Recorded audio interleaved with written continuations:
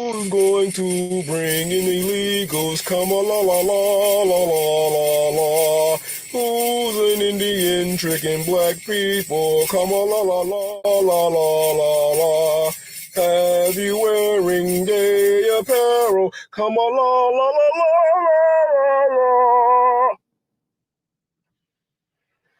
Who can turn a meme into a carol? Come on, la la la la la la la. Who's going to bring in illegal?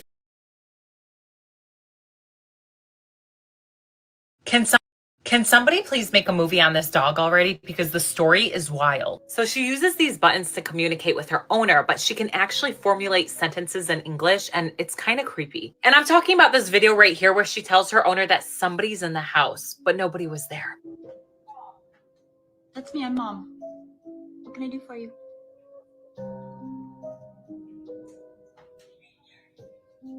Where? There's a stranger in the home.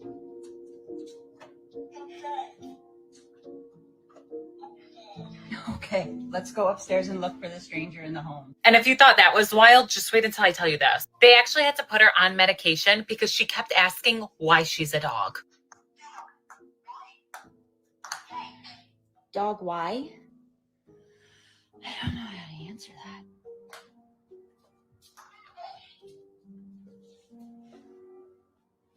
So if you still think that dogs can't talk, just watch Bunny do it.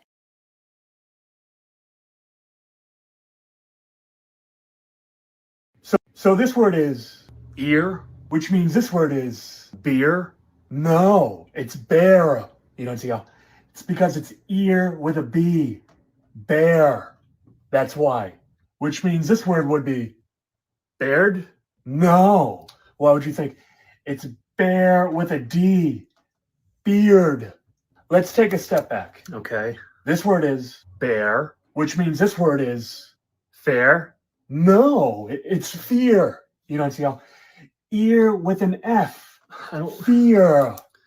Which means ear with a P would be peer. No, it's pear. Remember bear? I guess I'm moving too fast. So ear with an H would be, it'd be hair. No. Here. And then if you add a D, heard. No, it's heard. You don't see how? It's here with a D. Heard. Which means this word would be hurt. No, it's heart. What do you think? Here with a T. Heart. You don't see how? No. Oh boy. Oh boy. Oh boy. Oh boy. That's what my brain was like this morning when I woke up. I actually woke up a little bit ticked off this morning. I kind of let loose some stuff last night, and there's a certain time for everything to come out and come forward. And when I met with Dave and talked about a couple of the things that happened to me as a kid and what I went through, I kind of I knew it was going to begin to open up a can of worms that I wasn't quite sure if I was ready to deal with yet. But I'm going to let you guys know now there's going to be a part 2 to that because of a post that was made yesterday and a conversation that I ended up having with Dave and with Script Keeper after. And we'll end up going into it, but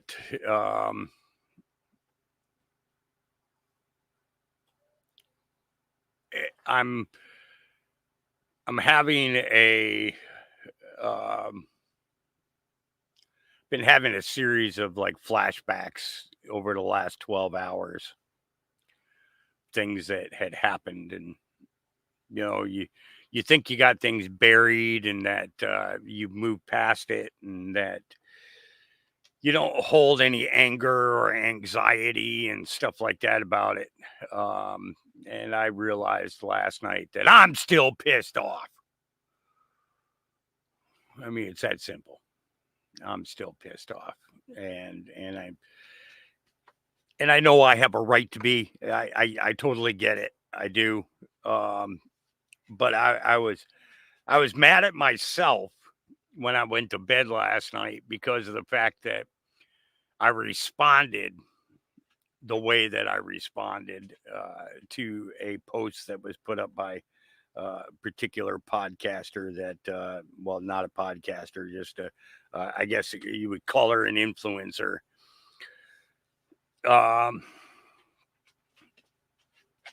You know, I've okay, I'm going to put it like this. You know, a lot of the things that happened to me as a kid, I talked with Auntie about. Auntie Wells is who I'm talking about now. I talked with her about a lot of it, and she has a tendency to push for more, and you know, and my response to her was, listen, there's going to come a time where we're going to sit around a campfire and I will share more. And I really thought that I could wait to have these conversations until I'm away from here and out of the situation that I'm in and everything. And that I would be able to kind of break things in my own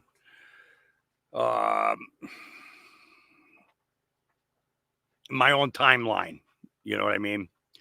Now, understand that Auntie is not the reason that this future podcast that's going to be coming up is going to happen. Okay, it's in absolutely no way her fault, nor did she inspire it. Okay. You know, there's a certain time in our lives where we share things with friends, you know, because we want people to understand us. We want people to see where we're coming from, how to identify with us, how to get a sense of the life that we came from and who we are today because of the darkness that we were raised in. Okay. And, you know, and every time I started to have a hiccup about it, you know, prayer, you know, prayer was the answer. Prayer was the answer. Prayer was the answer. Well, last night, prayer was not the answer. I went off. And I'm tired of people pushing people in my face, you know, telling me that I need to give these people a chance. I need to give them a chance, you know. Well, I'm at a point now where people were given chances. People were given chances by many people, by multitudes of podcasters and influencers to be able to put their stories out and to express themselves for what happened to them and everything.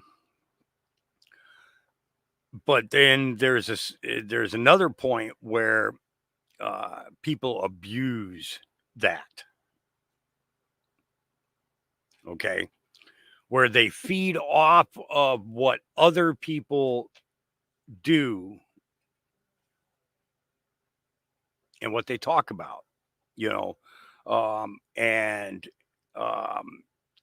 frankly, I'm a little tired of it, you know. I'm trying to remember the word that that Script Keeper used. Um, it's like, okay, so we watch a lot of other podcasts, but we do it together. We do it as a watch party. Okay. So I'm not claiming uh notoriety for the information that they are sharing with you. Okay. Right. You know what I'm saying? Um, and for the research that they did. Now, anything that I add are things that I research and add to the conversation. But you've got these people who are watching other people's podcasts, getting the research from them because of their podcast, and then turning around and using it on their podcast, claiming it as that they knew about this all along, or that they were they were the discoverer, or whatever you want to call it, whatever title you want to put to it. Okay. um Riding the coattails of real researchers who have done the real work, or real victims. Okay. Real victims and what they have experienced and gone through, and then claiming it for their own.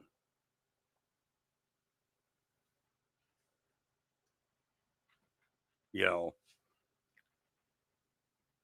the the coattail riders latch on to somebody who has a following, and then through sensationalism, through clickbait, bring in more followers.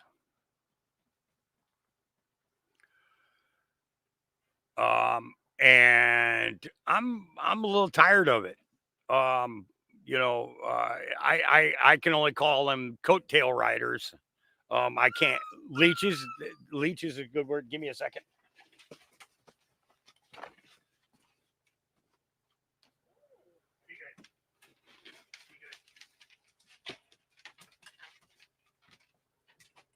Okay, sorry, puppy's playing a little rough. I'd like my desk space back. Thank you, Miss Liberty. Thank you. Okay. So I'm going to call them coattail riders because that's basically what they are. But back to my point was that we're going to have some conversations, and during this podcast with myself and Script Keeper and Dave, that are going to they're going to show a lot of I like that. That's me. I'm a coattail rider. I call myself an echo chamber. There's nothing wrong with being an echo chamber. You know, it's the idea that is, if you got good information from somebody, there's nothing wrong with passing that on. You know, absolutely nothing wrong with it. The idea of it is instead of in most cases is, instead of claiming credit for yourself, you give the credit to the person who brought it to you. You know, um, so it's like, when I played And We Know, we say this is And We Know. When we played X-22, we said this was X-22. When we played Patriot Underground, we said that this was Patriot Underground. When we played Jim Willie, this is Jim Willie. This is Jim Willie's information. This isn't our information. Well, it becomes our information because they're giving us the information. Okay. But we always contribute it to, or attribute it, I should say, attribute it to the individual who brought us that information to begin with, you know, and that's, and that's part of it. But the thing is that the circle of people around the evil and the people who looked away and did not do anything about the darkness that was in their industries or in their states or in their cities where they were prominent. They knew what was going on, but they never said or did anything because of their friends, because of the notoriety, because of this could come back to whitewash on me. This could come to whitewash on my friend. This could, everything has an overflow point, right? You know, and that overflow point can be extremely damaging to CEOs, to bankers, to politicians, to police organizations, to local political figures, charities and organizations. So we're gonna be going at some of that stuff. And I'm not sure if it's going to be done today or if we're going to do it tomorrow or Monday. I have to wait until I have both of them available to me to have the conversation as to how we're going to go about it and how we want to lay it out. But when you have people who are friends of people who harmed you,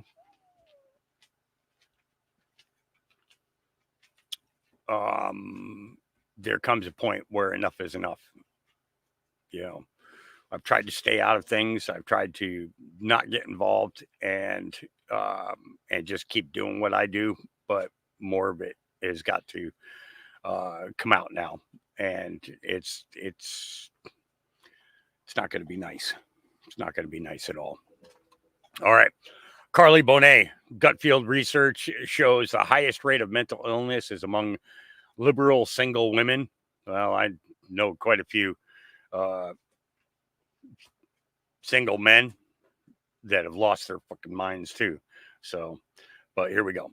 Football players, guys he coached, was that effective? Is it trying to get at this point here? I think that's two different questions. I think the Dems are losing men because their platform speaks to miserable women. And the low testosterone male that they're talking about is another creation aimed at feeding women the wrong remedy for the illness that they have caused by leftism.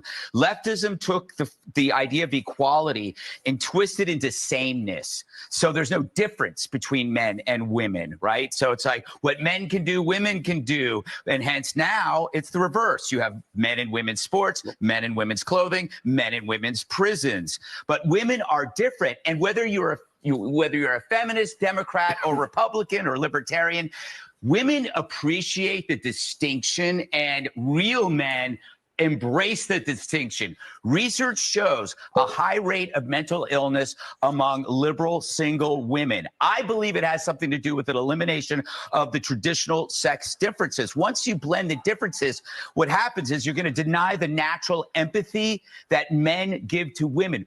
If you're married, you understand this. It doesn't matter what a woman's political beliefs are. You have to treat her like a woman. History spent as a woman matters more than a man who decides he's a woman at 20 or 30 or 40. Lastly, imagine a girl raised by a loving father. So she is daddy's little girl.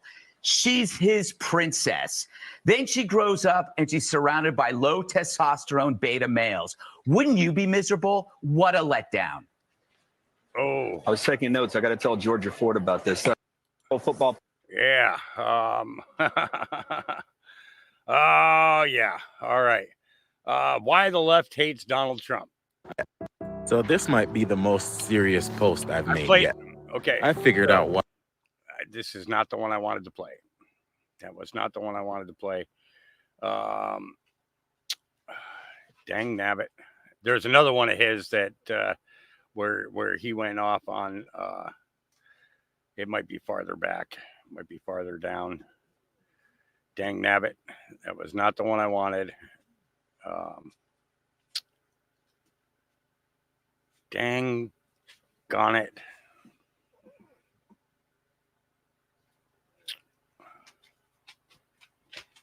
I wonder if I actually shared that one out. Maybe I didn't. Oh, okay. We'll get stuck looking for hours for the dang thing. I'll see if I can find it on another screen, and do what I can to. Dang nabbit. Yeah, I thought it was like right there, but I guess not. Maybe I didn't share it, that particular one. But I'm going to go ahead. I'm going to play this one. This guy is, here we go. So this might be the most serious post I've made yet. I figured out why they hate Donald J. Trump. At first I was a little confused because, you know, he's a billionaire. He's Caucasian. He's pumped money into their campaign for years. But they just hated him all of a sudden. And I couldn't figure it out for the life of me. But after doing a little bit of research, I finally figured it out. So for the people with the super tight panties that are easily rolled up and it's quick for you to get your panties in a bunch, keep fucking scrolling because some feelings might get a little hurt in this video. And if you stay and watch it and then your feelings get hurt, then fuck off. I don't give a fuck.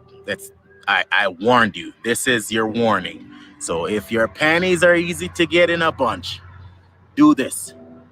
Scroll, bitch.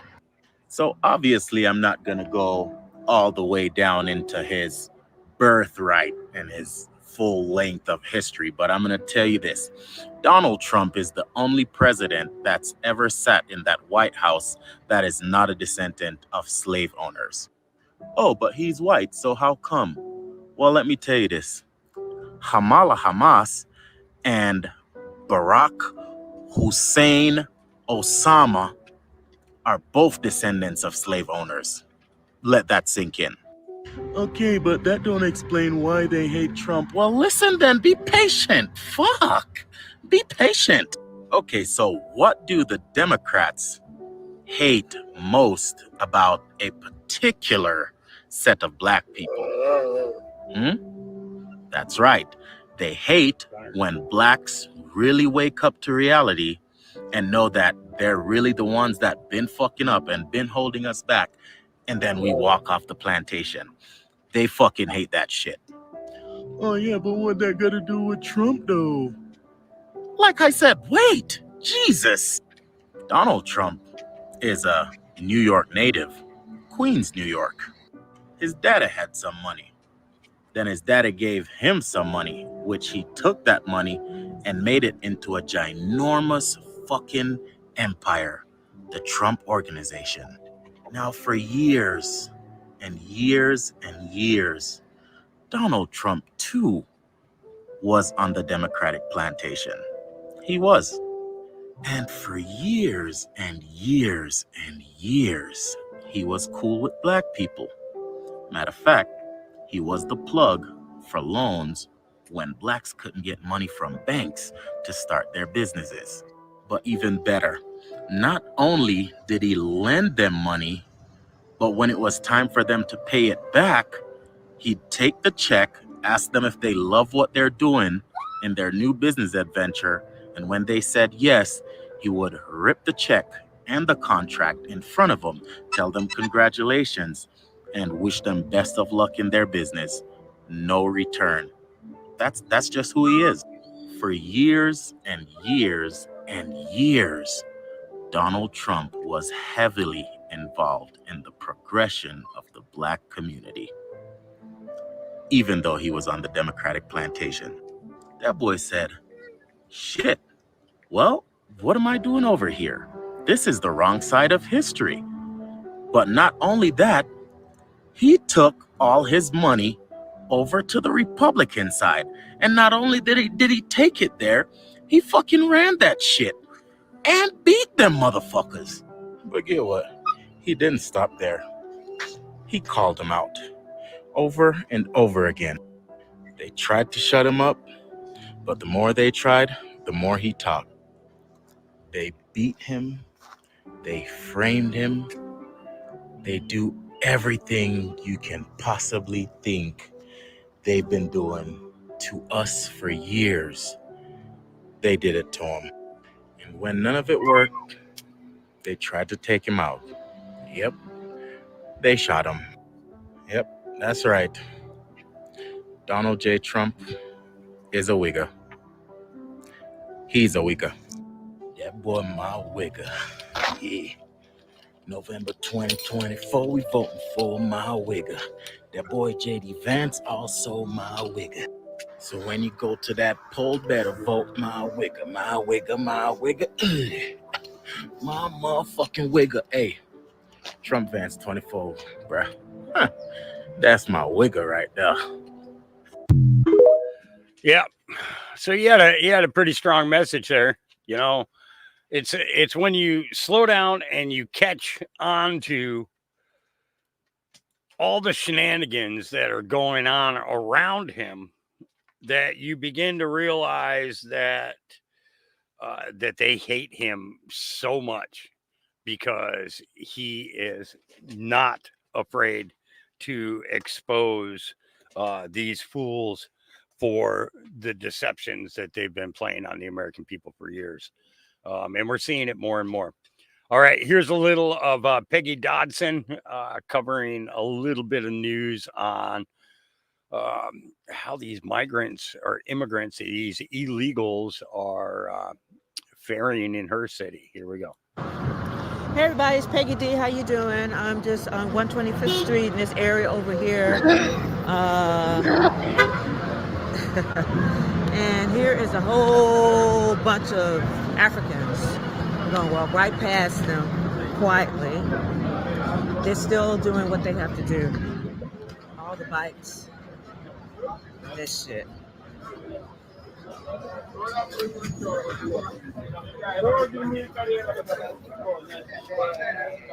Unbelievable.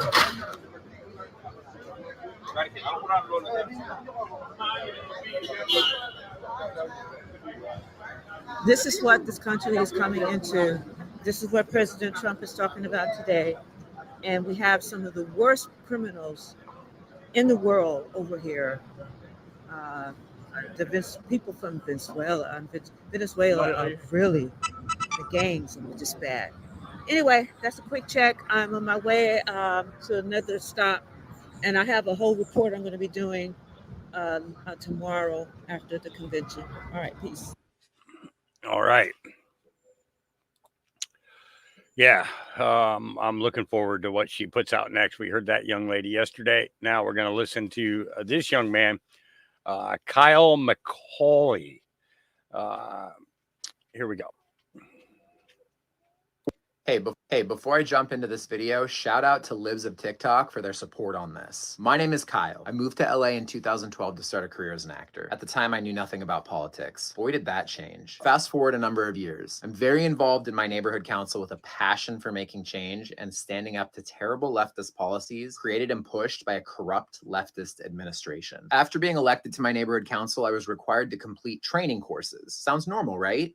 It wasn't. One of the courses is called Gender Identity, Gender Expression, Implicit Bias Training. It's a series of time-wasting modules hyper-focused on dumb ideas like accepting radical gender theory, coddling people's emotions, the implementation of DEI in the workplace, and guides to microaggression awareness. They assume we're all on board with this stuff. It features General Manager of Empower LA, Raquel Beltran, Founder and Executive Director of USC Race and Equity Center, Sean Harper, Director of Corporate Partnerships, Brandy Junius, and AJ Mata, the Equity Coaching Academy Director. These people are obsessed with race, DEI, aka didn't earn it, and admiring their own reflections. I'm not actually sure how they ever get anything done that actually matters. Sean Harper starts by saying, we believe diversity, equity, inclusion, and belonging should be at the core of each of our practices and the environment we create. Brandy Junius later says, at the USC Race and Equity Center, we apply an intersectional lens to everything we do. What a great way to guarantee a watered down staff when your literal hiring criteria is based on the color of someone's skin, not their quality of character, skill, or merit. DEI excludes or includes people based on race. It is modern day racism by definition.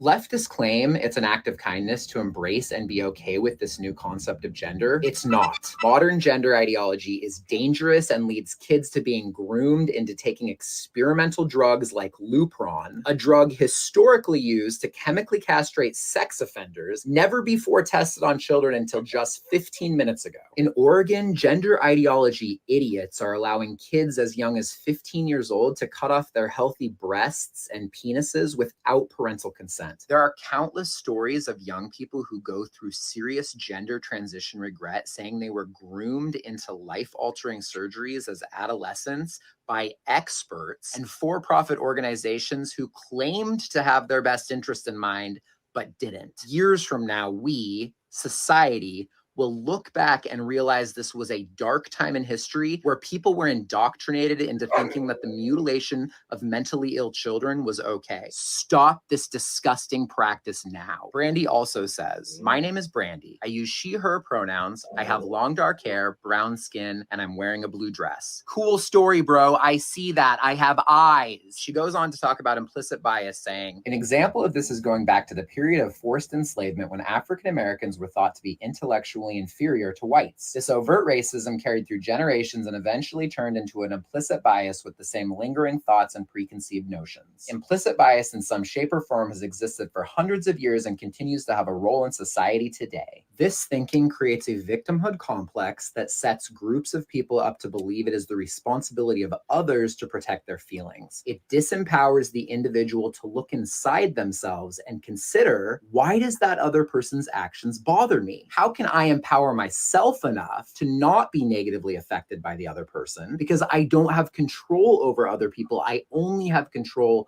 over my own reactions. Instead, the message being pushed is, put the responsibility on someone else to change. And how can that other person change to accommodate my feelings and make me feel better? How can they serve me as opposed to, how can I serve myself? The problem with that approach is that it robs the offended person of an opportunity to strengthen their own mindset by challenging their own internal thoughts. They are never forced to self-reflect or question their personal triggers and sensitivities. Instead, they rely on others to adjust subtle behaviors to make the offended person feel better. Where's the personal accountability for your own feelings? No one escapes pain and hardship in life. There will always be things outside of ourselves that make us angry, sad, depressed, frustrated. It's unavoidable. Thus, we should be encouraging people to develop thicker skin by practicing resilience to the words and actions of others. Challenge your triggers and inner dialogue about yourself. Don't expect others to change for you to find resolution. Okay, I may need to make a second video because there's a lot of annoying material in the training about microaggressions, supposed inequities of the gender wage gap, and that apparently we open up trans people to violence when we misgender them. Fascinating. I'd love to know how that works. Unfortunately, I couldn't cover every absurdity without this video being 137 hours long, so I guess I'll be back for part 2. Until then, and even after, vote for the dawn, stop mutilating children, and make America great again. Cheers.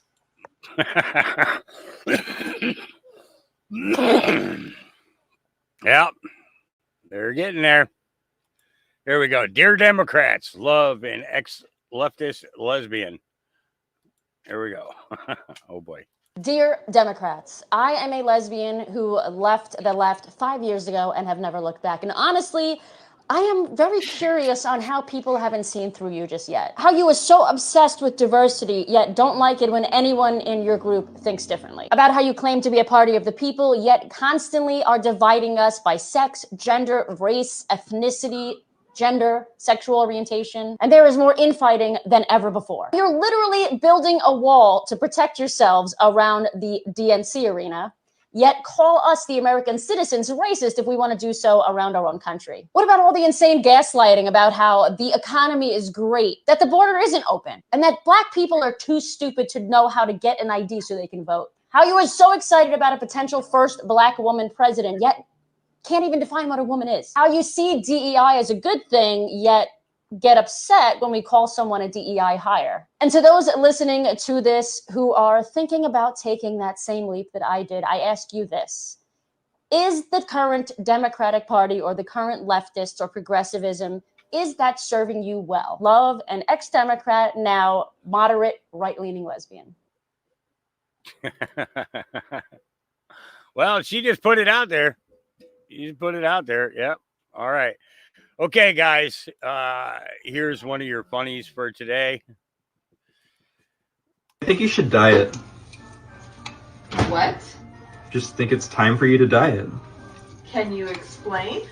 I mean, it'd probably boost your self-esteem. You probably feel a lot better. Uh-huh. I mean, most women at this point get tired of it. Tired of what? Tired of the blonde hair. I mean, aren't you ready for like brunette or even red? I like redheads. I mean, you've been talking about it. What? Oh, I thought I was gonna murder you today. I think you I thought I was going to murder you today. All right. Here we go. Hi, can I ask you a question? Yeah. Why are you flying a Hezbollah flag? Because I support Hezbollah, Hamas, the PLO. I support China, Russia. Why? I support North Korea. I don't Why support do you America. support terror proxies? Because America is a terrorist state, and so is Israel. Well, you can disagree with American foreign policy, but this is literally a flag of a terrorist state. Well, Kamala and Trump. I'm pro-Palestine, All right, and I Kamala's would a never fascist. fly that Well, flag. Kamala's a fascist. You're What a do fascist. you know about Hezbollah? You're a fascist. What do you know about You're a Hezbollah? fascist. What do you know about That they Hezbollah? kill Americans who occupy countries they shouldn't be in. So fuck America and fuck you, faggot. You fucking loser. Yeah, this is what's going on in our world. It really is. Yep. So, and here is the FBI confirming beyond a shadow of a doubt, holy shit, the Trump assassination attempt was an inside job. So let's go here first. Breaking. FBI investigation confirms Iran was behind Trump campaign hack. Okay. And then we have the report from Colin Rugg. The FBI secretly released would-be Trump assassination Thomas Crook's body to be cremated before Clay Higgins could examine it. According to a preliminary investigative report from Higgins, the FBI cremated Crooks's body without telling anyone 10 days after the PA rally. Yeah, isn't that kind of odd? Yeah. All right, then we have here the New York Post. Trump shooter Thomas Crooks had encrypted messaging accounts in Belgium, Germany, and New Zealand. Okay. He is someone who's entirely transactional. And if he feels like he's been wronged in some way, then he focuses on revenge and vengeance. And so he's made it perfectly clear that that's what he's going to do. And in the process of seeking that, he is going to he runs the risk of really dismantling and greatly incapacitating the Department of Justice and the FBI. And that is something that Americans on both sides of the political aisle should be worried about. Yeah. We depend on those institutions to protect us. Well, what do you think it's? And he is What do proposing to people tear them inside? down. What do people inside the FBI think when they hear a comment like that? You know, it's terrifying. It's frightening. I have a lot of conversations with former colleagues, people who are or were in the intelligence and law enforcement community, and may have worked in, the Obama administration, other places. And, people are really trying to assess, like, what is life going to be like if Donald Trump wins a second term? And on a very personal level, I mean, these are torturous discussions with their family members about whether or not they have to leave the country to avoid being unconstitutionally and illegally detained. I mean, people are actually worried about being thrown in jail or grabbed in some sort of extrajudicial detention. And I think, as crazy as this sounds in the United States of America, I think people should really consider that these are possibilities. Listen to what the man says. He typically does what he says, as crazy as it seems. And that's really all the indicators you need.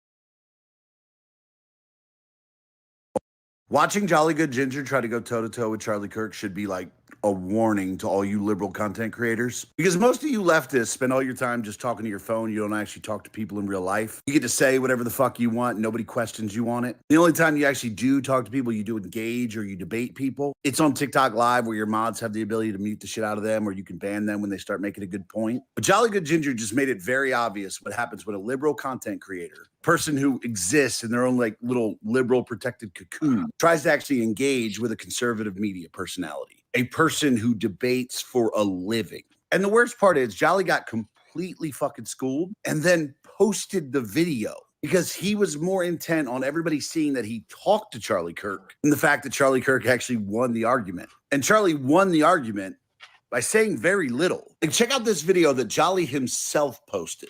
But is this the joy that Kamala Harris is going to bring to the country? No, Kamala Harris is going to cancel all the fucking hate that your party's trying to spread, right? But that's not even the best clip. Hold on, watch this. Right, what's your question, Charlie? When does life begin? Life begins at conception, Charlie. Oh, I agree. So we protect all life? We do protect life, Charlie. No, you don't. Bro, how are you honestly going to say that life begins at conception and then celebrate the party that ordered a mobile abortion ban at their convention? Jolly, look, I get it. You're looking for clout. You're looking to be recognized. But bro, I cannot believe you posted this clip. You literally posted a clip of you getting absolutely dominated by Charlie Kirk. And the best part is Charlie only had to say like 1% of what you did to completely defeat you. Some of y'all need to stick to TikTok where you're safe. Yep. Truth. And what I was saying about this other clip down here was McCabe is kind of crapping himself because he knows that when Trump watching Jolly Ginger try to when Trump gets back into office, that in fact it's going to boil down to something being done about what they did to him in the first term, and the thing is that the only reason that nothing has been done is because because he's not in office currently, and yeah, it's so guys like McCabe are crapping themselves right now. Because from what they see, America almost in its entirety is going to vote for Trump. And that is going to end them completely. Their credibility will then go out the window. Any type of future that they believed that they had in the public sector is going to disappear, and most of them are going to be charged with treason or conspiracy to commit treason or conspiracy to overthrow the government, and that sucks. It does, but it doesn't suck for us. It sucks for them. All right, here's a O'Keefe Media Group one. Here we go. To get our wristband to get inside them. Yeah, right. Here we go. We were going to use ActBlue.com to make the donation. If we could maybe have that money transferred through all these different people. to make more of an impact? Because it seems like that's what you guys are doing. Yeah. So any questions you have, you can send to support. Have you heard of James O'Keefe, O'Keefe Media? Yeah, I'm gonna go to. Hi, how you doing? Can we leave out? What's the issue? What's the issue? You guys seem to be harassing her. She asked for help. How am I harassing her? Are you gonna? Can I ask you some questions? Are you going to vote for Harris? All right. No, as soon as I started asking them questions, they ran away. This is the new technique. I'll just ask questions. You can run away.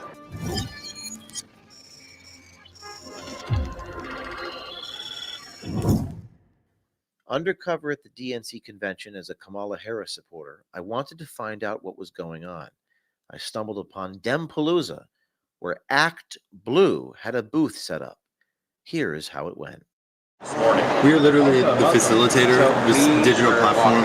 So you go into Act Blue, donate through us, it goes to the campaign. So we have campaigns, state parties, county parties, C3, C4s, like pretty much the entire kind of ecosystem of people and organizations. Yeah. So it's busier in the morning for sure. Yeah. All right. What time's ice cream? 11 to 1. You guys hear that? I heard it. 11 to 1. Make sure to stop by. How much do I get? Do I get one scoop or 2 scoops? I'm pretty sure they're like packages, right? Yeah, little package. Yeah. About to get a wristband to get inside Dempalooza. Hello. Thank you. How are you? Very good. I'm good. You're all set. All right. Thank you. Here we go. Good morning.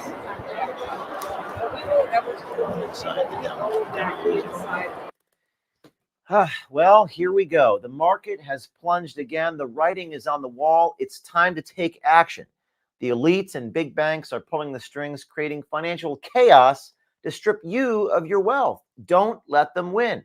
Call my friends at Bishop Gold Group right now. They'll help you shield your assets with gold and silver. The ultimate your freedom protect. I thought it was the Dodgers for a second. I know, isn't this a great coat? I'm speaking. You like that coat? Exactly. That's what I'm talking about, baby. Hey, how you doing? Hi. Xander. Nice to meet you. Jamie, nice to see you. So we heard you guys are having ice cream.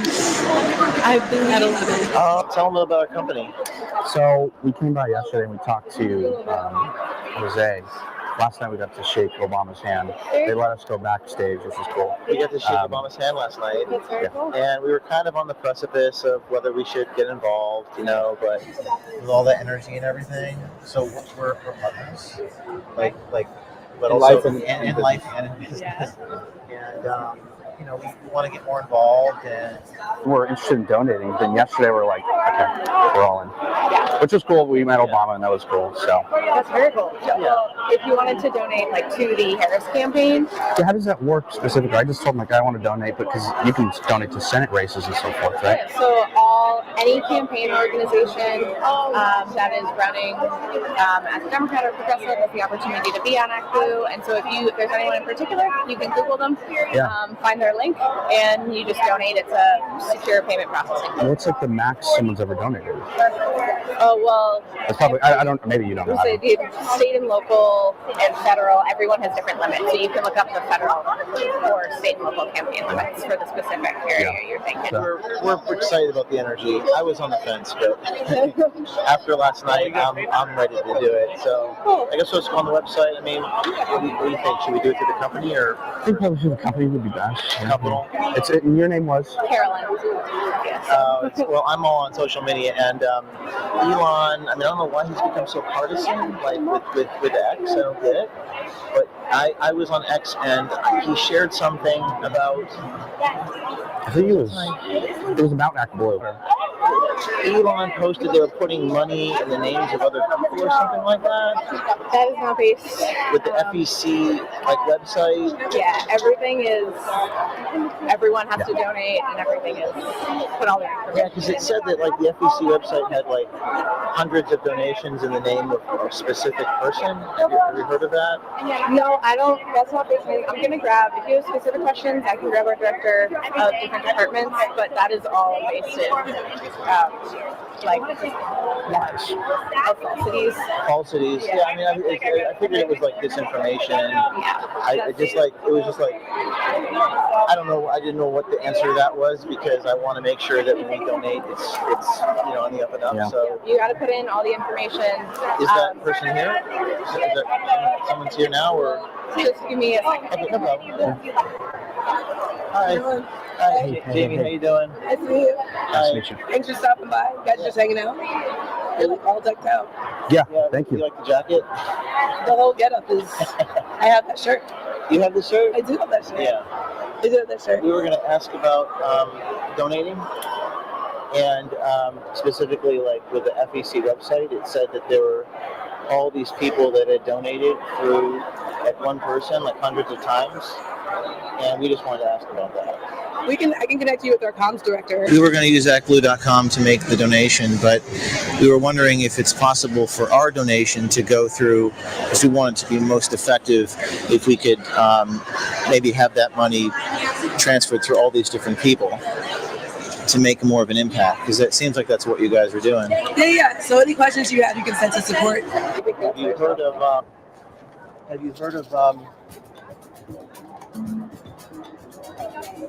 James O'Keefe from O'Keefe Media? Yeah, I'm gonna go through.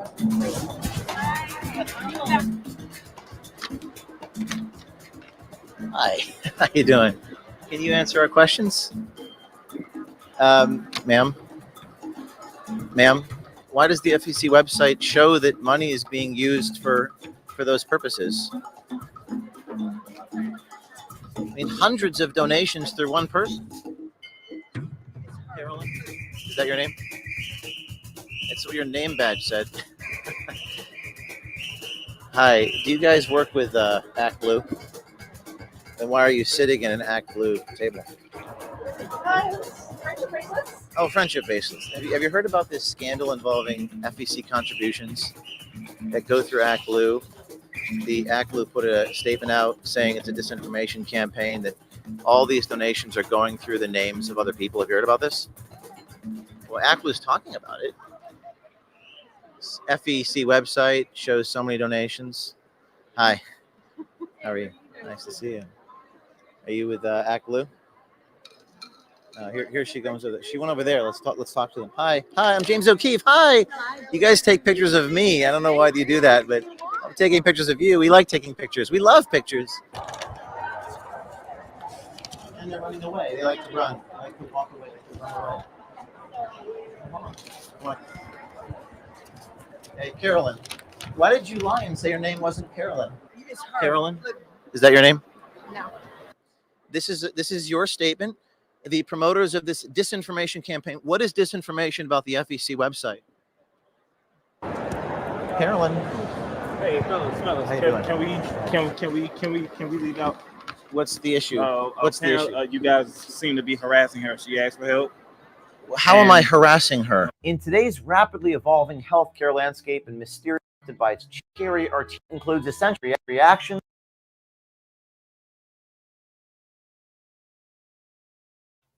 Additionally, give it a second to catch up there, because I'm not playing his fucking advertisements. I'm not doing it.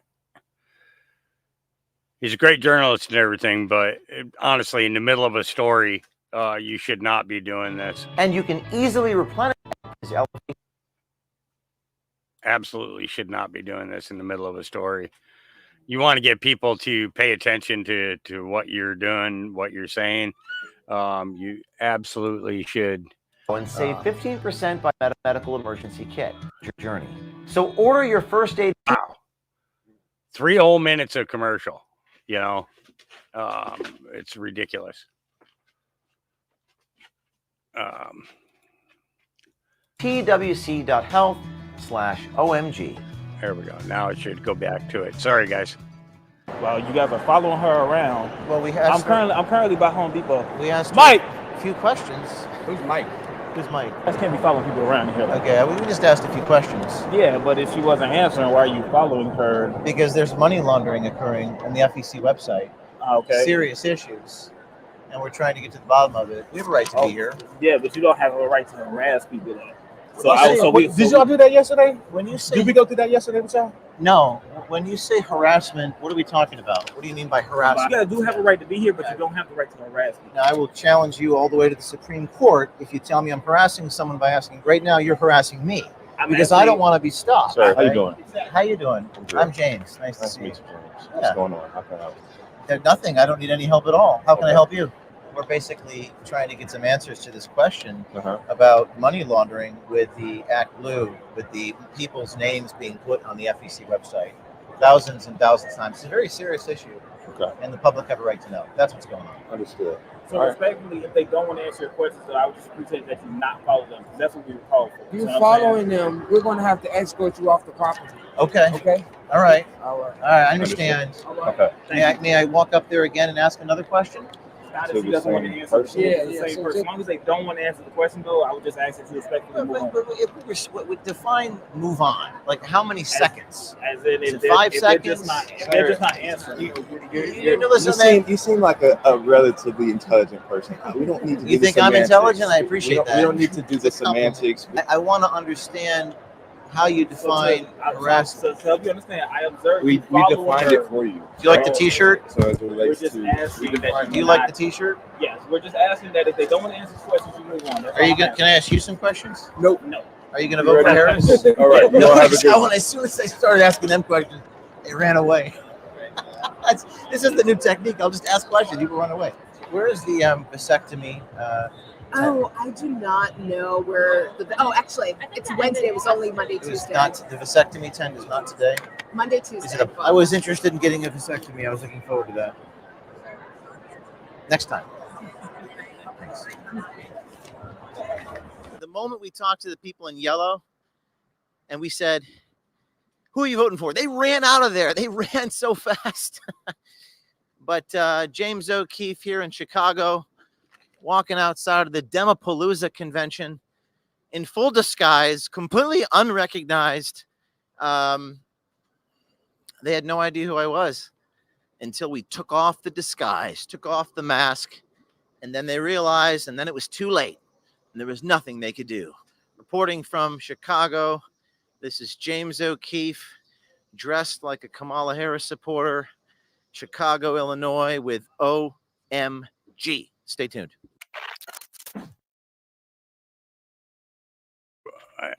I think you might want to burn that T-shirt now. All right. Benny Johnson says, we roamed the DNC for less than an hour with Vivek Ramaswamy, which apparently was enough for this unhinged lib to lose his absolute mind. They're salty out there. Vote for merit and free speech. And you know what? The values this country was founded on. The reality is, vote for whoever you think is going to better do that. So you figure out who that is, and who's going to revive national pride and get us out of World War III. Figure out who you think is going to be the best person to do that. And whoever that is, that's going to be the right vote for the country. Telling young people that we do not have the right to vote. You are a fraud coming out here and telling the folks that we can't vote. You would have offered to debate us a couple of years ago. I think the only thing that was you are suppressing young people, and I am deeply disappointed in you. And for you to say that we should have a poll test, just like a literacy test, so is disgusting. I'll address yours, but then I'm going to let me have this conversation. You Okay, said I don't have the right to vote. Young people are powerful. Absolutely. And we're going to show you November 5th. Absolutely, you have the right We're to gonna vote. show And I encourage everybody here to vote. So what I want to, the only thing that I ask for is they came on the stage and stomped their feet rather than having a conversation. Okay, and the thing I would love is to have an open debate. So you want to come out and do it? You want to come out and have a discussion? Wow. I think that kid might have been losing his mind. Yeah. All right. I mean, therefore I am. This video of Trump supporter roasting. Okay, this is the one that this was it. This was it. Okay. Of a Trump supporter roasting a paid Democrat shill was taken down by TikTok within minutes.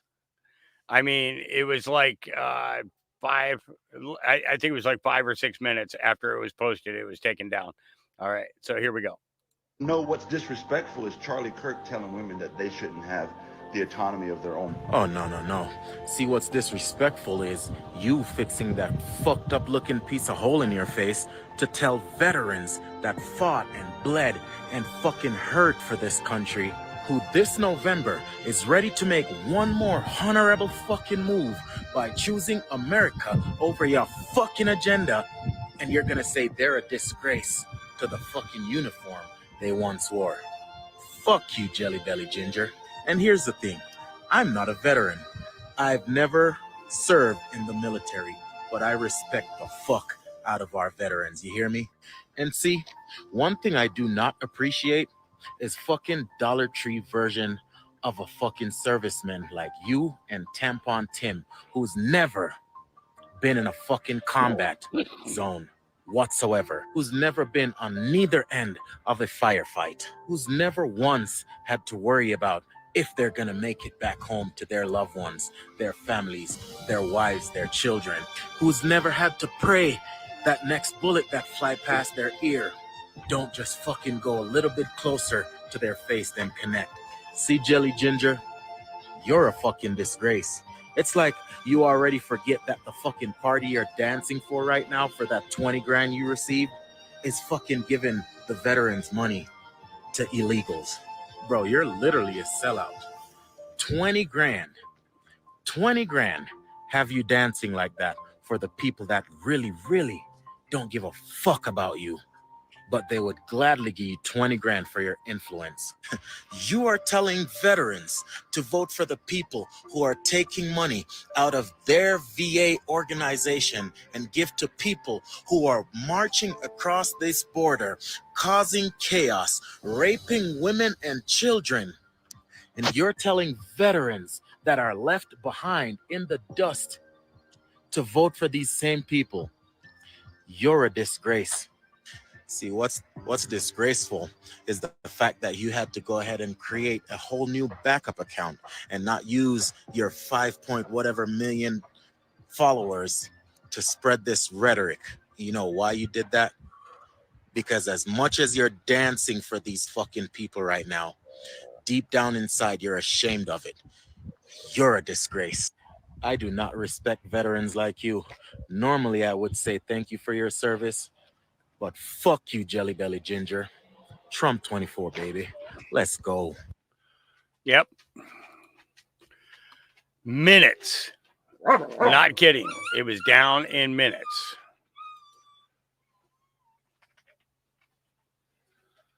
All right. Kamala Harris. Oh, yeah. Here we go. After decades in law enforcement, I know the importance of safety and security, especially at our border. You lying sack of crap. The only thing you know is safety and security of your bank account and your promiscuity. Yeah. You know, it was. I'm actually really surprised. You know, I'm thinking back to the Kim Clement prophecies, and he said that they're going to try and install a witch in the White House, and he should have said a hooker in the White House or a call girl in the White House is what he should have said. But hey, you know what can you do, right? What can you do? All right, this voter is done hiding that she's a Trump supporter. Let's give her a chance. I would hide that I was a Trump supporter. I am. I fucking love Donald Trump. I don't give a shit if you like him, if you don't. And if that is something that you don't want to follow me for, there's the door. If you like the fact that I love Donald Trump, freaking hit the follow button. I would hide that I was a Trump supporter. Yep. People are tired of, yeah, all of it. All right. Here's a little bit, I made a couple of comments in regards to, in regards to, Beyonce they kept announcing that Beyonce was going to be making an appearance there at the DNC and do a little show. And Greg Gutfeld decided to have a conversation about that. Here we go. Has to be delivered. Yeah. It's like, oh, she's right there. It's like, no, go. But who's to say that he wasn't doing both? Yeah, that's true. Who's to say that the nanny was there, but then also out? Who knows? But I also think they did a better job, the Democrats, of the rumor. But I don't know who started this rumor that Beyonce was going to be there tonight. But I want to know who started this rumor and how do I get that person to start this rumor for my own shows? Yes. Because people at the end were still hanging out. Yeah. After she was done, like, people didn't want to leave because they were still convinced. Like, I'm going to be in Thousand Oaks in a couple of weeks. Who's going to spread the rumor that Beyonce is going to be there? But you hit on this. They needed people to stick around. Yeah, but how did they convince? I was They like, don't. where's They used Beyonce? They leaked it. They leaked it like it was happening. I was So watching people would stick around for Kamala. Of course. Yes, of course. That's just, that is so sad. But it's brilliant. But they did it. People believed it, including me. I was like, well, we might probably going to be getting to bed real late because Beyonce. Yeah. Never been happier to not see Beyonce. I know. Well, Democrats got 99 problems. But the truth ain't one. But the truth ain't one. Nicely done. Nicely done. All right, Tyrus. What? Hang on, bear with me, guys. I'm typing.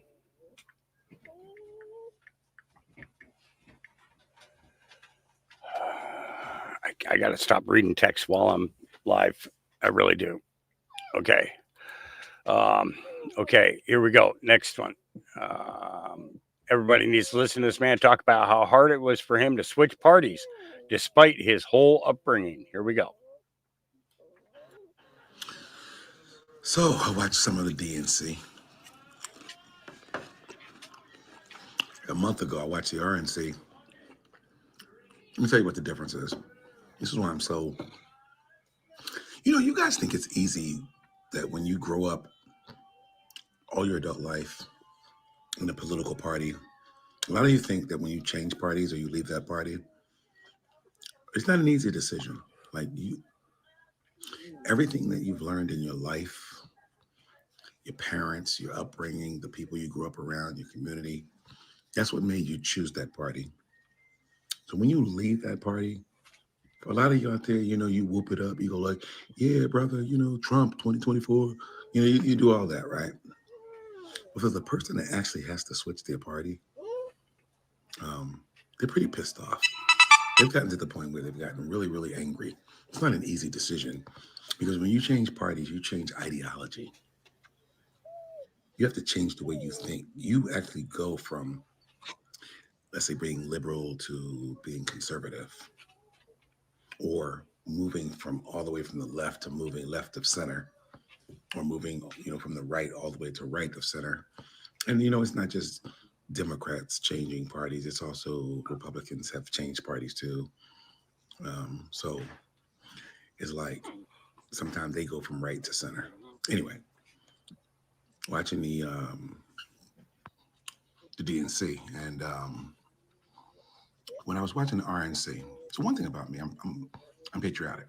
I was in the military for 10, 12 years, 10 years active, 2 years reserve.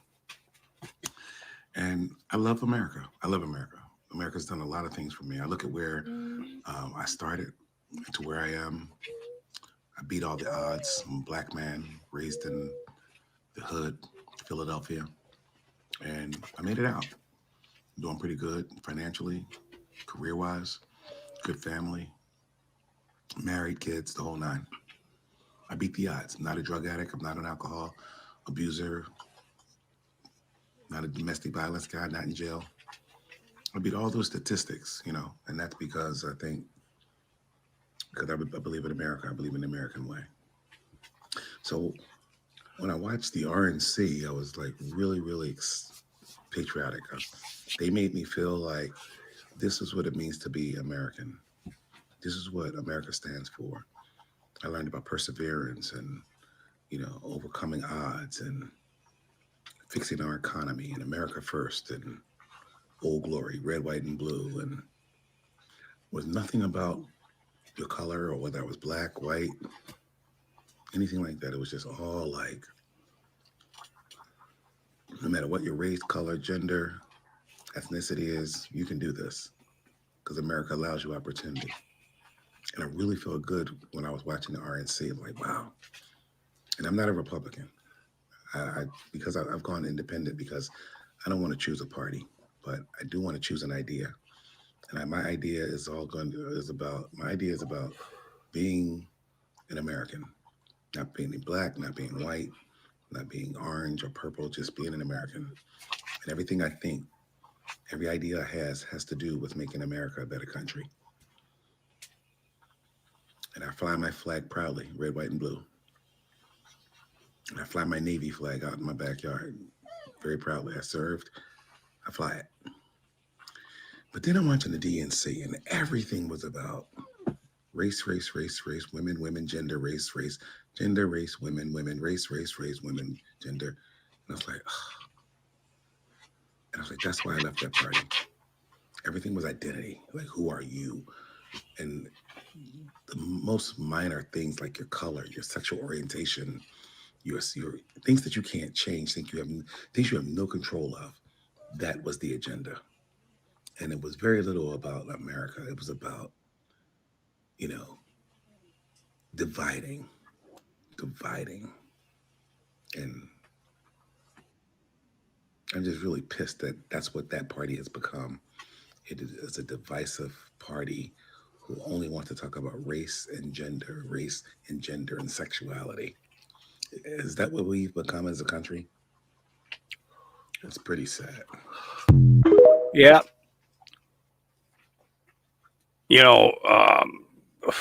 When I sit back and I watch these, I'm looking for the tell signs, the things that clued them in to need to walk away. And I'm telling you, this guy, he had some strong points in his oration there. All right, Ben Berquam, here we go. And just a few blocks away from the hotel that we're staying at, and a few blocks away from the hotel that Kamala and Tim Walz are staying at, we've got the Inn of Chicago, one of the multiple locations where they're housing illegals at taxpayer expense. And what we've heard, unconfirmed, what we've heard is they've actually told the people in the hotel to try to not leave. So they're trying to keep these sidewalks. Usually, first time I came here, these sidewalks were full of illegals, just panhandling, sitting out here, selling drugs, whatever they wanted. Since the DNC's come to town, they've pushed everybody off the sidewalk back into the building. But as soon as I got here, you saw a woman with a child heading out around the corner here to go panhandle. Almost every single corner throughout Chicago, you got children being used as props by illegals to beg for money because Democrats invited them into our city. We have homeless veterans on the streets, but we're inviting more illegals into the city. That's what Democrat priorities are, putting them in that building and buildings like it all over the city. That's Governor Pritzker. That's Mayor Johnson. That's Kamala Harris. That's the Democrat Party. Look at the irony. Right off the Magnificent Mile, one of the old historic hotels in Chicago, taken over by illegals, making the owners of these buildings millions and millions of dollars, undoubtedly to pump back into the campaigns of Democrats. Corruption at its finest, guys. That's what it is. The entire industry of illegal immigration, the only industry Democrats can run.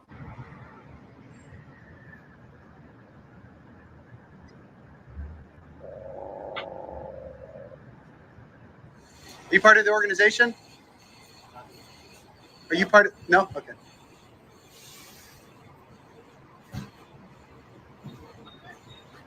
¿De dónde son? Where are you from? Venezuela? Ecuador? Okay.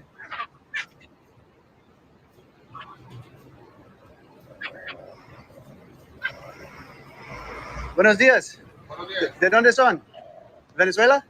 Okay. I don't know if you saw that when the guy came in here, you have to have a key card to enter. So the building is very secure, locked down. Only the people living in it can get in, unlike our southern border. Fuera Maduro.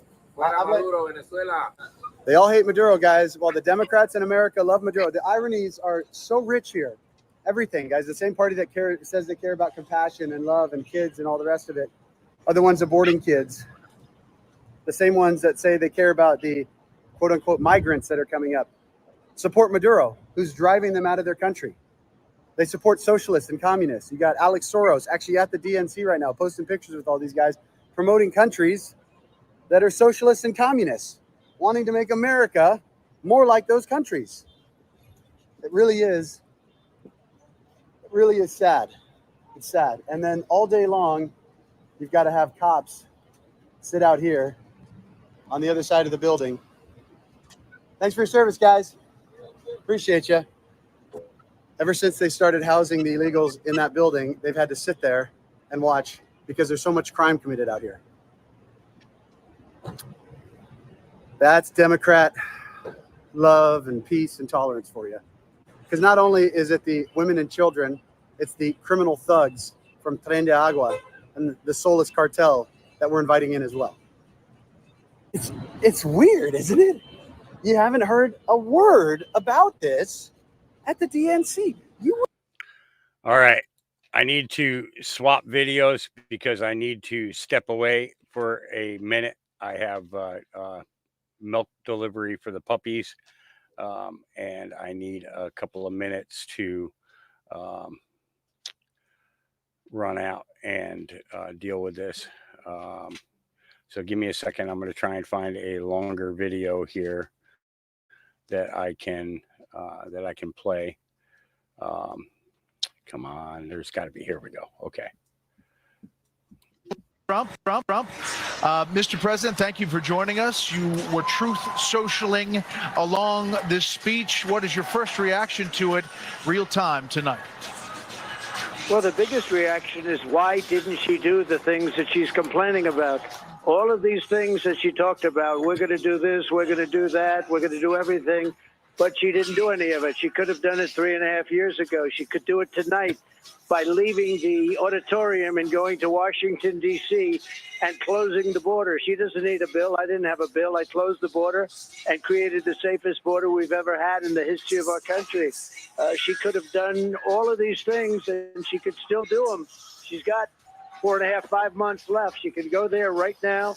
She can do all of the things, many of the things that she's talking about and complaining about. It was a lot of complaining. She didn't talk about China. She didn't talk about fracking. She didn't talk about crime. She didn't talk about 70% of our people are living in poverty. She didn't talk about housing, really. The trade deficit. She didn't talk about child trafficking that she's allowed to happen because she was the border czar and she presided over the weakest border in the history of our country. It's an invasion. I was there today, as you know, Brett. It's an invasion of our country taking place at our border, our southern border. It's a total invasion. And now it's starting at our northern border also, through Canada. And she didn't talk about any of that because she talks, but she doesn't do. It's no action. But, look, other than that, it was a nice-looking room. Mr. President, Martha McCallum here. She said that she is promising middle-class tax cuts, and she says that if you are elected, it will cost Americans $3,900 more a year in increased taxes. She's tying all of that to this Project 2025. That's where that number is coming from. What do you say to that? Well, she knows I have nothing to do with Project 25. They throw it out. A group of people got together. They did a thing. I haven't even seen it. I don't want to see it. I told them specifically, I don't want to see it. People know where I stand. I lower taxes. She's raising taxes. She's going to give a tax increase of 4 to 5 times what people and companies are paying right now. The country will go into a depression if they do it. She didn't talk about interest rates. I mean, the interest rates are now getting close to record rates. People can't do business. Nobody can borrow money. People can't go to the American dream and buy a house because they can't afford the interest rate. And even if they could, the money isn't available. She didn't talk about any of that. Now, if she got in, look, she's a Marxist. She always was. She always will be. She's going to leave the border open. I was there today, and the Border Patrol, as you know, gave me total endorsements and all of that. I've gotten endorsed by almost every major police group in the United States. but she is a Marxist with open borders. She's not going to have any fracking in Pennsylvania. She's going to close down the oil and gas industry, and our country is going to go bust. She didn't talk about $35 trillion, which I was going to start paying off with liquid gold that we have right under our feet. We were going to start paying off debt, lowering taxes still further. And, you know, she wants to raise the taxes on corporations. What they're going to do is pick up and move to another country, like the pharmaceutical industry moved to Ireland and they moved to other places. Many of these industries were just they're international companies. If she raises taxes like she wants to do on companies, there go those jobs. I'm more interested in the jobs than the companies, but there go those jobs. And what's going to happen, Martha, they're going to pick up, they're going to move to another country. They're going to pick up and move to another country where they're going to be promised taxes at half the numbers that she's talking about and more than that. Mr. President, on the issue of immigration, Vice President Harris, like many Democrats in this hall throughout this week, have used the bipartisan Senate bill and your efforts to lobby Republicans not to move forward with that, to use the issue in this election as part of this speech. She said she will sign that bipartisan bill. She, to your point, doesn't talk about executive orders that could have been launched in the beginning of the Biden administration. But how do you respond to that? And are you ready to debate Kamala Harris on September 10th, given what you heard tonight? Well, number one debate on September 4th at Fox, and she turned it down. Because as you know, Brett, I was willing to debate with you and Martha. I was going to debate on September 4th. She turned it down. And I'm willing to debate on, I don't like ABC. I think ABC is probably the worst of the group. But I'm willing to do ABC. I was willing to do CNN with Joe Biden, and you saw what happened there. I mean, CNN does not treat me or Republicans very good. But I was willing to do it because it was the only way I could get to debate him and ask him how that turned out. But look, I am willing to debate, and I think we should do much more than one debate. But you know better than anybody, I'm ready, willing, and able because I told you yes, and she turned you down. And on the immigration issue? On the immigration, it's very simple. The bill was horrible. It would have allowed millions of people to pour into our country. It would have been horrible. It was a horrible bill. It was a joke. She doesn't need a bill. I didn't have a bill. I closed the border. I had the safest border in the history of our country. I closed it up. As president, now she'll have to get Joe to do it, but she could probably have a lot to do with that, right? Now Joe's missing. He's on a beach in California. But you know what? All she has to do, or all he has to do, is say, I want to close the border. The border closed as of now. They don't need bills.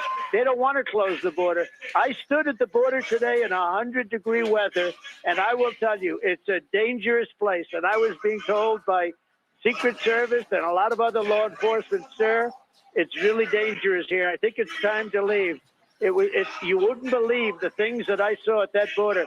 She's the border czar. Now she wants to deny that, but she's the border. In any event, she was in charge of the border. She's the worst border czar in the history of the world. There's never been a border so unsafe as this one. 20 million people have poured into our country, many of them from prisons and jails, from mental institutions and insane asylum, and record number of terrorists. And other countries are releasing their prisoners from their jails. They're emptying out their jails into the United States of America because of her incompetence and her bad border policies. She is a horrible, horrible person to run this country. We won't have a country if she gets elected. Let me ask you this, sir. There's been a huge appeal and momentum for women voters. She's trying to pull the youth vote, the Hispanic vote, the black vote back in her direction. Polls show that she's having some success in that at this point. So what are you going to do? What's your strategy to rebuild the momentum that you had with those voters? No, she's not having success. I'm having success. I'm doing great with the Hispanic voters. I'm doing great with black men. I'm doing great with women because women want safety. They want safety. And they don't have safety when they have somebody allowing 20 million people into our country, many of them very dangerous people. No, it's only in your eyes that they have that, Martha. we're doing very well in the polls. We're leading in most of the polls. And in the swing states, we're leading in almost every one of them. Mr. President, let me interrupt. The auto workers are voting for me because you're not going to have an auto industry if she gets elected. Mr. They're going President, to two all quick electric things. cars. All electric cars are going to be made in China. And you're not going to have, you literally will not have an auto industry. The United Auto Workers ought to be ashamed of themselves. They sold the workers down the tube. Two quick things as we wrap up here, Mr. President. Tomorrow, do you expect to be endorsed by Robert F. Kennedy Jr.? And are you making a specific effort in Georgia to make up, if you will, with the governor of Georgia, Brian Kemp? Well, I just saw Brian on a very good man. Did you ever hear of a man named Sean Hannity? And he was interviewed by Sean Hannity. And he was very nice, and he said he wants Trump to win, and he's going to work with me 100%. And I think we're going to have a very good relationship with Brian Kemp. And that was on just before you people went on with that speech that we just listened to. And RFK Jr.? It just happened. And as far as RFK, I've had a great relationship with him over the years. I respect him. He respects me. I have no idea if he's going to endorse me. I know he's got a news conference. We happen to be in the same state. Arizona will be in the same state, but in quite different parts of the state. But it's possible we will be meeting tomorrow, and we'll be discussing it. He said, look, he was treated very unfairly by the Democrats. He would have beaten Joe Biden in a Democrat primary. I have no doubt about it. And they made it absolutely impossible for him. They made it that you have to get 60, 70% of the vote just to get in. And you know what? President. In the end, the Democrats did the same thing to Joe Biden. They threw Joe Biden out of the party. And that's they why did we the saw a same different thing night as they tonight. did to RFK. Mr. President, thank you so very much much, sir. for the time. We Okay, thank appreciate you. it.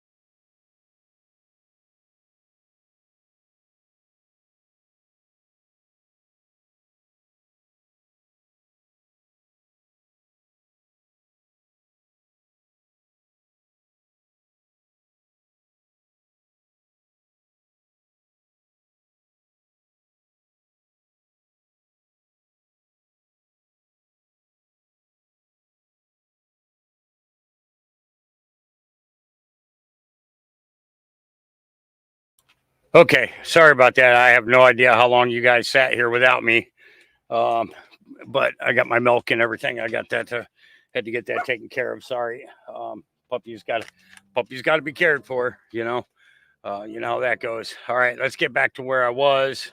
So we're going to scroll back down to where we were and get going from there.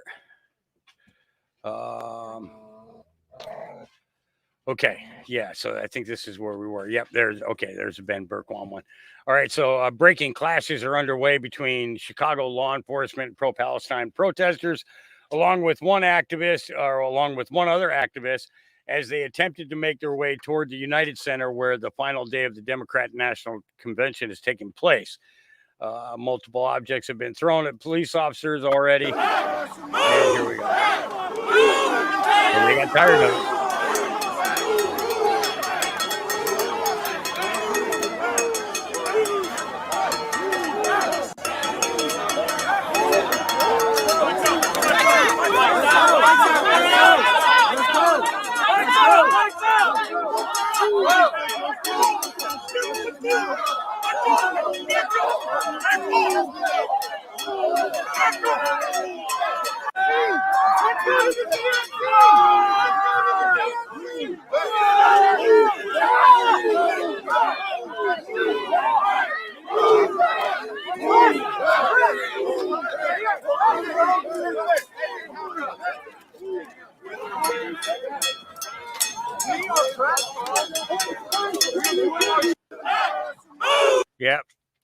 cops have had enough. Yep, they're not dealing with it anymore. All right, here we go. Greg Gutfeld. I got to pay you a lot more money. Hey, hey, Mr. President, I'm live now. Say hello to my audience.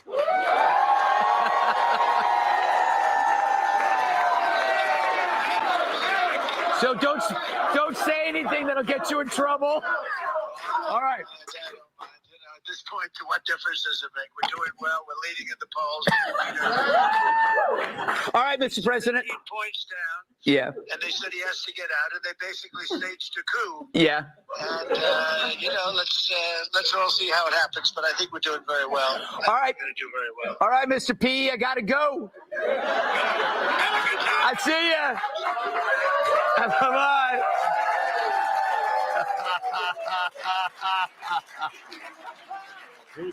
I told you he was gonna call.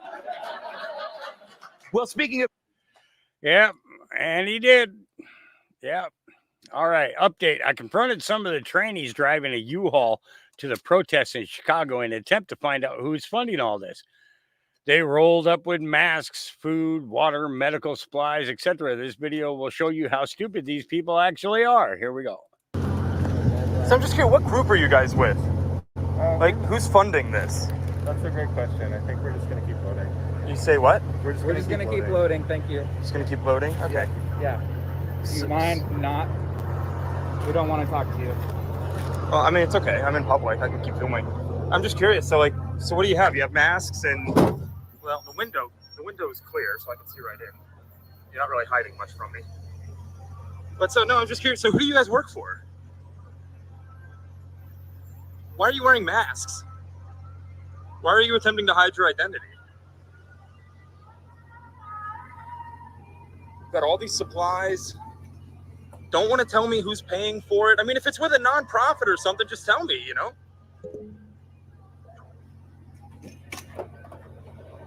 Who are you Just with? weird. Who are you with? I'm just a citizen. Doesn't really matter.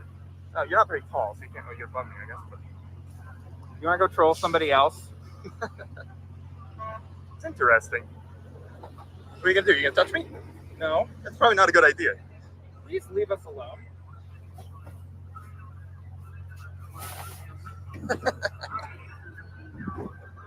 Have fun. Yeah. Who is funding all of this? Yeah. All right. Democrats voting for Trump. Must watch. Ben Berquam. We've got some of the former Democrats that are MAGA Trump supporters now. Yes. That's it right here. Trump supporters. Trump supporters in Chicago. Right here, right here, right here. I love that. What do you guys think about Kamala? What do you guys think about Kamala coming out here and expecting your vote, taking it away from Joe Biden? Are you guys buying this crap anymore from the Democrats? No, we're not. Not buying it. Not bad. Not bad. I love it. Awake, not woke out here. That's it. There it is. They're awake in Chicago. What's the number one issue that made you make the change? Yeah. Kamala Harris, it was a man on death row when she was in California. He found innocent, but she wouldn't let him go. Wow. She wouldn't let him go. I want to make sure everyone heard that. A man on death row in California found out to be innocent. She wouldn't let him go. Wow. She wouldn't let him go. Illegals? Illegals. Big issue here. Anybody else? Illegals? Economics? Illegals? Anyone else? Any jobs? Yeah. That's it? The big one is the immigrants. Yeah. That's it. That's real They big. taking over our neighborhoods, Yeah. everything. I ain't got nothing against it. Yeah, just come legally. Yeah. No, it ain't. And don't take our money. This is what I don't understand. You got people in poverty. You got Democrats running this city for 60 years, not doing anything, and then you bring in all these new people to take away. And they giving all the benefits to them. Say that again? They giving all the benefits to them. Crazy. But you got people living in tent city up north. That's right. They won't give them house. They won't give them house. Homeless veterans, homeless Americans. It's hard for us to get jobs. And I don't Say do that again? nothing. It's hard for us to get jobs now. That's it. It's hard for us to get jobs. You're competing with them. Yeah, and they getting all the jobs. And I've been staying. I grew up, born and raised there. I ain't did nothing. Unbelievable. And I've been trying to get jobs for the longest. Yeah. For real. What's your name? David. What's your last name? English. David English. What do you? What kind of work are you trying to get? I've been doing factory work.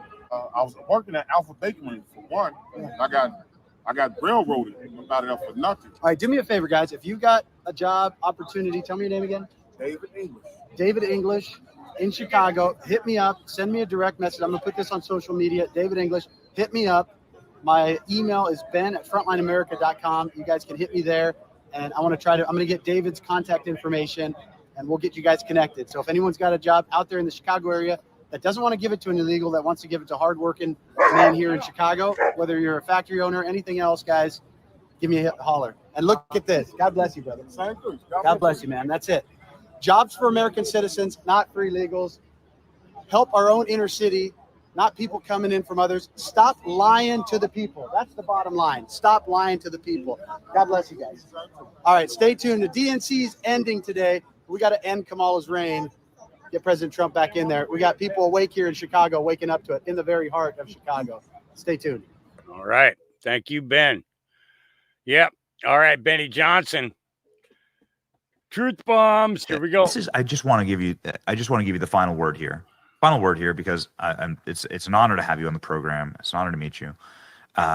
Again, the state and the city where we are is a great American city, and this was a much better state when you were running it, and this was a much safer and better city and more vibrant city when you were the governor of this state. And that's just fact. That's just an indisputable fact. What is this party and this speech? You were cringing. I'm not sure if you could hear it on the microphone, but you're just kind of cringing as you were watching it. What happened in this party? What does this mean? You know, this Kamala Harris moment as somebody who really made your bones, right, in the Democrat in a corporate Democrat party, you know, on a higher level. The party's been hijacked by the socialists.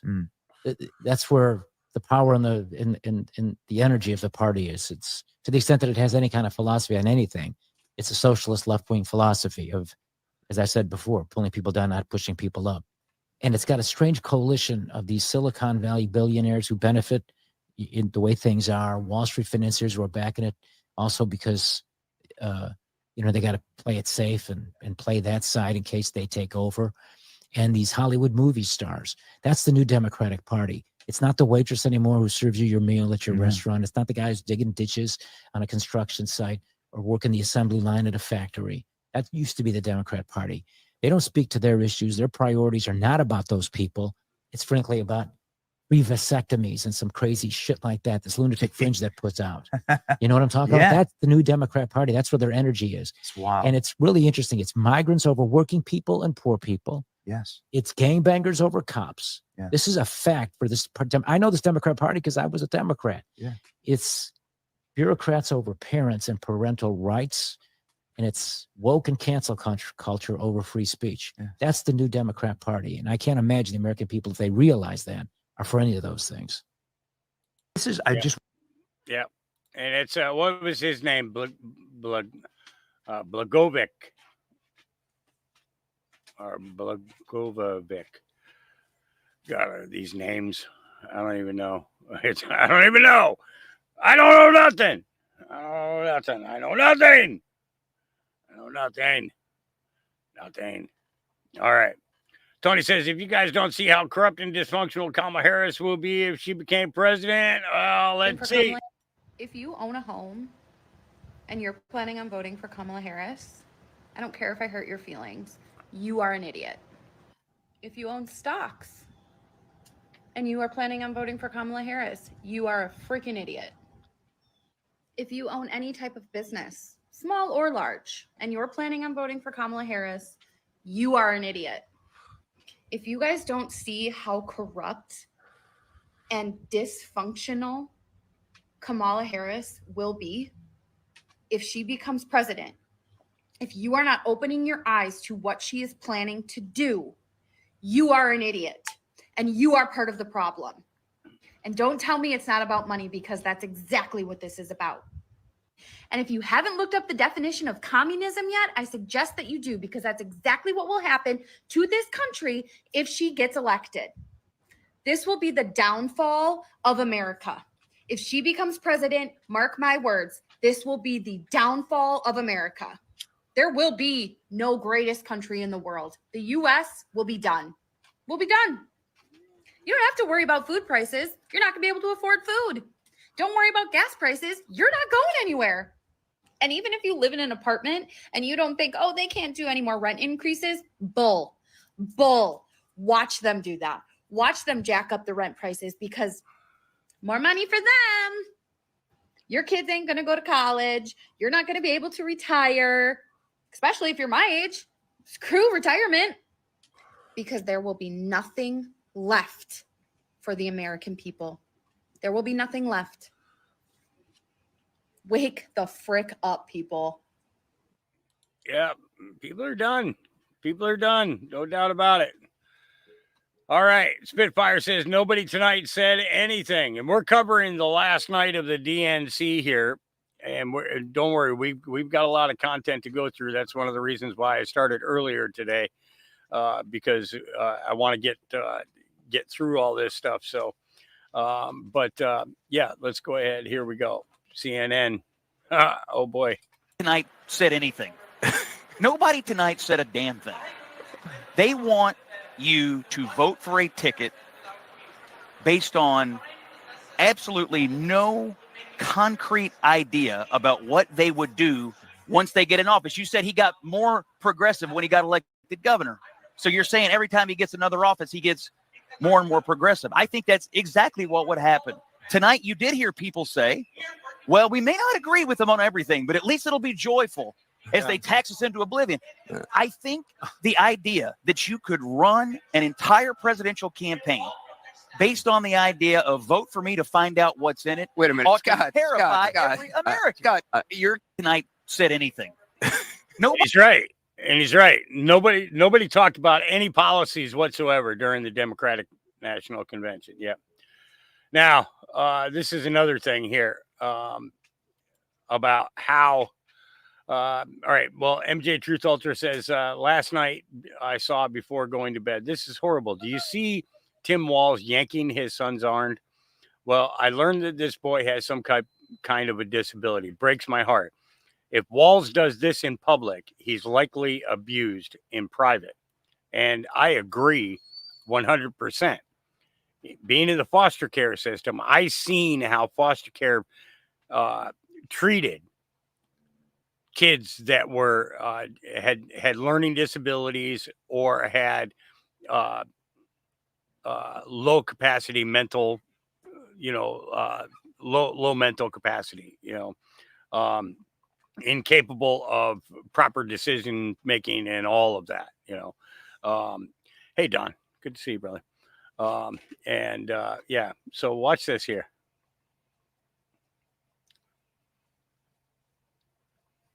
So watch again. Now his son was already right next to him. But hey, I've got to establish my dominance here on stage in front of everybody. And yeah, it's just not cool. Not cool. Not cool at all. All right. Vivek Ramaswamy confronts Van Jones at the DNC for the demagogue comment, which led to death threats. Here we go. So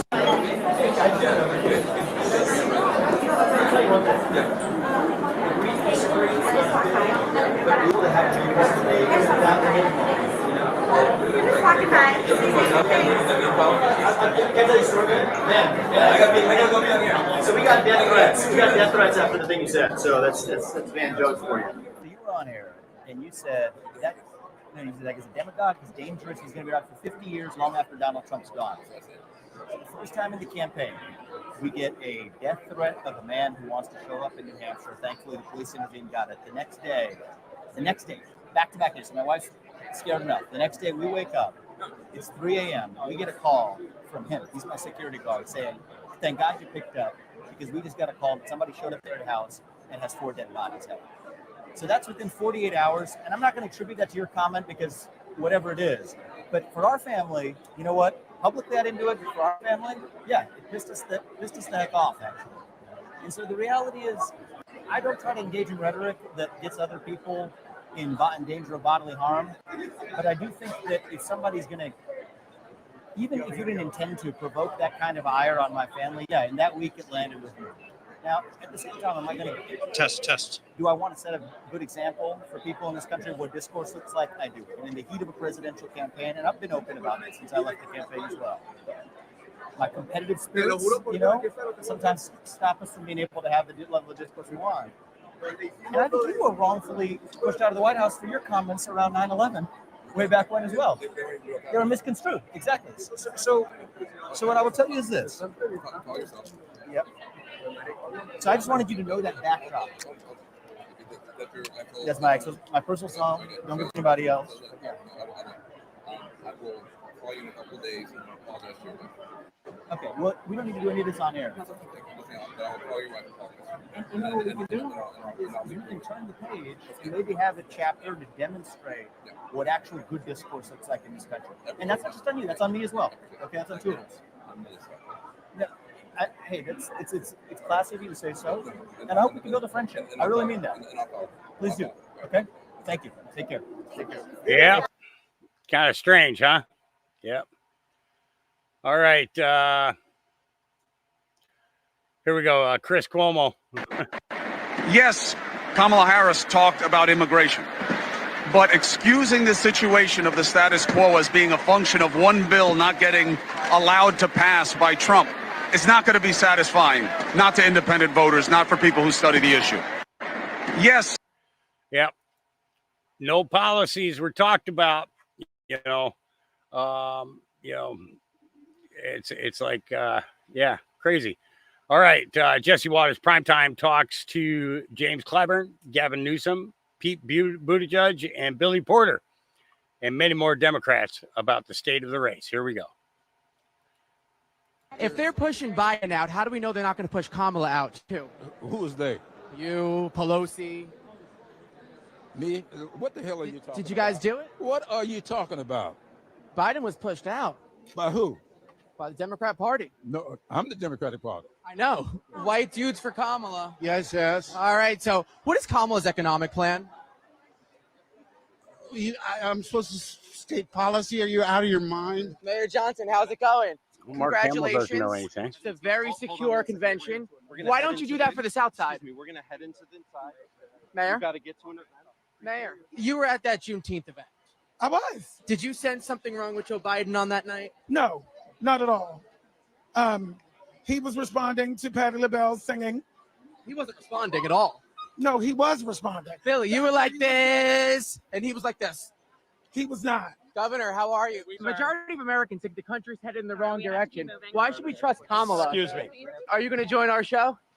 I mean, you want me a full-time host with Jesse or something? I mean, would you like to do a guest hit? We can do like the old Hannity show. Yeah. Hannity and Combs. Mr. Newsom, what is Kamala's economic policy? What is her economic policy? You want me to answer that right now? You want me to lay it out? She just laid it out for you last week. I want to talk about Laura Ingraham talking about how the vice president hugs people, because we can't have huggers in the White House. I'm going to tell you that. Are you right a hugger? Now. Hell yeah. Let's see. There we go. Damn right. We hug Mr. Carville, what? We're hugging. Give me some Doritos. Nice to not meet you. film me. Nita, I have a question No, for Johnny, here's the deal. Tell me. I ran out to get a soda, so don't film me right now, okay? I'll talk to you later. Okay. Happy DEI Thursday. Wait a minute, don't. Excuse me. What is all this? What is Kamala's policies? You should interview Kamala. What are Kamala's policies? Who you mean Kamala? Won't you give us some recognition? Kamala Harris, what are her policies? You don't know? Do you? Come on, get back. Hey, Governor, how are you? Can I ask you a quick question? Let's take a picture. Shouldn't you have the nomination right now? You got more delegates than Kamala. I got 3 delegates, so we got to be serious about it. We're at the DNC. Yes. They're giving out free vasectomies. They are? When's yours? 24 years ago. Don't we want little Blumenthal's running around? What's going There, on? there are 4 of them already, and that's enough for me. But I'm not Senator. signing up. Senator, why is the country headed in the wrong direction? Well, it's not headed in the wrong direction. You're going to have to talk to him. He doesn't want to answer right here. Hey, the only wrong direction is Donald Trump. Trump says he's going to win New York. Oh. Time will tell, right? A lot of New Yorkers not liking what you did. Well, you know what? You must live. I don't know where you live, because where I live in New York City and in upstate New York, they support what I do. Everywhere I go, I get standing ovation. Not in Staten Island. Oh, I love Staten Island. Secretary Buttigieg. Is Kamala going to win? Sorry, we're not doing it right Is Kamala going to win, Sorry, Secretary Buttigieg? Yep. Jesse Waters wants you on his show. Are you going to join him? He's a Jersey guy now. Okay, we'll see. All right, Fox Talk to News. this guy. What do you want to tell him? Tell him I love him. Jersey, baby. Jesse, keep doing well. You got beautiful hair. Would you join Jesse Waters primetime? No, I don't even know what you're talking about. I don't watch Fox. Speaker. A woman or a man? It's a man.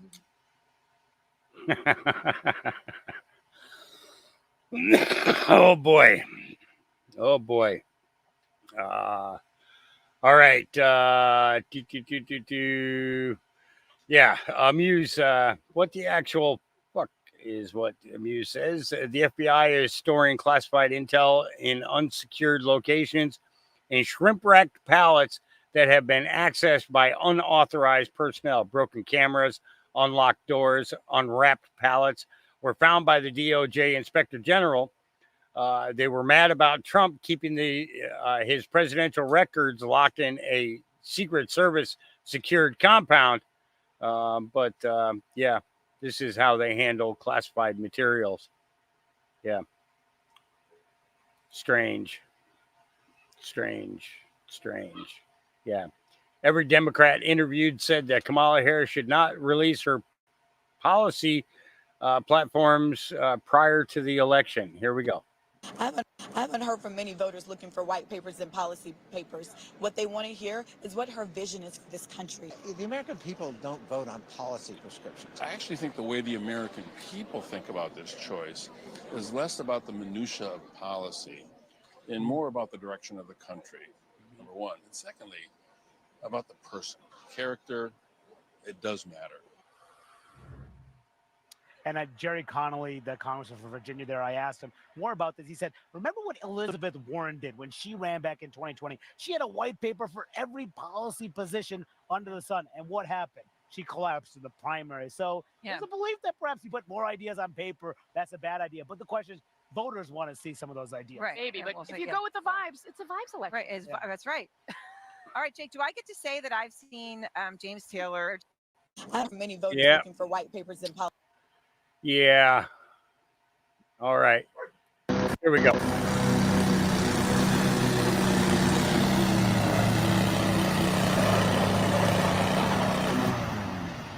Hello, America.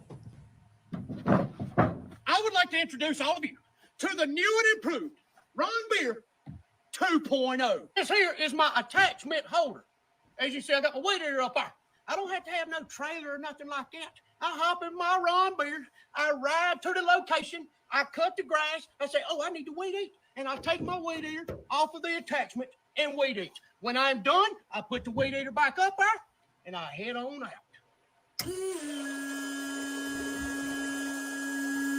Well, would you look at her? Ha, I ain't thirsty no more, thanks to my drink machine in my Ron Beer 2.0. Now this here is the 25 horsepower Kawasaki motor that is powering my 54-inch deck. I have got my exhaust running out the top of the vehicle so I do not die of carbon monoxide poisoning as I am cutting the grass.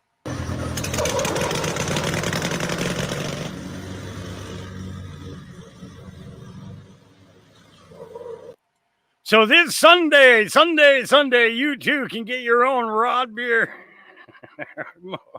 Oh, God. Yeah, help me, please. Help me, please. Sorry. Therefore, I am breaking. Arizona Republicans have filed a lawsuit against Governor Katie Hobbs, claiming that her executive orders are unconstitutional and designed to influence the 2024 election. In November of 2023, Governor Hobbs issued 2 executive orders that overstep her legal authority. These orders unlawfully designated state-owned facilities as ballot drop-off locations to require state agencies to handle voter registrations, tasks that belong to county officials. Hobbs' orders violate Article 1, Section 4, Clause 1 of the U.S. Constitution, which gives state legislators the sole authority to oversee elections. The executive branch has no power to designate government departments as voter registration sites or drop-off locations. And we'll have more of that later in the week as we find out, find out more information.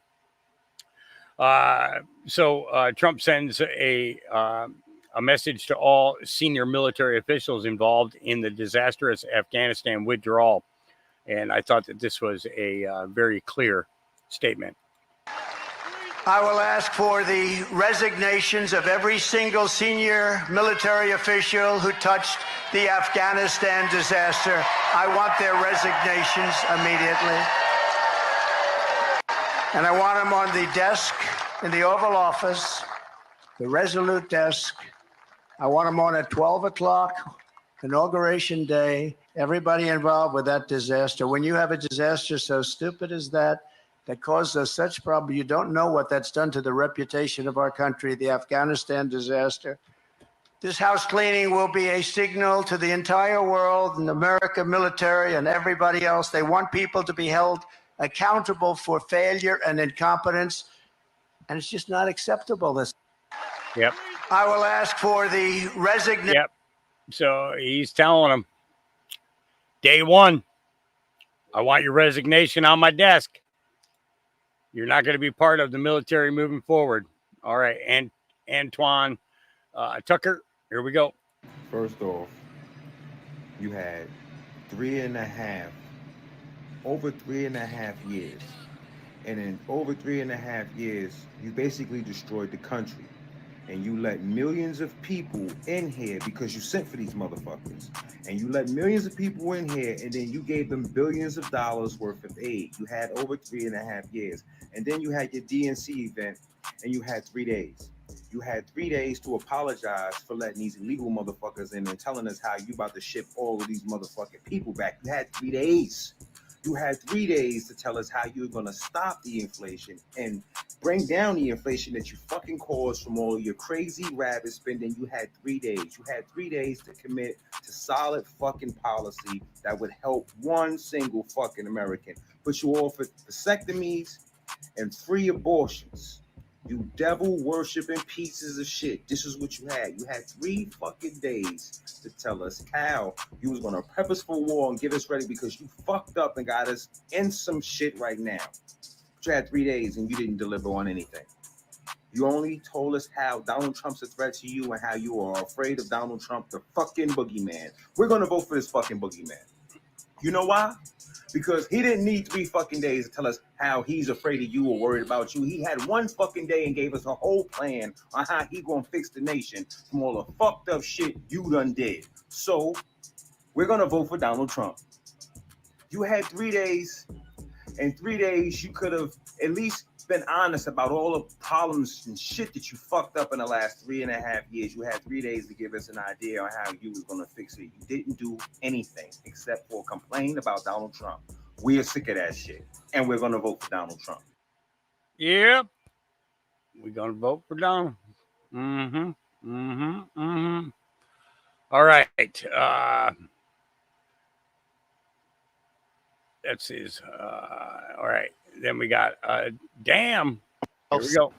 Well, Trace, I'm happy to say I'm marking myself safe from Kamala Harris's gaslighting tonight. This speech was so out of touch with the realities of the 3.5 years that she's been in office. The theme of this convention has been shape shifters and blame shifters. They have done everything to try and pass the buck about this administration that has been disastrous for the American people. 0 mentions of inflation today. 0. Over 15 mentions of Donald Trump. This is a woman, a campaign that is focused on one person, and that's Donald Trump. Talk about selfish. They're not interested in solving the problems of the American people that they've created.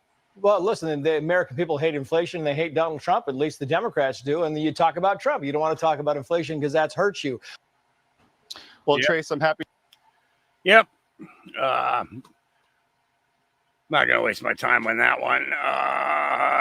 Let's see. Oh, here's one here. And I actually, I made a comment of a perfect example of a supposed journalist being a lying sack of crap. This, see you next Tuesday, needs to be locked up for gaslighting the American people. I cannot even count how many times this Bianch has lied about Donald Trump. News anchors need to be held complicit in the hiding of Joe Biden's decline of wellness. And in that time has literally been doing the work. Border crossings are down because Mexico is enforcing their border. Do you know how Mexico enforces their border? Diplomacy. Do you know who is in charge of the root causes of migration and working on that diplomatic effort? The woman who will be standing on this stage tonight. There is just lies upon lies upon lies. I don't even know what this woman's name is. I just know that every time I see her, she has nothing but lies going out of her mouth, period. Perfect example as to what we do not need in our news feeds. All right. Donald J. Trump says at the Democratic convention, they said, we've got 70 days to act right. After 70 days, we can go back to acting crazy. What they mean is that they want to get elected and then destroy our company with radical left Marxist socialist policies. We can't let this happen. And if it does, we won't have a country any longer. The USA will be reduced to ashes. That's right. That's my president. Yeah. Mike Lindell. Here we go. Actually inside the building. I have a question. How does it feel to support a convicted felon? Hey, no, look at this, guys. See how they attack here? Look at they're attacking me on the war room. A proven sexual abuser. A proven sexual abuser. Convicted felon. Harry Sisson, have you gotten your vasectomy yet? I think that's what the audience wants to know. Have you got your vasectomy yet? Did you get your vasectomy? Were you aborted? Did your mom? I prayed for you. Your mom did not abort you. I hope you don't. Yeah, Harry J. Sisson. Yeah. I wonder why Mike Lindell would he at the DNC to crack the case. I'm still wondering what happened to the symposium. Well, we're asking the same questions. All right, this is the funniest 911 or 911 call ever. Here we go. Oh, forget I'm babysitting. It's all right. We're gonna send some over. What happened?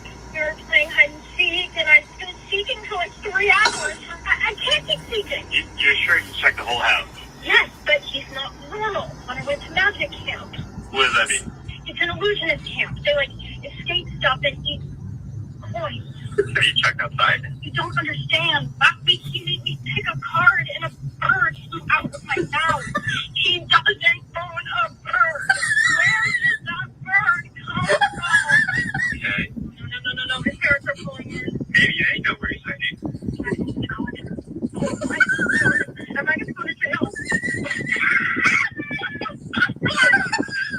Something crazy in there.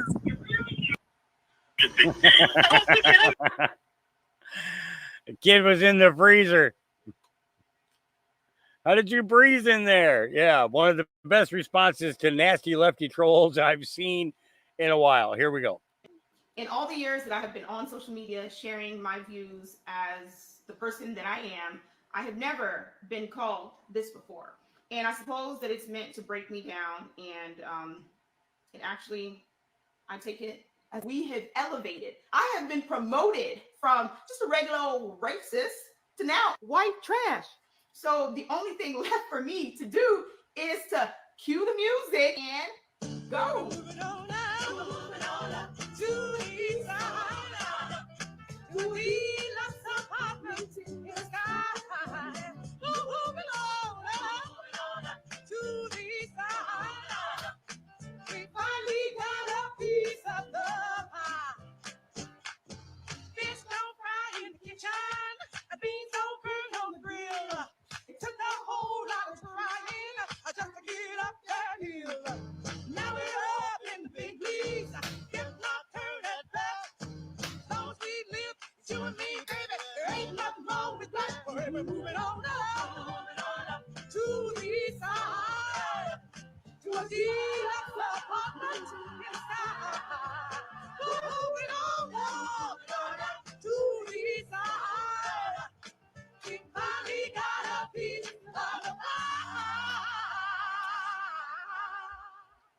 With that being said, over here, we have fun. We enjoy life. We are okay with the name callings because guess what? At the end of the day, we are still going to be voting for Donald J. Trump for president. Follow for more conservative content. Keep up the name calling because all it does is fuel me to keep moving on up, moving on up.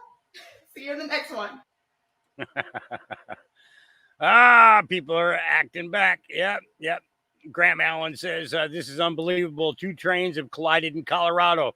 I don't know how this could happen. I was assured all week that Democrats have put more into infrastructure than anyone ever before.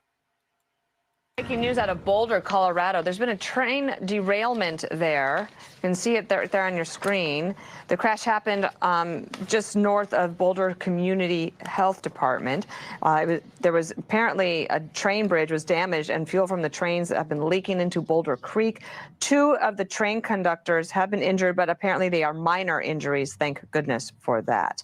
So we'll keep an eye on this and see if there's any more damage to the community is going to result. We'll get you more on that as well. And the thing is other than this little clip right here, we haven't heard anything about it. We haven't heard anything about it. You know, this is one of the things that's crazy is the things that are totally inconsequential are the things that they're covering news-wise, personal opinions, and then paid opinions. And absolutely no truth whatsoever. Yep. All right. So Dana Bash, CNN, just tried to pin the Afghanistan withdrawal disaster on Trump. It didn't end well for Johnny MAGA. Put this up. Here we go. As you well know, the Trump administration negotiated the withdrawal agreement from Afghanistan with the Taliban and the State Department. A conditional agreement, and he left Bagram Air Base. He left 2,500 troops. His advisors came to him and said, the Taliban haven't lived up to it. And he said, fine, deal's off. So how is it that the Democrats can back away from the Iran deal, from the border, from Keystone XL, can turn the page on literally dozens of Trump policies, but yet they're going to convince us that they were somehow handcuffed with a Doha agreement that Trump himself said the Taliban didn't live up to? It's a bunch of BS, and they know it. And to not acknowledge that is a slap in the face to the veterans and the Gold Star families. As you well. Yep. Dana Bash. She's been getting bashed. All right. Meanwhile, in New Jersey, USA, surfer is put in a chokehold by cops for not displaying his surf badge. Are the lunatics in charge of America really policing the seas now? Insane. Here we go. Go get my phone. I have my badge right there. Badge is right here. Why didn't you have to get here? What are you gonna get fucking 10 more cops and another cop car to do what? Dude, his badge is right here. Yeah, you guys tear this off. This guy's a fucking dick. Stop! Stop! Fucking shut up! Stop! Don't fucking touch me! Stop! What are you doing? Stop! What the fuck is this? Stop! What the fuck? They don't know what the fuck they're doing. What the fuck is wrong with you guys? Yeah. He has a fucking badge! Dude, please. You have a fucking badge. Why would you fucking choose it? Because he doesn't have a badge. It's right here, dumbass. No, I have a badge. I'm What not the letting you fuck? arrest me, bro. Why are you doing this? Why are Hey, you doing stop. this? Get off of him! Why are you Stop. doing this? Get back up. Stop. This is what happens. Do you know this is what happens on the news? This guy's a fucking jerk off. Yeah. Get off of him! You're scaring every child, you idiot! Yeah, all in video. What the fuck? This is fucking bullshit. Stop! I'm not gonna fucking go off! Yeah. And there was more than one arrest made during that scene. Yeah. All right. I told you guys yesterday that I knew that I had another clip of what is this? By the way, Mr. Sciatica, this one here is no longer there. And I can't get into that right now. All right. When people try to tell you who they are, believe them the first time. All right. And you'll see that she actually said this. But they didn't know what they were talking about. We know we're different from the presidential. We're very discreet, reptilian, cold-blooded. These are the races we have to win. Others are winning the whole country. 10. Okay. Now, what I want you to do is I want you to look at this woman's face when she says reptilian. Discreet, reptilian, cold-blooded. These are the races we have to win. Yeah. She said it. She said it. Yep. All right. Shipwreck says the shit with Jolly Good Ginger bothered me more than I care to admit. He missed out on such an amazing opportunity to have an amazing conversation.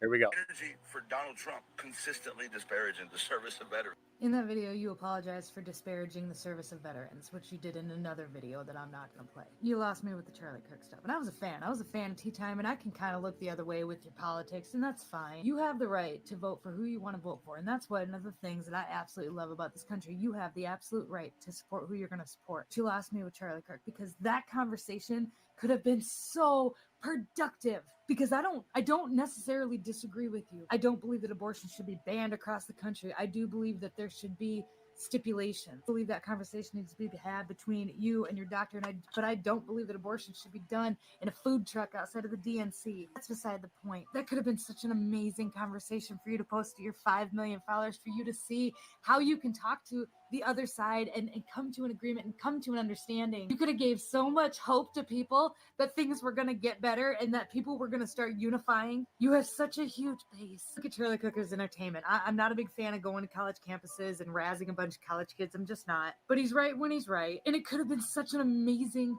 conversation. One for the times. You took it and you were disrespectful and you were in his face and you were pointing your finger and you were live and you had your phone and you're talking to people and it was embarrassing. You don't want unity. You don't want people to come to your side. You don't want people to see your point. You're not going to win people over by doing that. As far as the comments that Donald Trump had made about military servicemen, that I don't even know if that can be proven. I don't know what the context is. So many different, yes, he said it, no, he didn't, and it was in this context, and it doesn't matter. The point is that I've heard enough military servicemen come out and say that they have never respected a president more than they respected Donald Trump, and that comes out of their own mouth, and that's across all kinds of platforms. The fact of the matter is he is reinstating any military serviceman that was kicked out for not getting the COVID-19 jab and then reimbursing them all the money that they lost. As far as the military goes, the current military, respect for Donald Trump has been untouchable. My dad was a Vietnam vet. He loved Trump. For 2 years, he got to see him in office. He passed in 2018, but he loved Trump. He's the reason I started looking into this. And really, the only question that I have for you, and the question that I'm dying to know, I know there's a lot of things that are out there and a lot of like screenshots and emails about you guys getting paid to go to this DNC convention. Did you get paid? That's what I want to know. Did you get the 20 grand? Can you address people? Can you tell them, yes, they paid me 20 grand, but I would have done, say something. Is that true? Because the silence across the board from these influencers is deafening. Did you get paid? Did you get paid to go out there and intentionally create more division? Yep. Did you get paid to directly go out there and create division? I think so. Yep. All right. New Oxford, Massachusetts health officials have just recommended a 6 p.m. curfew due to an EEE outbreak, despite protests from a large number of residents. I'm going to pull up what EEE stands for.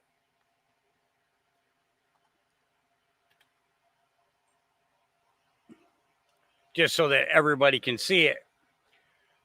See here about mosquitoes, right? Okay. And then this is actually what it is called. That this particular organization is trying to push now. And they have this whole city on lockdown. I'm not going to play the video because we all know where the mosquitoes came from. First off, they all came from Mr. Clinton or Mr. Gates, because that's what he's been working on. We already know that. But Oxford, Massachusetts is a very beautiful city, and it is a great place to spend evenings outside. However, now they're pushing this curfew and everything. Yeah, so that's going on. All right. Oprah showed up for Harris. Obama showed up for Harris, but Trump went to the border. Actions speak louder than words. Great point. Here we go. Oprah showed up for him. The Obama showed up for him. Everybody showed up for Miss Harris. It was a beautiful thing, beautiful speech. But then Trump go to the border, talking about things that matter today. Mass deportation, how they getting $3,000 and $4,000 worth of food stamps, how they taking up housing. So where we going with this, y'all? Am I right or wrong? What we looking at? We looking at Harris or we looking at Trump? Actions speak louder than words now. Talk to me. This discussion. Oprah show. Yep. Screw big tech. I'm gonna make a recommendation to you. Do you want to know how I bypass the Google thing? I run Brave browser. Okay. You can still get into your Google and everything, but you have the ability in Brave browser to turn off Google's ability to listen in on you or to monitor what you're typing and stuff. So I would definitely recommend to you looking into Brave. I've had absolutely great success with Brave. My podcasts are all done through Brave. This is one of the things that I really like. You can actually set up basically like a Zoom call with your friends and colleagues through it, kind of like what you can with, yeah. But I would absolutely recommend to you look into Brave browser. All right, they are like hands down. So I don't have TV here, so you see that, so I have like my Amazon, right, and stuff, but I have other sites here on my thing here that I can go to on this particular browser and watch TV shows that normally I wouldn't be able to see if I was running Chrome or I was using Edge or what's the other what's that other browser? Damn it, I can't think of the name of it now because I've never had it. So it's like, but Brave has really done me really well, man. And yeah, it's definitely well worth checking into. And the controls that you have inside of Brave are a lot better than anything I ever saw in Chrome, and yeah, I'm totally, no, StreamYard works great on it's, I'm on right now on Brave. I do have Google Chrome, but I only open that to go. That's how I go into my Gmail. So I never put any of my Gmail information or anything like that into the Brave browser. And I like searching through Brave and DuckDuckGo.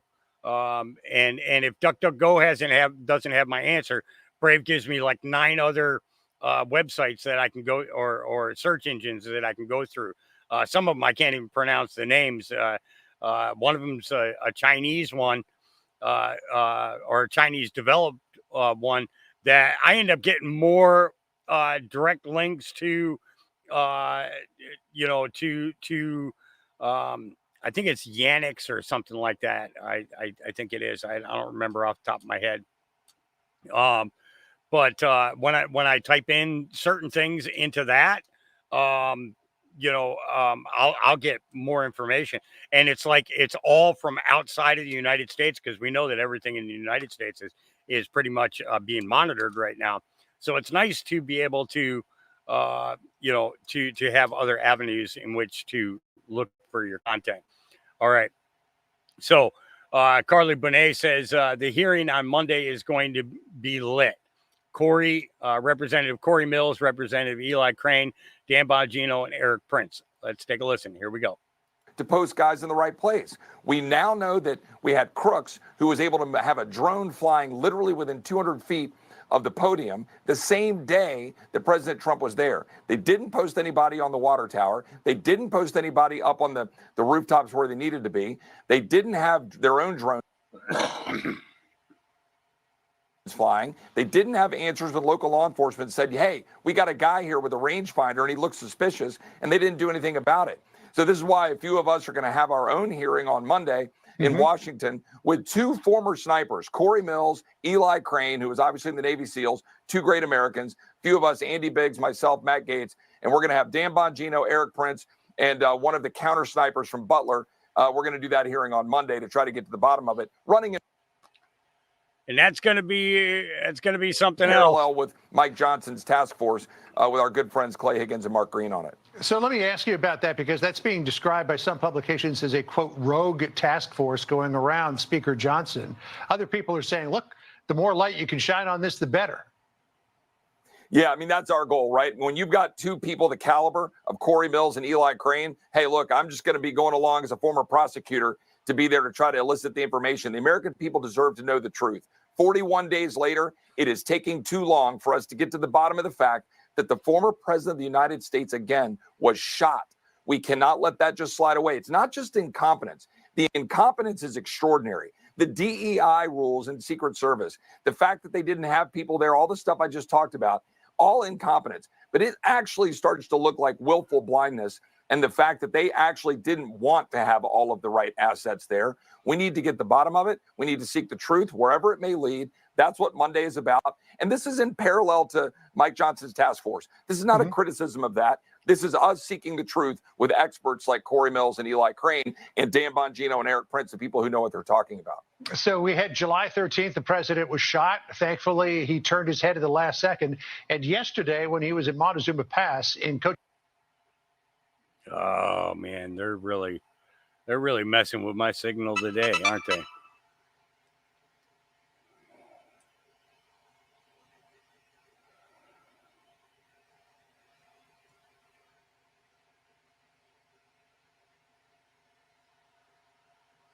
All right, come on now. County, Arizona. He held up that graph and said, this is the graph that saved my life. But at the same time that the president was there showing the graph that was saving his life, that saved his life, the Cochise County Sheriff and sheriff's departments from neighboring counties were looking for this guy, Ronald Seiverd, who had threatened to kill Trump. I mean, is this the new normal, Congressman? Well, I mean, it sure seems like a whole lot of hatred being stirred up about former President Trump is coming to fruition, as we saw happen in Pennsylvania and then we saw yesterday. Look, God bless President Trump for being willing to get out there and lead, go to the border, go do it irrespective of these, reports that we had that somebody was trying to attack him and kill him. And God bless the local law enforcement for doing the job of the federal government. Guess what? It's not just with respect to Secret Service. It's the border. It's local law enforcement in Arizona and Texas doing the job of Kamala Harris and Joe Biden's failed regime that have allowed now still over 100,000 people to be encountered in June and July. Just last week, we learned that there was an individual in Buffalo who has killed 23 people in Peru who was released into the United States. President Trump had the moms of people who were victims. She had Alexis Nungare, the mom of Jocelyn Nungare, the 12-year-old who was killed in Texas. Obviously, we know about Lake and Riley and all the others. Yep. They really don't want this stuff reported on. I'm telling you, they don't want people talking about this. Yeah. All right, Laura Loomer, ahead of RFK, Robert Kennedy's Jr.'s announcement and President Trump's rally in Arizona today, RFK Jr. supporters say they will change their vote to Donald Trump if Kennedy drops out and endorses Trump. Here we go. You know, we have some newbies hopefully joining the Trump movement, and they're coming from the Kennedy camp. I want to introduce you to Caesar. Caesar, also a young American voter. You can see he's got the vote Kennedy Shanahan. And you know what? There are rumors that potentially Kennedy could come out and endorse Donald Trump today. Now, if that is the case, would you then change your vote from Kennedy to Trump? Yes, I think anything that we can do to get Kennedy in a higher position is worth it. I believe any decision that Kennedy makes, it comes from an enlightened place. So he has my full confidence and support in anything he decides to do. The man has a beautiful heart. I will absolutely say that. And Shanahan, his running mate, she is very well connected. She's from the Silicon Valley. What is going on here? Very smart woman. I hope that that is the case today. And we could find out in just hours if Kennedy is going to endorse Trump. It was hard to see his family turn their backs on him when he ran as independent. I would say in terms of the family, there's 103 Kennedys. Only 5 of them said that they didn't support him. And 3 of those 5 are working for the Biden administration. So I think that was just a headline. And that's a tough part, though. I mean, what's thicker than water? Blood, right? That's what I would imagine. So very interesting how things have played out at this point in this election cycle. It has been one for the history books, one that we will not forget, a reason why all of these Trump supporters are lining the streets waiting to see him for today. Sure. All right. So we're going to be getting into some stuff here. But before we get into the RFK information, we have some things that happened at the DNC or before the DNC that most people have absolutely no clue about. Here we go. Did you see the bill that was endorsed by the Democratic Party's 2024 platform? I tried telling people that this was coming, but nobody wanted to believe me. Allegedly, the Democratic Party's 2024 platform endorses a bill that would create a pathway for illegal immigrants to become, in quotations, lawful prospective immigrants who would be issued IDs, social security numbers, and be able to vote and join the U.S. military. The U.S. Citizenship Act would empower the Homeland Security Secretary to adjust the status of a lawful prospective immigrant to that of a lawful permanent resident should an immigrant remain in the country for 5 years without absences longer than 180 days. The bill would also allow people already deported under the Trump administration, but not the Obama administration, to come back by applying for the new legalized status if they had lived in the United States for at least 3 years. So they could just leave and then come right back. Very few crimes would exclude an illegal immigrant from being made a permanent resident under the Act. Migrants are eligible for reclassification so long as they have not committed a felony in 10 years or 3 or more misdemeanors in 5 years. What the fuck is happening to America right now? Our leaders can't even care for their own people, let alone their veterans that are still homeless. But even then, like it says here, allegedly there are several exceptions. Immigration felonies like continuously returning to the country after being deported are not counted against migrants, nor are marijuana crimes or acts of civil disobedience. Multiple misdemeanor charges incurred on the same day are only counted as a single crime. You can't make this shit up. But the U.S. Citizenship Act allegedly goes beyond amnesty. Individuals who cross the border illegally after the bill takes effect would be allowed, in quotations, alternatives to detention and offered, in quotations, community support instead of jail time. The bill would make it illegal for businesses to consider a job applicant's citizenship status into account, and employers could incur thousands of dollars in fines if someone claims to have been discriminated against in hiring. Illegal immigrants who enter the United States as minors could be reclassified as, in quotations, permanent residents if they graduated high school or served in the military. Such DACA recipients could also work for Congress and get federally backed mortgages. The bill also mandates DEI training for border enforcement agents and immigration judges. It requires the federal government to pay for lawyers for illegal immigrants. Fucking give them everything, honestly. What, we're just going to keep on printing money? You know, what's been happening in the UK is looking real familiar right now. Does nobody see what the fuck is happening? This is the best part, but the party platform was written and voted on by the Democratic National Convention's Platform Committee before President Joe Biden dropped out of the race. And supposedly the document repeatedly highlights the president's achievements and positions, even when they differ slightly from Vice President Kamala Harris's comments. What the fuck is happening? Honestly, I don't have a fucking political stance, but if you don't see what the fuck is going on right now, you are literally fucking delusional. Especially if you take into account that majority of these individuals that cross over the border legally look a lot like military-aged men. Did anybody watch that Civil War movie that came out earlier this year? It was a really good movie, right? Do you see where the fuck I'm going here? Look, there's always been two swamps, okay? But if you don't see the lesser of two evils right now, you need to fucking get in touch with reality. Because look, I'm just going to be honest. If Kamala Harris becomes president, I don't think anybody should want to be in this country. Yeah. And Russia is actually opening their borders for Americans who want to escape what the Democrat Party is doing here. Yeah. All right.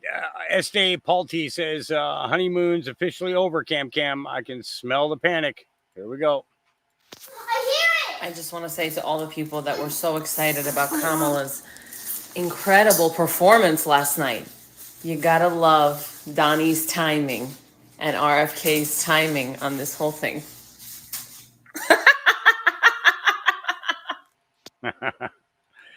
Had to get that cackle in there. Yeah.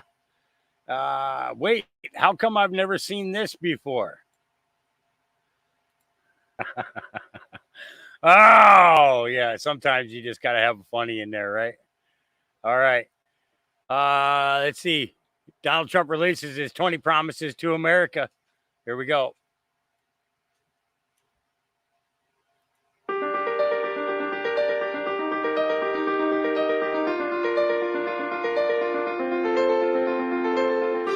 Seal the border, stop the migrant invasion, carry out the largest deportation operation in American history, end inflation and make America affordable again, make America the dominant energy producer in the world by far, stop outsourcing and turn the United States into a manufacturing superpower, large tax cuts for workers and no tax on tips. Defend our Constitution, our Bill of Rights, and our fundamental freedoms, including freedom of speech, freedom of religion, and the right to keep and bear arms. Prevent World War III, restore peace in Europe and in the Middle East, and build a great Iron Dome missile defense shield over our entire country, all made in America.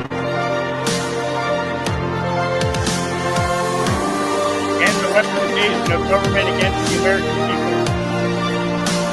people. Stop the migrant crime epidemic, crush gang violence, demolish the foreign drug cartels, lock up violent offenders. Rebuild our cities, including Washington, D.C., making them safe, clean, and beautiful again. Strengthen and modernize our military, making it without question the strongest and most powerful in the world. Keep the U.S. dollar as world reserve currency. Fight for and protect Social Security, Medicaid, or Medicare with no cuts, including no changes to retirement age. Cancel the electric vehicle mandate and cut the federal funding for any school pushing critical race theory, racial, gender, or radical gender ideology, and other inappropriate racial, sexual, or political content on our children. Keep men out of women's sports. Deport pro-Hamas radicals to make our college campuses safe and patriotic again. Secure our elections, including same-day voting, voter identification, paper ballots, citizenship. Unite our country by bringing it to a new and record levels of success. Make America great again. Yeah, I think that's okay. Yeah, I think that's good. All right, the Democrats have awakened a sleeping giant. Here we go. This is all part of what the RNC calls a massive voter integrity operation. We will have trained poll watchers, poll observers, poll workers, people in tabulation centers all across this country. We're going to continue to push to make sure that we have the biggest, most robust national election integrity program in the history of the country. But it ain't about how hard you hit. It's about how hard you can get hit and keep moving forward. How much you can take and keep moving forward. That's how winning is done. Now, if you know what you're worth, now go out and get what you're worth. But you got to be willing to take the hit and not pointing fingers saying you ain't where you want to be because of him or her or anybody. Make a big noise playing in the street, gonna be Ads. They're taking some old music and mixing it in with some good stuff. All right. The older millennial says, I strive to achieve this level of pettiness in my life. Fuck forgiveness. I'll heal in the afterlife. And its caption is, thousands of people plan to attend a barbecue in front of the home of a vegan Australian woman who took her neighbors to court over the smell of meat cooking in their own backyard. I strive for that kind of pettiness too. All right, here's a little conservative ant for our morning. Here we go. Hello, hi there. I'm sorry, were you waiting for a response from me from whatever that was last night? Okay. What would you like me to say? That there's a stadium full of people that are only going to vote for someone if Pink or Beyonce or a superstar comes out on stage? Well, we already knew that. That's all they got. Because if you walk around that stadium and ask them what policies Kamala has that they love, they don't have an answer. We've already seen that. I did a video of that. So, but Beyonce, though, which didn't show up, they lied to you. Like the Democrats always lied to you. They've lied to my gay community. They said that, oh, vote for us. We're going to do stuff for you. They don't do shit. They lied to the Black community. Vote for us. We're going to do shit for you. Never do shit. So Pink, people are still listening to her? Okay. I wasn't sure. I didn't know. Okay. Anyways, if that's why you're voting, just to let you know, none of those people are buying you fucking groceries at all. So when they win, you're still on your own. $14 eggs, $7 milk. That's all on you. Just so you are aware. Yes, this is my new shirt and hat drop. You can go to Patriot Gear and get it. Okay? Comes in white. Love ya. All right. Carly Bonet says there must be some really bad shit on his laptop. Here we go. You telling to our listeners the fact that some people know other people and get appointed because of someone is a crime? Your guy literally had millions of dollars given to him and he thinks he's self-made. I'm going to respond to you this way, as the kids would say. Stop hating on Trump and stop with the jealousy. Are you mad because you don't have the real estate empire that he does? Mad is not. I wouldn't want anything about Donald Trump's life. He's a psychopath. I wouldn't want anything about it. I would not trade anything. I would not trade anything to be Donald Trump. He's a psychopath? Clearly. You look at the clinical definition of psychopath, and that's what you see. The guy that cannot control himself long enough. He's name-calling, making fun of veterans, making fun of the disabled, insulting black people. Of course, he is not someone I would welcome at a cocktail party. Okay, all right. Let alone be the president of the United States. That's why so many of us are working so hard to defeat him and the American people. By the way, I haven't heard any mention of polls in weeks. Okay, so then how did he beat Hillary Clinton? You telling to our listeners? How did he beat Hillary Clinton? Yeah. You know, we all know who this is, Mr. Wiener. You know, the guy with the laptop that's actually worse than Hunter Biden's. Yeah. Yep. Wiener's calling Trump a psychopath. Oh, boy. All right. This is great. Watch until the end. Here we go. What's up, Mr. Leo? You good? My wife wants me to cut grass, and I don't want to do it. Can I hide in your house for a little bit? You want to hide from your wife? Are you being serious right now? Absolutely. There's beers in the fridge, too, if you want something. Thank you. Hi, David. Have you seen my husband? I haven't, no. Cops is looking for him. What? Cops. Cops are looking for him? Yes. Why? I don't know. Yeah, no, I'll let you know if I see him. I haven't seen him.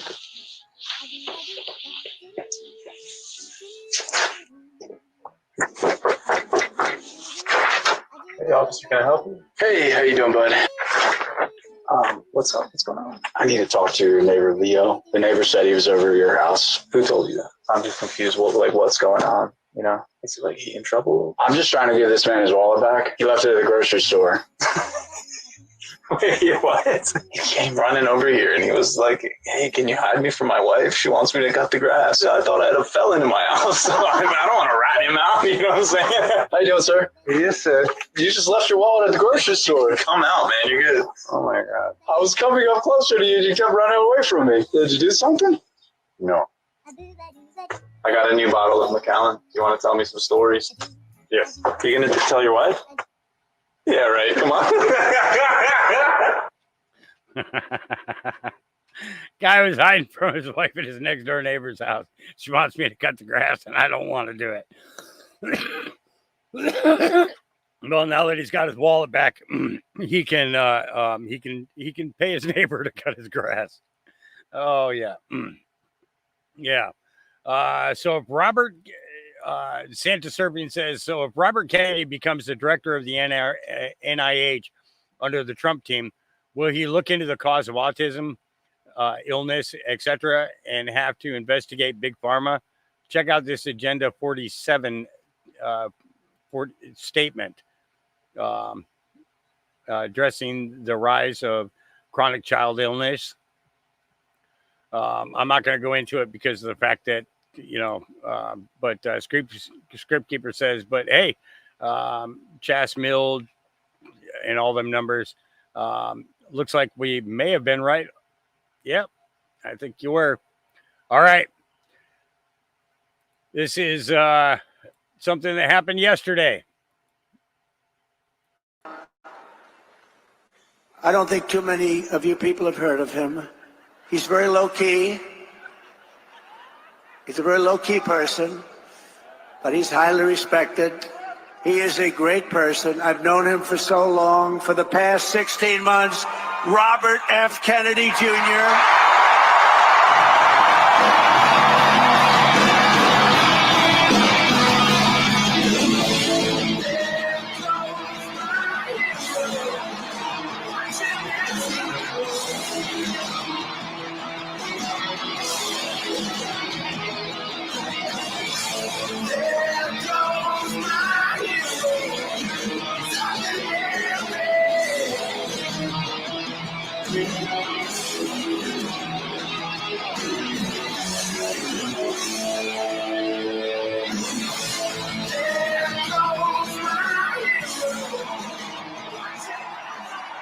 Man, whoa.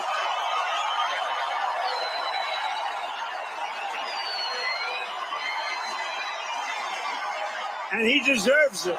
He deserves it.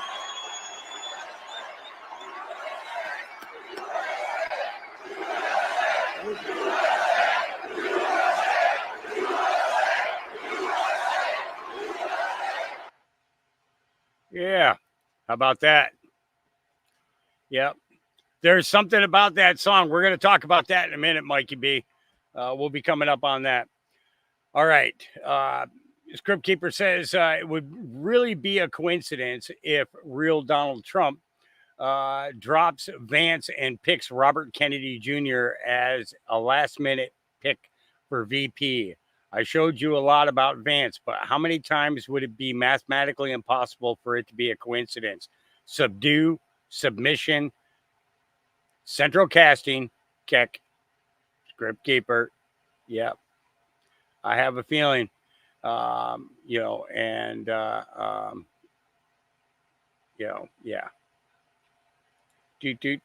Do. All right, moving on. Dead silence in the arena when Trump says there are 325,000. Yeah, there we go. Listen to this. 325,000 migrant children are gone. They're missing. She allowed them to be trafficked into our country. Many of these children are now in sex slavery or they're dead, probably mostly dead. They will never see their homes or their parents again. They were swiped out of their homes. They were taken out of their homes. 300, this is a government number, 325,000 children, sex slaves or they're dead. Many are dead. Hamas has so little. You know, it's crazy when Listen they to give him this. dates.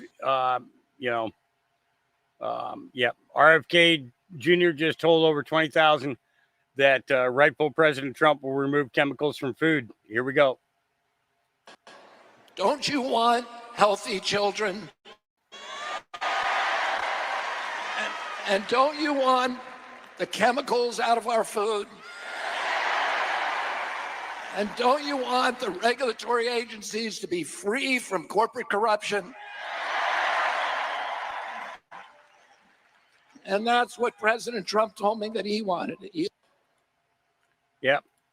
So I got a few clips on this. So, and this one here, I think, is the most important one. I want you guys to listen closely. And this is a tribute in honor of Bobby. I am announcing tonight that upon my election, I will establish a new independent presidential commission on assassination attempts. And they will be tasked with releasing all of the remaining documents pertaining to the assassination of President John F. Kennedy.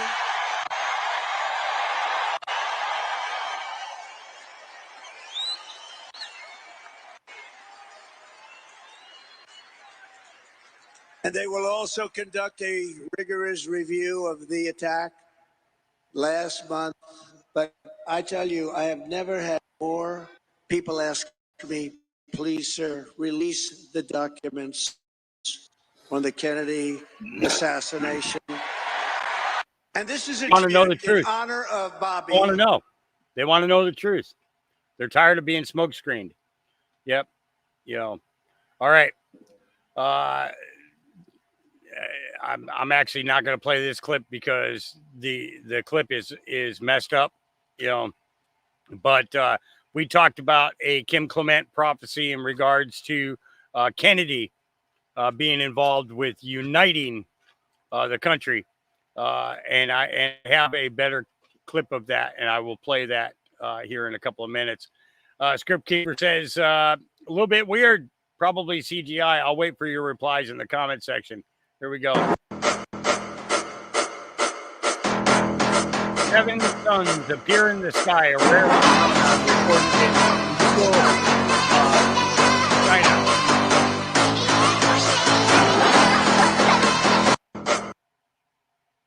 Yeah. What is that? 7 rays of light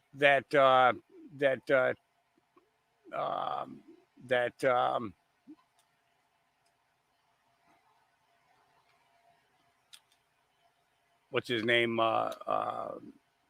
Flynn kept referring to the 7 rays of light. That puts a whole new meaning to it, doesn't it? Yeah. All right. Ads just aren't the same as they used to be. If it isn't fresh, I'm out of business. Isn't that sweet, you little moneymaker, you? Use new sweet fish every day. Keep that skunky cunt away. Use new sweet fish every day. Keep that skunky cunt away. Sweet fish. I'm sorry. I don't know where that one came from.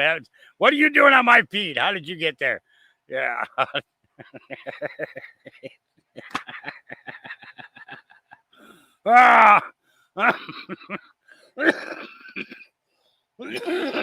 That used to play on.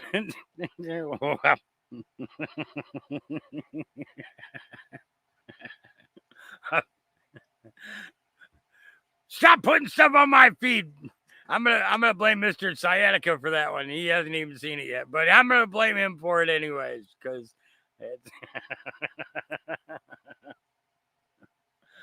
All right, Lithuania in the Kupiski or Kupiskis district. A farmer dug up a bell from the Antrashava temple that disappeared 82 years ago. 556 pounds. Yeah. we have to begin to wonder what exactly those were all about, right? Yeah. All right. So the Houthis just blew up the Greek-flagged oil tanker Soyunion in the Red Sea, spilling 150,000 barrels of oil, 4 times worse than the Exxon Valdez disaster. The current administration's weakness in the Middle East is hurting America, the environment, and oil prices. When oil tankers are being blown up, what's the real existential threat? The environment or the war?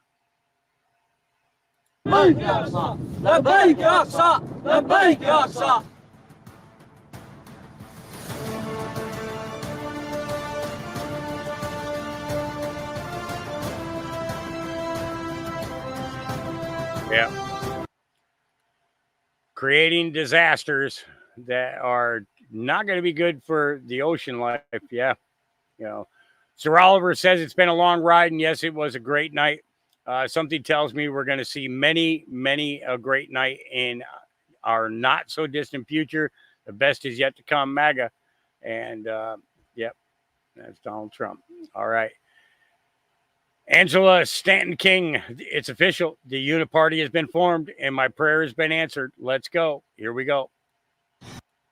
Well, everybody, I'm here. I am at the press release. Robert F. Kennedy just announced the forming of the Uniparty, us along with President Donald Trump. He's decided to fully endorse Trump, get behind Trump. His focus is ending the chronic illness epidemic that is facing this country. Trump has made him a promise that he will be able to do so if elected in office.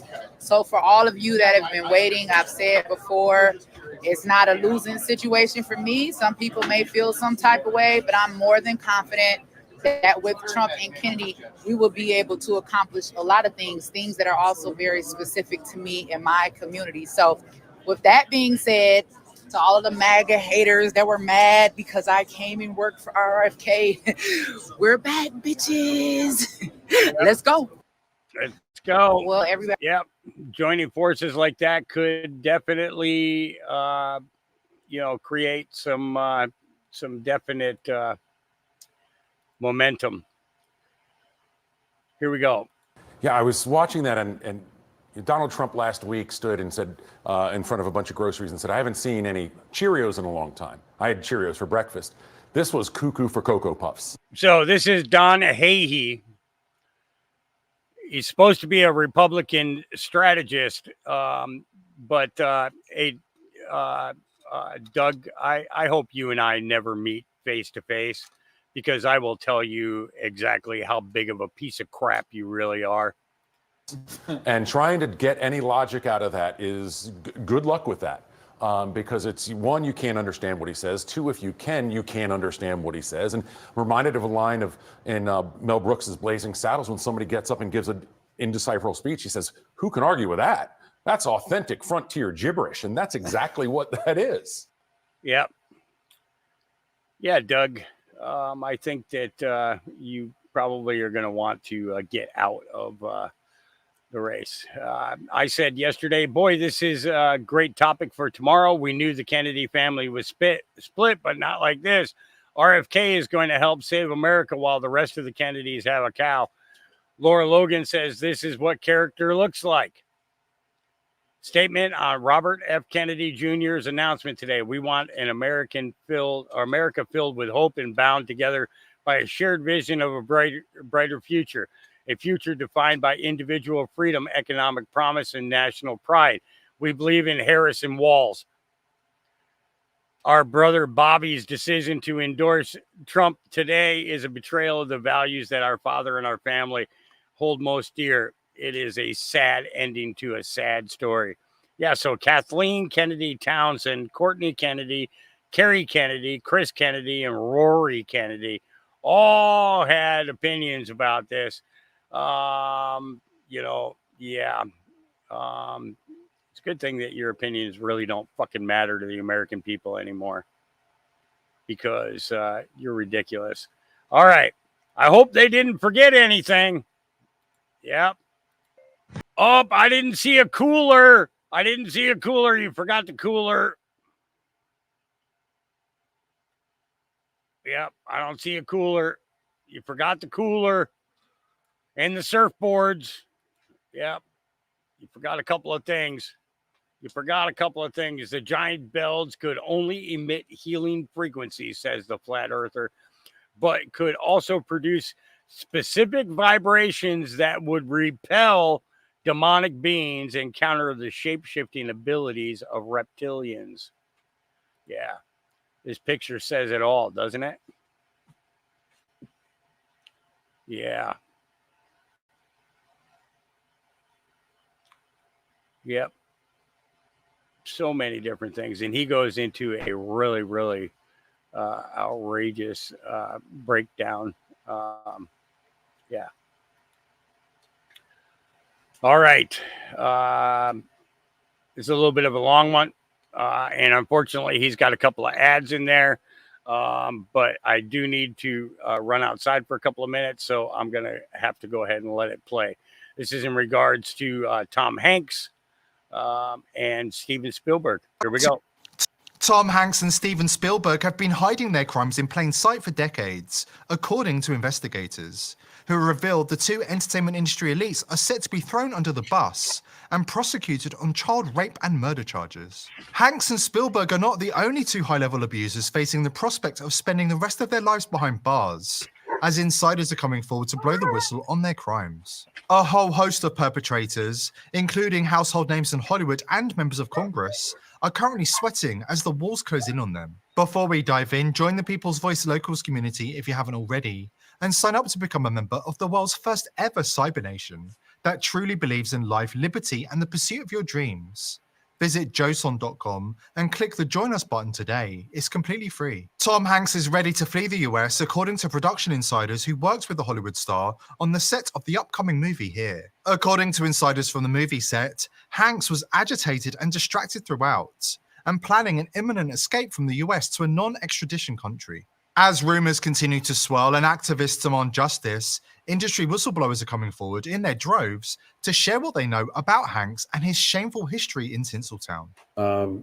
I've been in Hollywood for over 2 decades, and I've seen things that are far worse than anything in the most horrific horror movie. But this is something that I need to get off my chest. You know Tom Hanks, right? Someone everyone knows and loves. Well, he had another actor murdered because he was on the verge of exposing his darkest secrets, the worst kind of sex crimes that would destroy his career and reputation in an instant. You know the story about Isaac Cappy, right? It all went down on Route 66. They staged the scene to look like a suicide, clean, precise, like it was ripped straight from a movie script, but anyone who's been around this town long enough knows the truth. The whispers started immediately. People talk in hushed tones at industry parties, on set, in private meetings, but no one dares to say it out loud. The power he holds is terrifying, and those who know what really happened are either in on it or too terrified to speak out. And let me tell you, the people who are in on it, those are some of the most sadistic, evil individuals you can imagine. They're the ones who control Hollywood from the shadows, pulling the strings, making sure that anyone who gets too close to the truth is silenced. They thrive on this darkness, using fear and manipulation to keep everyone in line. They're untouchable, or at least they think they are. This isn't just about Hanks's crimes. It's about an entire system that protects the powerful and preys on the vulnerable. It's a web of corruption so deep that it's become ingrained in the very fabric of Hollywood. I can't stay silent any longer. The truth has to come out, no matter the risks. People need to know what's really happening in this town, the lies, the cover-ups, the crimes. It's time to shine a light on the darkness.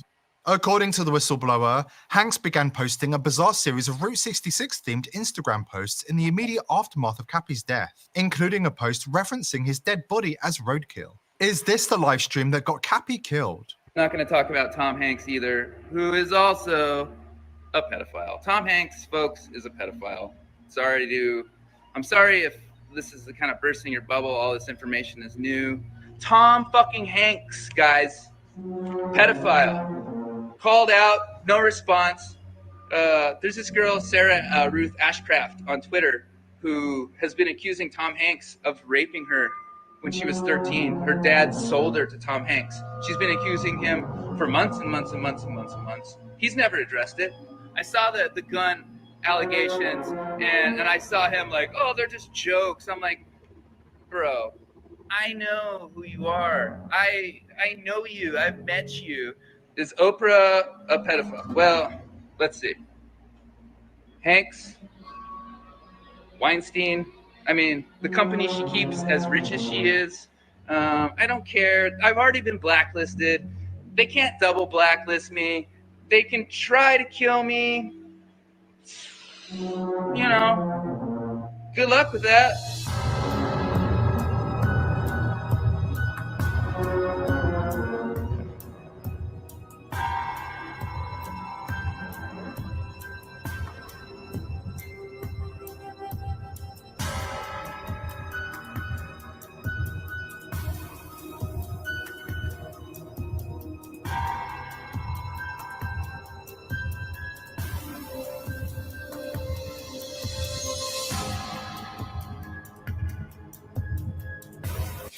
Yeah, it's true. My parents got coronavirus. Crazy.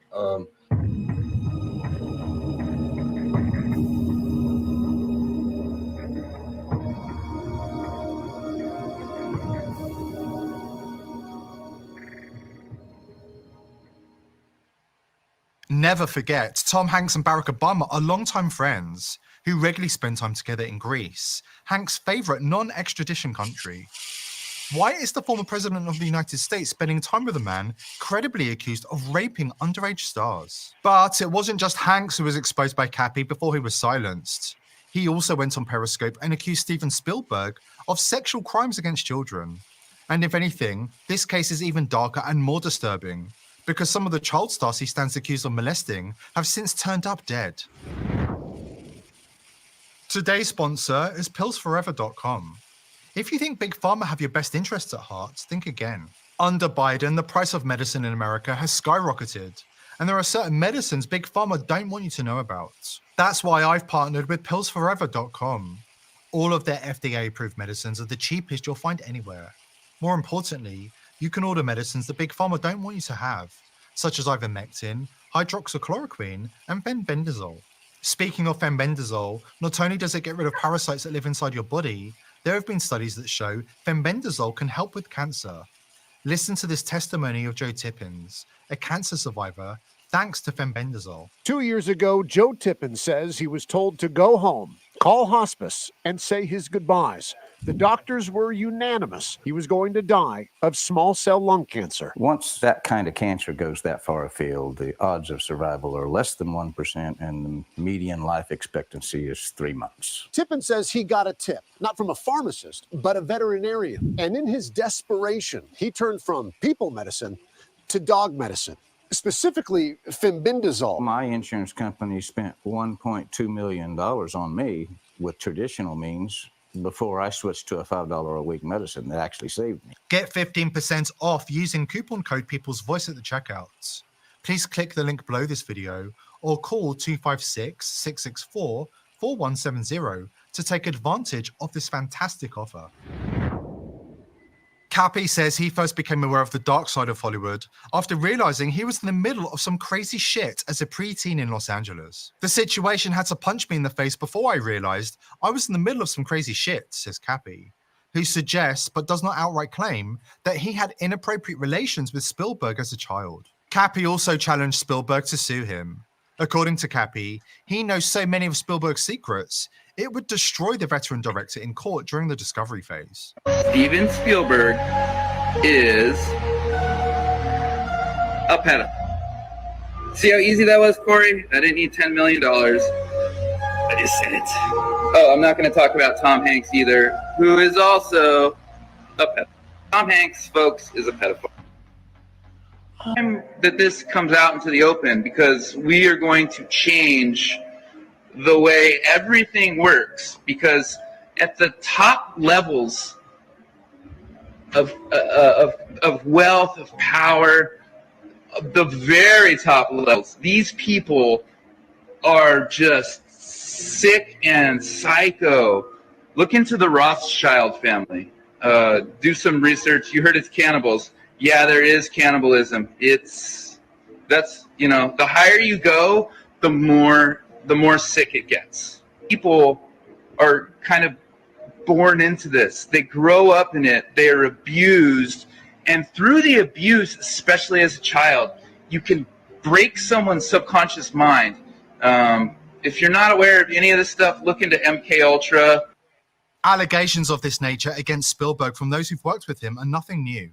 Crispin Glover, who played Marty McFly's father, George McFly, in Back to the Future, appeared to accuse Spielberg of paedophilia in a 2013 essay. A prominent Hollywood entertainment lawyer also explosively revealed that Poltergeist child star Heather O'Rourke was raped and murdered by Hollywood executives. Heather played the character Carol Ann in all 3 of Spielberg's Poltergeist films. She died in 1988 at the age of 12 from intestinal stenosis, a severe bowel obstruction. According to the lawyer writing under the pseudonym Enty on Crazy Days and Nights, everybody in Hollywood knows that Heather was violently raped on the set of a TV show called Rocky Road, which led to her tragic death. One of the stars of the show described the atmosphere that tragic day. A bunch of fucking pigs.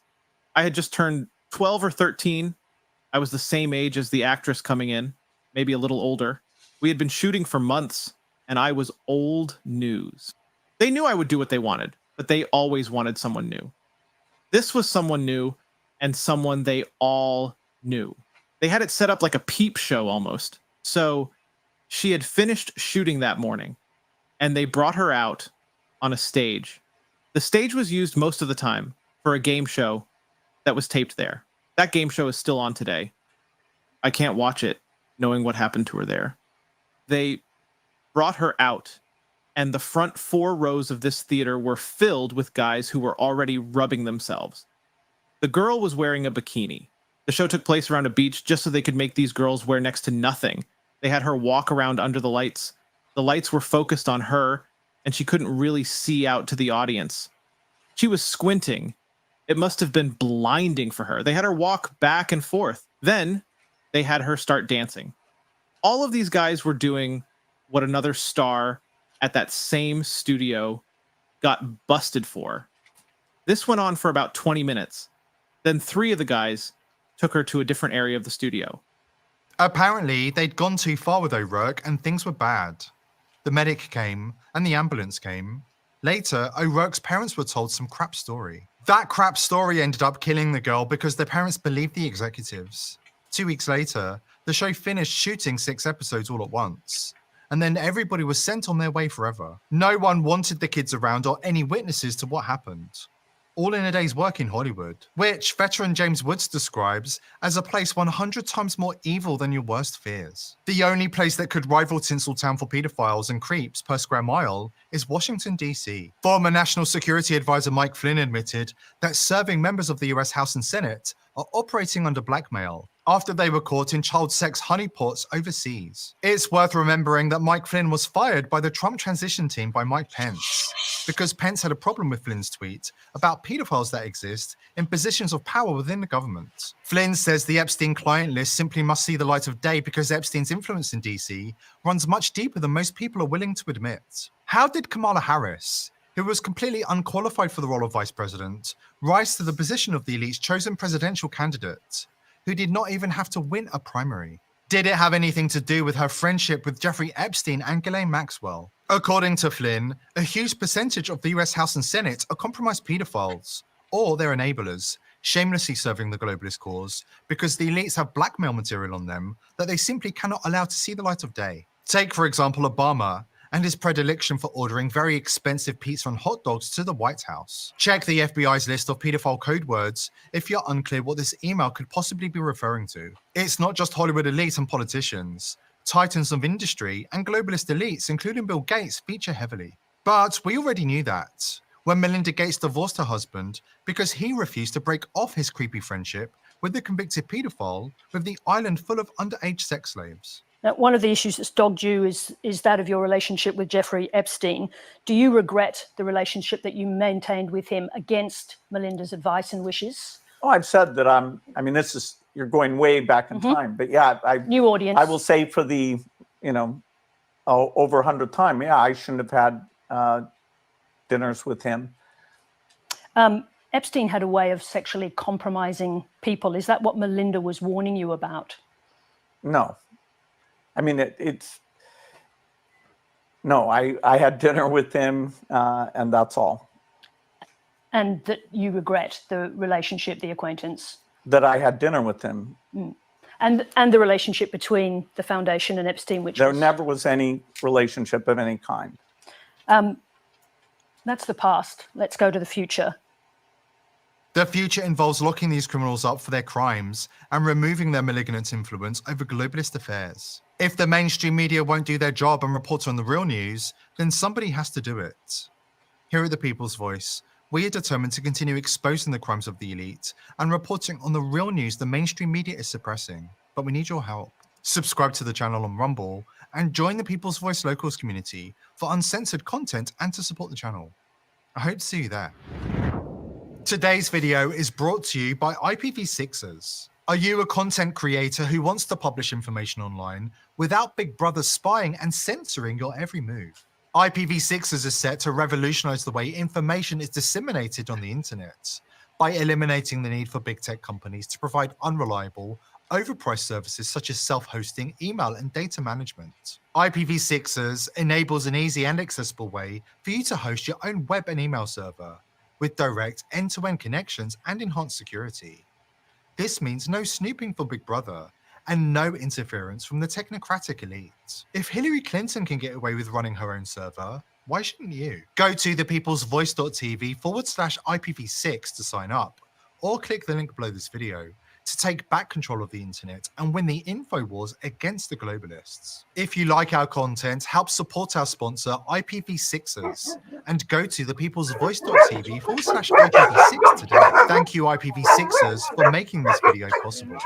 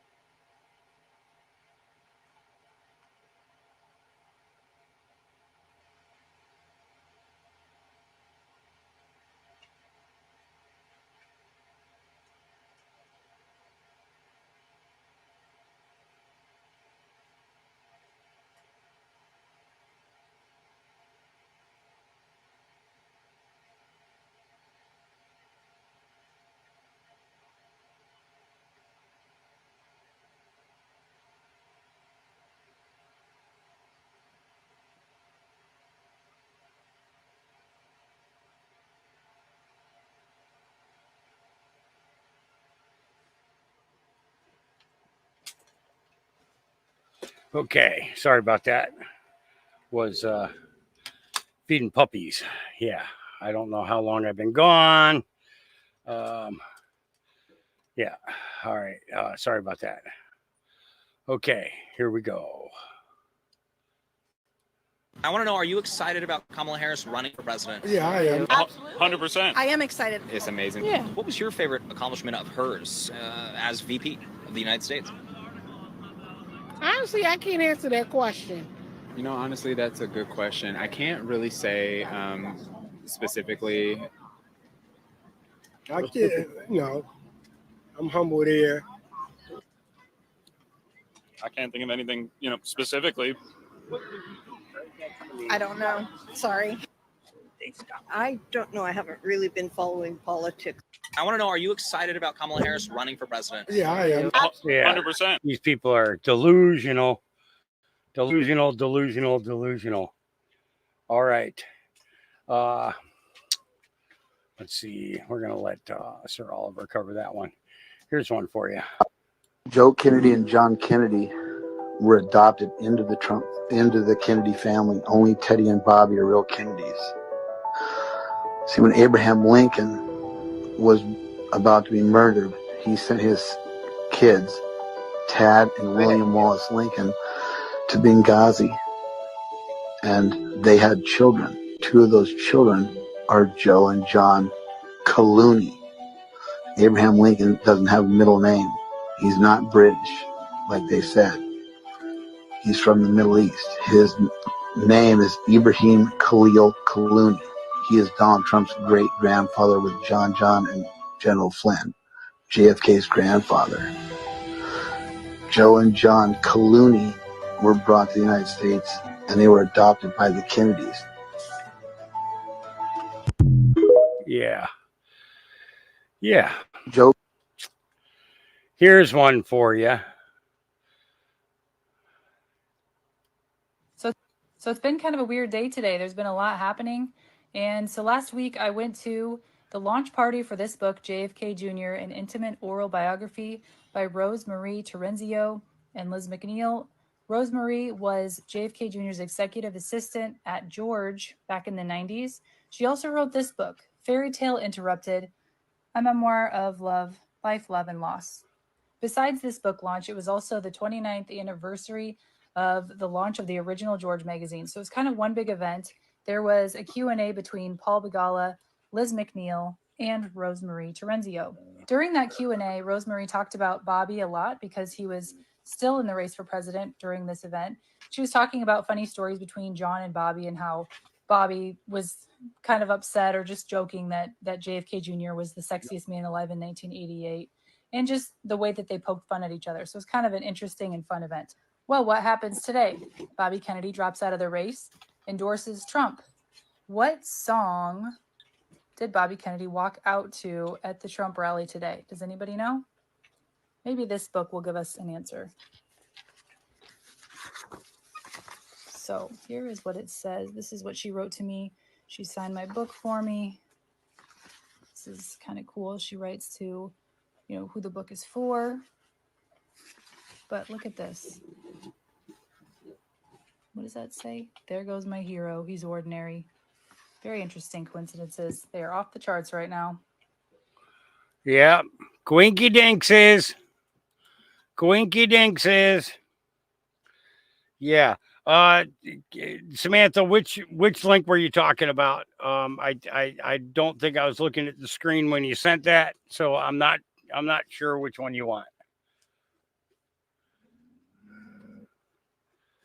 This one, Kennedy and John Kennedy, or this one, or this one, or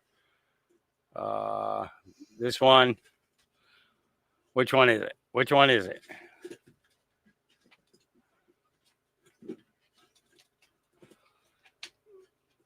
The one with Cappy and Hanks. Okay, that's this. That would be this one here. All right.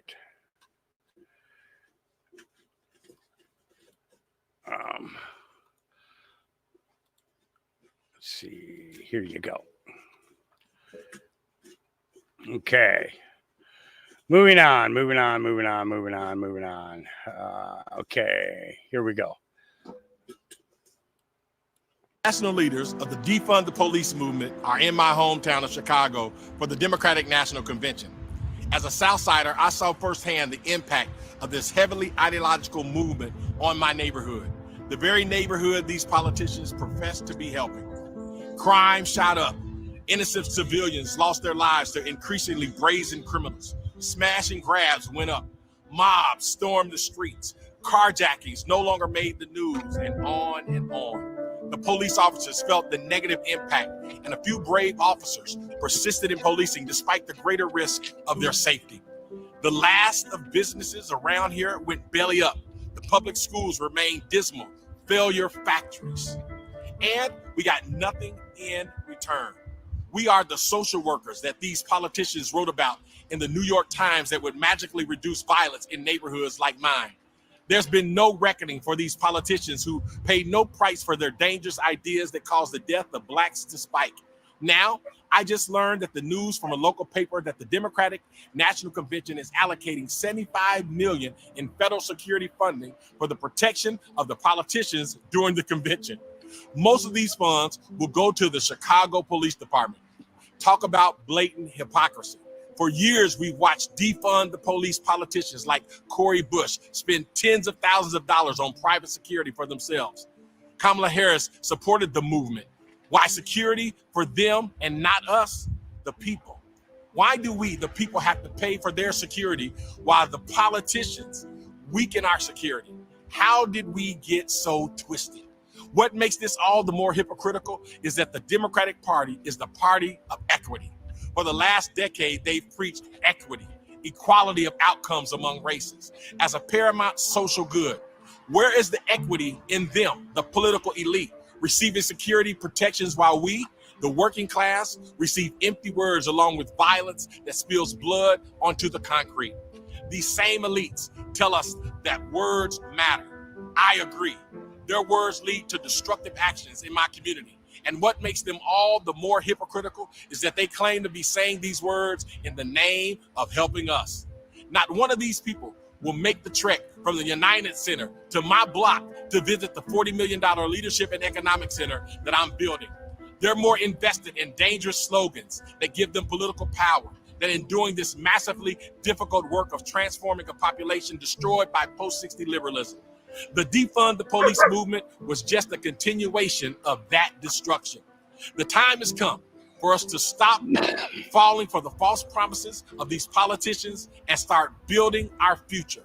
The hope lies with the people and not with the politicians. God bless you and God bless America. This has been another Rooftop Revelation. There you go. Yep. All right. And here's yet another one.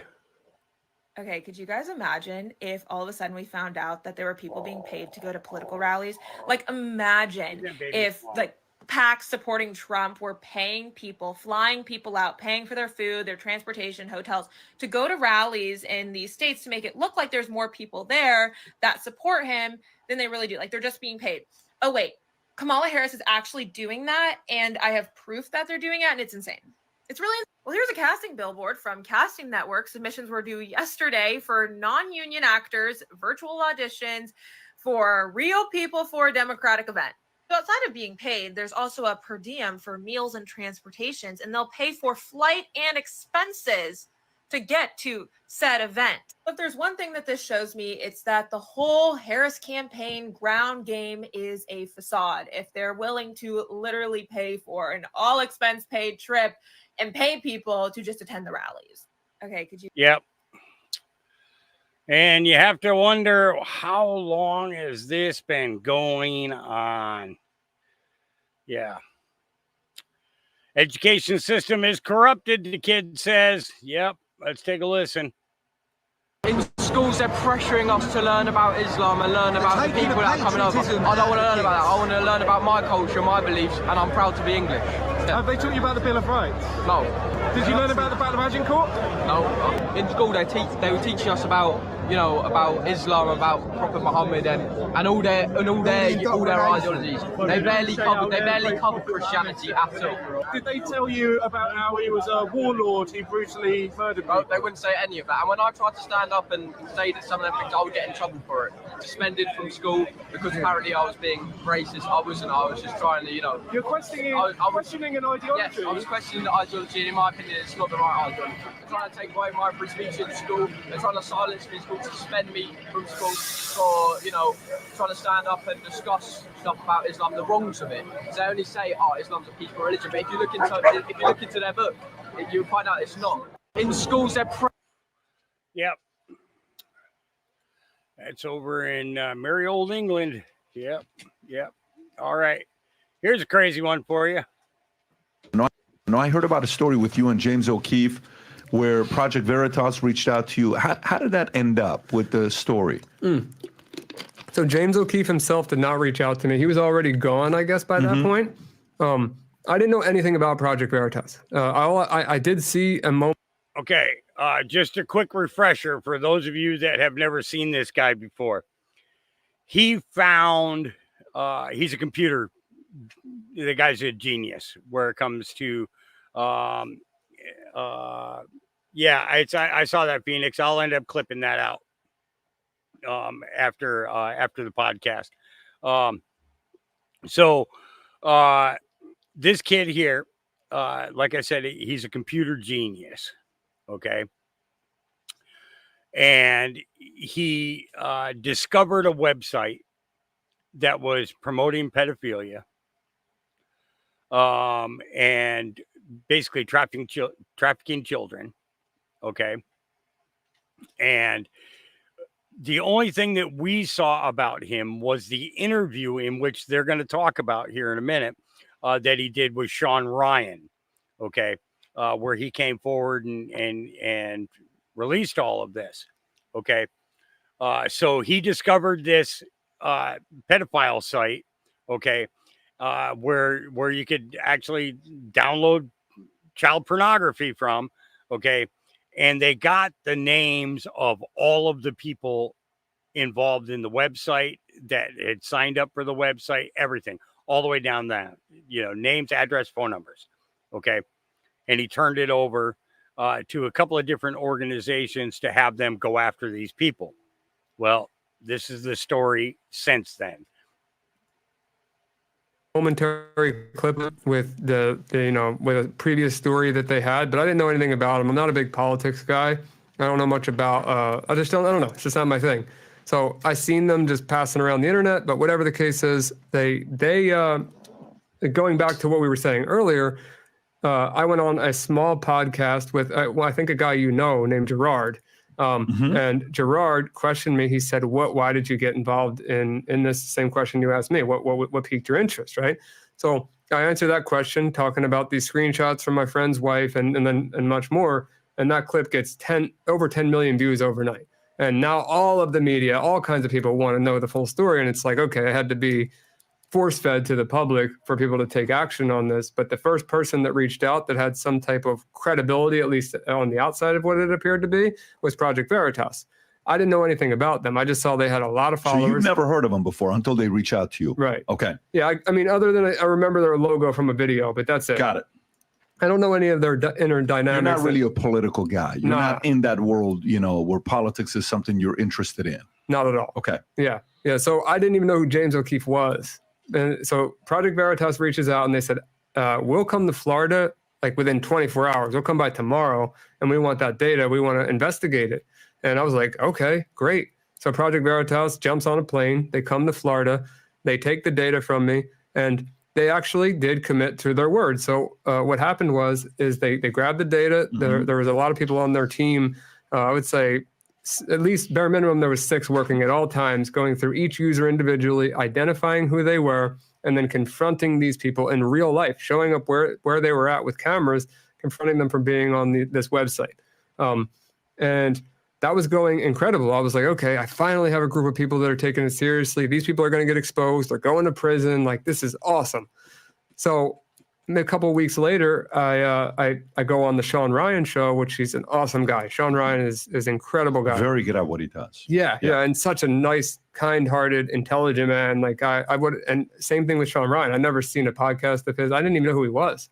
I just like Well, he's very good at what he does. I love him. I love him. He's a great guy, and I was willing to go on his podcast, but the way that it was structured was Project Veritas was going to do their release, which was catching one of the predators from that database, which they did. They released their first video, which was it went okay for them, but not great because they were getting a lot of hate at the time for James O'Keefe. Sean Ryan then released early because he made an agreement with Project Veritas that they were going to have their second release after I went on the Sean Ryan show. Well, they had an interim CEO come in. Her name was Hannah, who then got on the phone with me and told me that she's looking for more of a tsunami, and this is not something that they want to continue with. So after identifying over 500 pedophiles and in a huge database of pedophiles, so there was way more work to do, way more people to confront, this interim CEO shuts it down. And then the Sean Ryan show, I end it by saying, we're going to be releasing more information, basically. And it never happens because the interim CEO shut it down. So all of that investigatory work that was done by all of the people at Project Veritas, it was for almost nothing, which was sad to see because those people really tried hard, and I respect them. How much time did they put into it with you? Oh, I mean, a lot of time. I would say there's 500 of them, and they didn't want to do anything with 500. They confronted a few of them in real life, but after I got shut down by that interim CEO, no. And is that interim CEO still there or no? I don't know. I would check if I'm kind of curious. Her name was Hannah. Project Veritas CEO Hannah Giles quits. The chief executive of Project Veritas said Monday she stepped down from a role at Project Veritas. So who is Project Veritas's strong evidence of past illegality? Is interesting. I don't know this person. I don't know what she's done. Yeah, I've never met her in person. I just talked to her on the phone once, and she told me that the story was not a tidal wave. But what I would say back to Hannah now, if she was watching this show, is, well, there's about 2 billion views on the internet to say otherwise. And she should have taken the story seriously because it would have not only helped Project Veritas and the brand at the time, but it would. The more important part is it would have helped a ton of people. What brand was that? Project Veritas. So O'Keefe was already gone from Veritas when this happened. Okay, so you can't blame James O'Keefe for this. Okay, the lady Hannah that he's talking about was the lady who took over when he had to leave. So you can't blame O'Keefe on this one. Okay, you can't. Okay, and he didn't approach O'Keefe Media Group to do this. He approached the remnants that remained of the original Project Veritas that O'Keefe was no longer part of. Veritas, like they were getting so much hate at that time for the owner James O'Keefe leaving or getting fired or whatever really happened. Like this would have been a perfect opportunity for them to restore their name and do something good in the meantime. And she just shut it down because she didn't believe in it for whatever reason. After she stepped down, did anybody else ever reach out to you? Have you talked to anybody else or no? Yeah. So some of the reporters that would, like, I have no problem with the reporters that helped me out. There was a few of them guys that really seemed to care and were very furious that they couldn't do anything about it. They actually moved on. Some of them work for the Crowder show now, the Stephen Crowder. They've moved. They've kind of jumped all over the place. But them guys really cared about this project, especially when they saw how many children were on the site. Because remember, 4-year-old data approximately. Some of these kids were 16 that we can now identify now. We see they're 18, 19. So they must have been children when they were members. And they were claiming to be kids at that time. So they were selling their bodies to adults for money on this website and much more. Why do you think she didn't go live with it? I wish I could tell you. Don't know. It's not a tidal wave, was her words. That's not a tidal wave?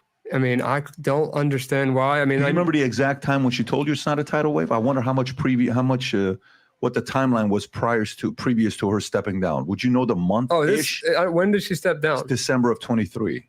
December of 23. That would have been So May 8th is when the Sean Ryan show released. I remember that because Penn Tester got a ton of traffic at that time. So the Sean Ryan show being released, and then that thing blew up pretty quick. So it would have been right around that time. So so it's 7 months later because December 11th when she stepped down. Yeah, something like that. Yeah. Well, she's going to see this. No, I mean, Hannah, I don't get it, but it is what it is. That the situation is being handled regardless. It's not like it got thrown away. Just Project Veritas wasn't the group that was able to solve it or investigate it further. I had to take other avenues, which thankfully I'm capable of doing now. But I didn't have the ability to do what I'm doing now prior to force feeding the public, which I didn't even mean to do either. Just happened that way. Well, no, you're everywhere. I mean, at this point, there's nothing you can do about it. You're everywhere, and we see videos of you, 20 million, 25 million, 30 million, 10. You have so many clips that have gone all over the place. Hey guys, my name is Ryan Montgomery, also known as Zero Day. I'm proud to be part of the app Minect. If you have any questions regarding child safety, cybersecurity, or even any of the gadgets that you see me use all over the internet, feel free to reach out. I'd be happy to help you with any questions or concerns you may have. Stay safe. So if you like this clip and you want to watch another one, click right here. And if you want to watch the entire podcast, click right here. Yeah. So that was with Patrick there. So I remember that interview with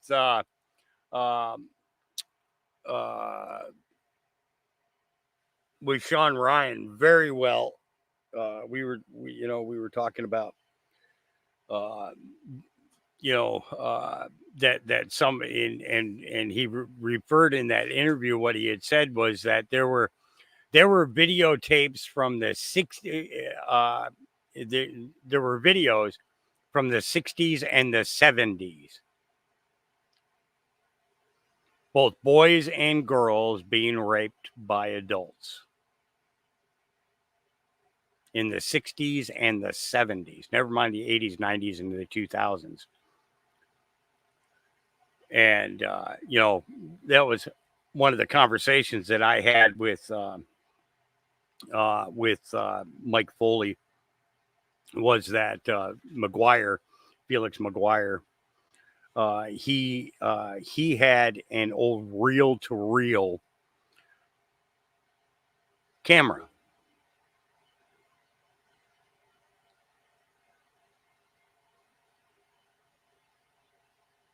And I know that they recorded a lot of what they did to me. And what Mike Foley had said to me at that time is, he says,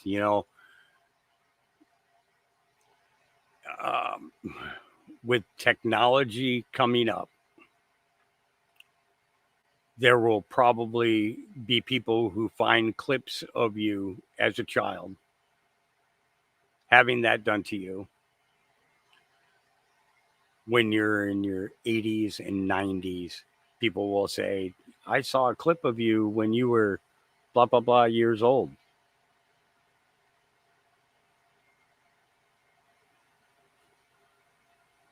That there's absolutely no way to make that stuff erase from the internet. Everything on the internet is forever, whether people ever recognize it or not. It's forever, and so that's it. Was disheartening to hear, when I was 11, 12, 13 and 14 years old to hear that from a detective, and here I am almost 60, okay, and constantly have to relive this stuff over and over and over again. It never goes away. It affects you. There's every child, every girl, every boy and girl that are raped and sexually abused, never ever forget it. It is a wound that cuts so deep. You can pray and have some of that emotion taken away. But the fact of the matter is there's always a remnant. There's always certain things that could be said, or a smell. You know, smell was a big one for me.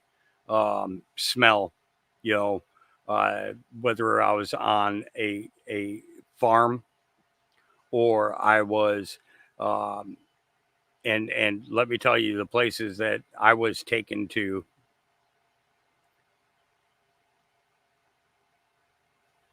you know, every place had a distinctive smell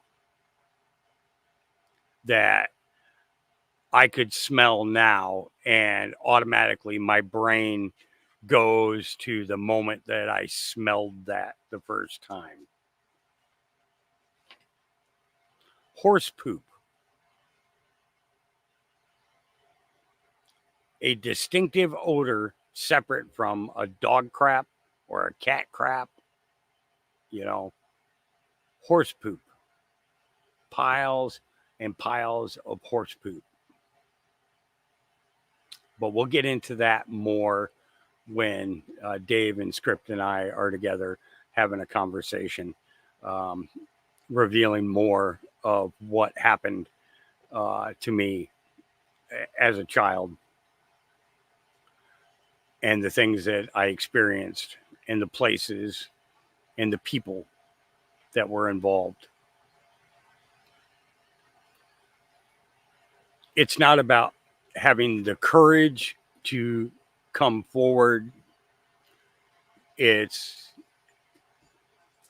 having the self-guilt and the self-devaluing that comes from that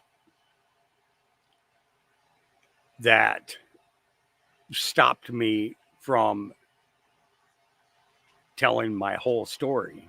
You've only heard parts of it, bits and pieces, you know, and we're gonna dig more into that when we get together. And I'm not sure if it's going to be today, tomorrow, or Monday, but it's going to be in the next couple of days. That I will tell you. And trying to mentally prepare myself for it is not an easy thing to do, because just since I reacted to a post last night, so many memories have come flooding in, places, names of people, nicknames that they had for people and places. Things like that. Remember seeing signs driving into a town, the name of the town that they're taking me into.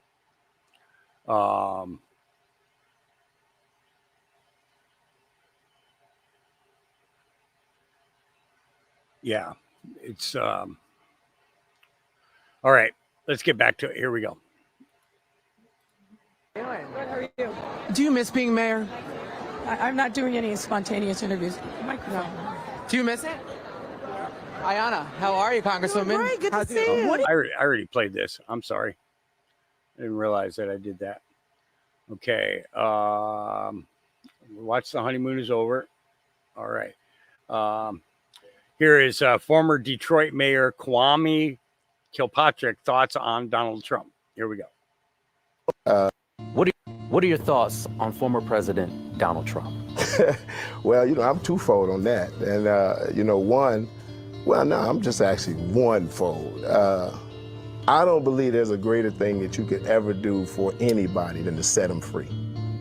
Whether that's from a physical prison or emotional one or a mental one, I don't care what it is. He, with one stroke of his pen, eliminated a 28-year sentence that was hanging over my head. And I walked out of prison. And so I thank him immensely. I want to meet him. I want to shake his hand. I want to talk to him. I've sent a letter. I've tried to, because I think it's deserving. I'm not as emotional about politics as people in the streets. Yeah. So, and Chuck Schumer, he's got something to say here. This is interesting. Talking to Gen Z voters. What's he implying here? Is he trying to buy votes? Is a Democrat Party buying votes with promises? Take a listen. You tell me. Senator Schumer, what's your message to Gen Z? Gen Z, Harris understands, Walz understands your problems. Down payment for a house, $25,000. All the folks who can afford the monthly payment but can't afford the down payment, we're coming to help you. Really? Really? Let's listen to that one more time. Senator Schumer, what's your message to Gen Z? Gen Z, Harris understands, Walz understands your problems. Down payment for a house, $25,000. All the folks who can afford the monthly payment but can't afford the down payment, we're coming to help you. Yeah. Senator Schumer, what's your message to... What do we got to do in order to get that $25,000 down payment there, Mr. Schumer? Yeah. And that's a damn good question. Jan Hasselbeck says, or I'm sorry, I probably just said that. Hasselbush says, and where's the money coming from? Yeah. Where is the money coming from? Yeah. Bill Schutz says, that's illegal, Schumer. Yeah. Oh, they're not saying only for illegals. They're not saying only for illegals. He said Gen Z. Listen again. Listen again. Listen closely. What is your message for Gen Z? Senator Schumer, what's your message to Gen Z? Gen Z, Harris understands, Walz understands your problems. Down payment for a house, $25,000. All the folks who can afford the monthly payment but can't afford the down payment, we're coming to help you. That was directed towards Gen Z, who are our new and up-and-coming voters.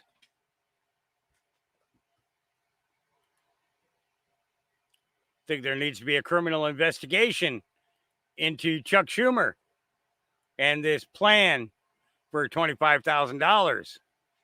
Yeah. Lives at TikTok says, holy crap, a first grade teacher in, let's see, it is Montgomery County Public Schools was arrested for allegedly selling fentanyl during school. She would leave class to go sell drugs to buyers right in front of the school. We need to shut down the education system until we can figure out what the fuck is going on. Here we go. A first grade teacher in Montgomery County is facing drug charges, and investigators believe she may be connected to a deadly overdose. Our Lionel Donovan is near Dr. Charles Drew Elementary School in Silver Spring, where that teacher worked. And Lionel, just to reiterate here for our viewers at home, we're talking about a first grade teacher selling fentanyl. That is correct, Lorenzo. These court documents came down just a short while ago, but they say Sarah McGid was working at Charles Drew Elementary. Meanwhile, at the same time, she's accused of trafficking multiple narcotics, including fentanyl, for months, sometimes even leaving the classroom in order to sell the drugs right outside the school building. Now, the court documents identify McGid and her Facebook page seen here. The documents describe a nearly 5-month-long hunt for McGid that began in late March when police in D.C. found a man dead inside a drug recovery center. An autopsy revealed that fentanyl was the cause of death. From there, investigators discovered text conversations going back to January between the man and McGid about drug transactions. After putting her under surveillance in June, authorities moved in on Monday, searching McGid's Burtonsville home and taking her into custody without incident. Now, these documents also talk about an anonymous tip police received that claimed McGid had been buying and selling fentanyl in Xanax pills for at least 4 years. The court documents say she's been with the district for the past 2 years. Now, Magid is currently not being charged with the man's death, just for possession and distribution of drugs. She is currently being held without bond, and a preliminary hearing is scheduled for September 13th.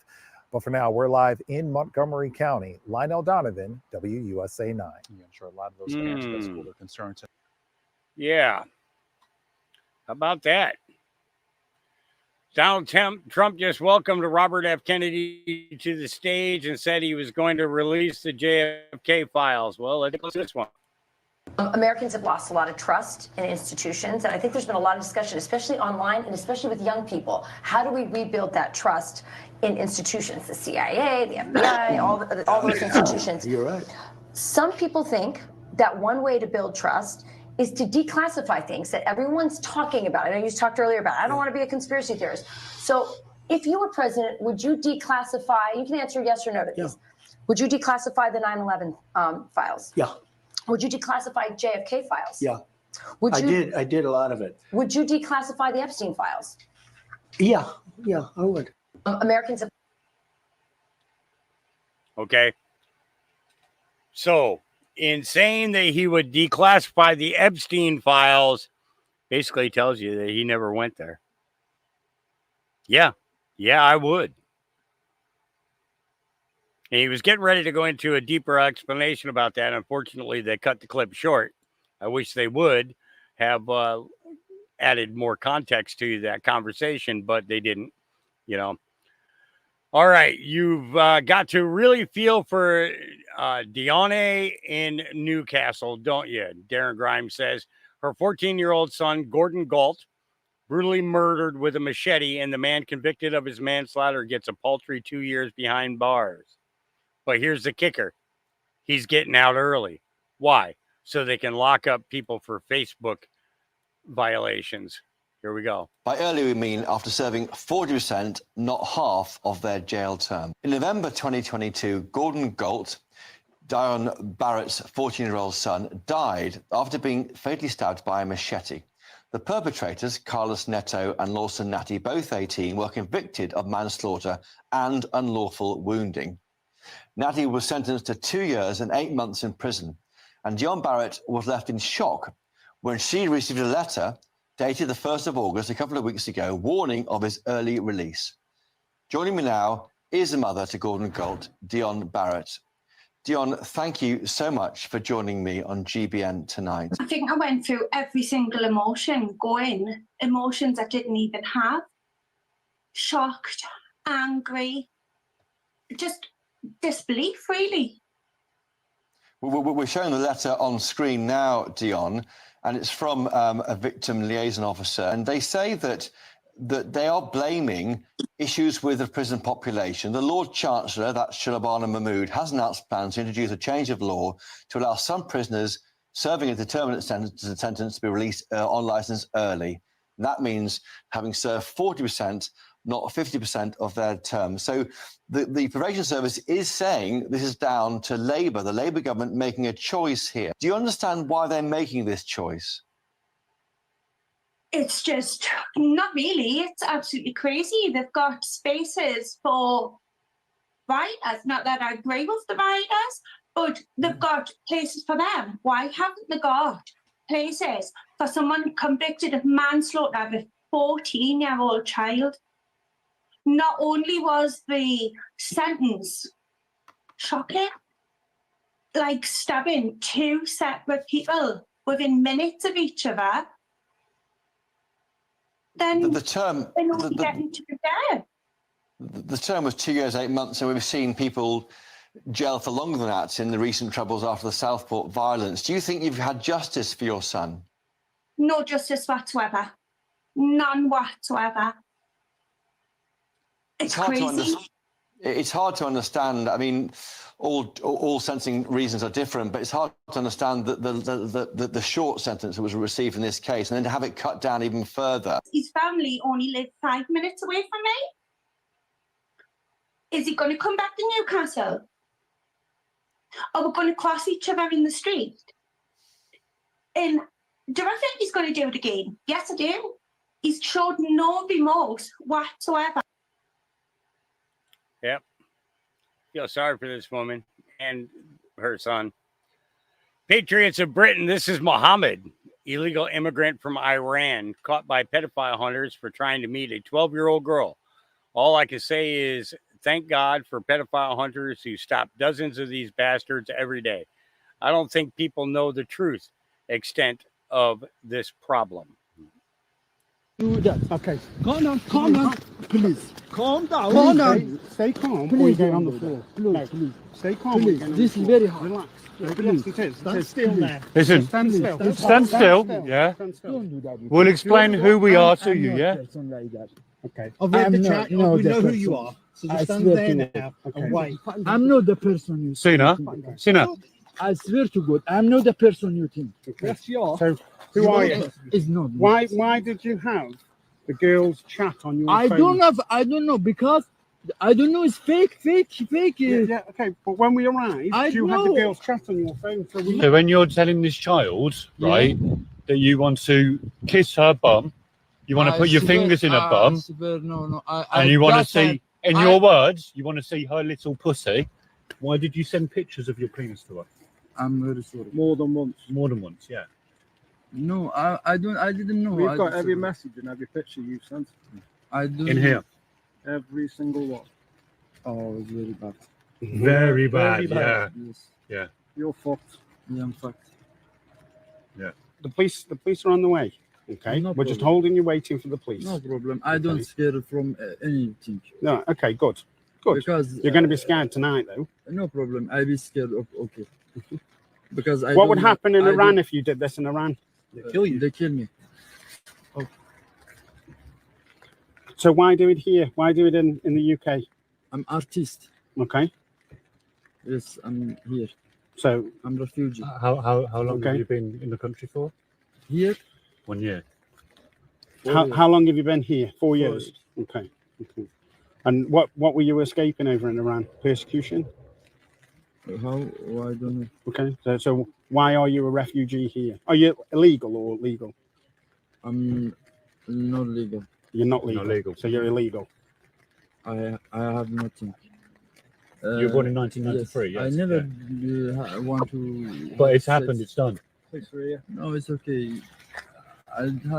I was before. I was before in prison as well. Now. What for? Where in Iran? No, here. Prison here. What for? You got a flashlight? Anything.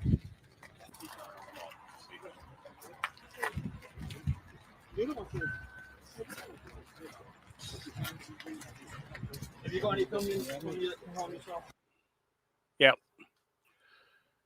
So it's just highlighting some of the problems over there. You know, I'm not trying to pick on the UK or anything else. I'm just trying to shine some light on it as to what's going on there, because if things keep going the way it is, it's going to be the same thing that we're going to have here. Tell us what happened then. What happened was the foreign man on the bike drove into a bunch of kids, all the kids, to obviously run a move or whatnot.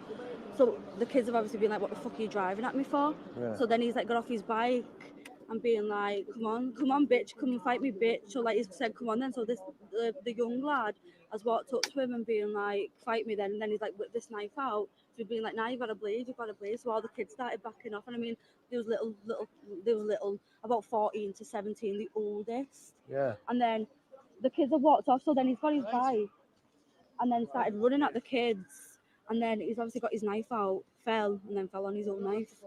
Is he over there now, or is he? No, he's being took now. And how old would you say the alleged perpetrator was? Late 20s. And how old was the kids? No, about he was 14 older to than 17. 20. No. He was. No, he wasn't. He was about 28. Late 20s. He's got an old face. So there's a massive police presence in Liverpool city centre outside Primark now. I could only understand what them girls were saying, but I believe that, someone's pulled a knife out, ran at these kids, slipped and stabbed himself. Fucking crazy. Yeah, let's see if I can get another view from up here. You've got to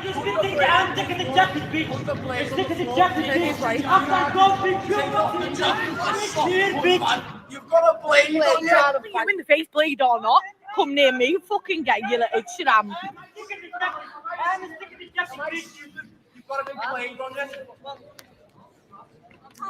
And other than that, you're showing kids your dick, you fucking nonce.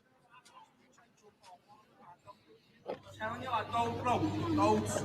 here, bitch, slip and come here, everyone, I'm coming you. Leave him alone.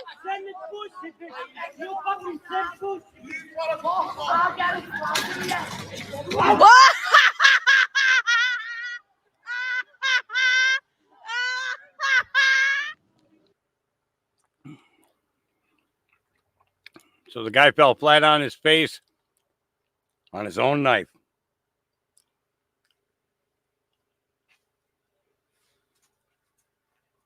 Yep. Oh, and that's in Liverpool. That's in Liverpool. Yep. Laura Logan said, "This is a great day to be alive and to be an American." Paul Hookham says, RFK's endorsement of Trump today summed up a single meme. It's no longer Democrat versus Republican. It's control versus freedom. Yep. That's what it boils down to. Speaking of crazy kids doing stupid things, 15-year-old Baby K, who tried to kill a 14-year-old on a school bus, but the gun jammed 3 times, was sentenced to 25 years in prison. Keaton Holland was sentenced to 60 years for attempted murder, with 25 years to serve and an additional concurrent sentences for firearms charges. Holland was charged as an adult for the 2023 attack in Upper Marlboro, MD, Maryland. I believe that is. He held a gun to the victim's head, pulled the trigger 3 times, but the gun jammed each time. Police found 3 live 3mm cartridges on the floor of the bus. The 2 other teens involved in the attack were also charged as adults. Here we go. It was appropriate in this case because of the planning, the deliberation, the execution of what he wanted, which was to murder a child. Our victims are still feeling the impact of the decision that Mr. Holland made on May 1st of 2023. I hope that this sentence brings some measure of peace and some measure of closure to the victims as well as the community. It was clear that we had a mission today, which was to hold him accountable and to get justice for our community and our victims. Yeah. Yeah. And you got an adult there who saw this getting ready to go on and just ran off the bus. You know, hey, let's not protect the children. You know, yep. Yeah, crazy. Bo Loudon. Real. I think Trump has a real gift. I mean, a gift you've never seen. And it's not something like it's new. It's not something, some act he's putting on because he's running for president now. But since the 80s, he's been paying off people's mortgages. And I've been putting a lot of this out recently, and I'm getting DMs from people saying, "Oh, Trump did this for my family. He paid for my dad's cancer treatments. Yeah. He paid for my mom when we failed on no deal or no deal." Stuff like that, like just random things. And so that's how, and this is the kind of, you take that kind of character, you know, he makes every employee feel like gold. Every person around him feel like gold, no matter what scale they're on. Doesn't matter. They don't have to be super rich and successful and handsome. He'll make that person feel like the best person in the room. And no other person in his position does that. I think Trump. Yep. Yeah. Good content there, Mr. Bo Loudon. All right. Batshit Bronkers Britain for you. Katie Hopkins, here she goes. Breaking news here in Batshit Bonkers Britain on August the 23rd. Energy prices set to rise by 10%, just in time for it getting colder when you actually need to use your heating. Obviously, Labour have made the bold decision to take away money from elderly people who need heat to survive and give it to young junior doctors and train drivers sat in their warm cabins instead. They're also sending millions of your taxpayers' cash overseas to resolve climate Step change at the BBC. Jermaine Genius out. I mean, you assume he probably sent pictures of his knob to someone. I mean, whatever. Nothing yet from David Yelland, John Sopel, or Emily Maitlis in support of Jermaine. Presumably, they saved their support for old white BBC pedos. No one can be sure. And finally, Fabrizio, now called Valentina, is a trans athlete in the Paralympics who just took bronze, I think in the 400 meters. Disabled people not only now have to overcome the fact that they have a disability, they also have to overcome the fact they're running against a biological male. But apart from that, and the thing that I look more like Princess Anne every day, I'm going to be used as her stand-in very soon. That's it from Batshit Bonkers Britain.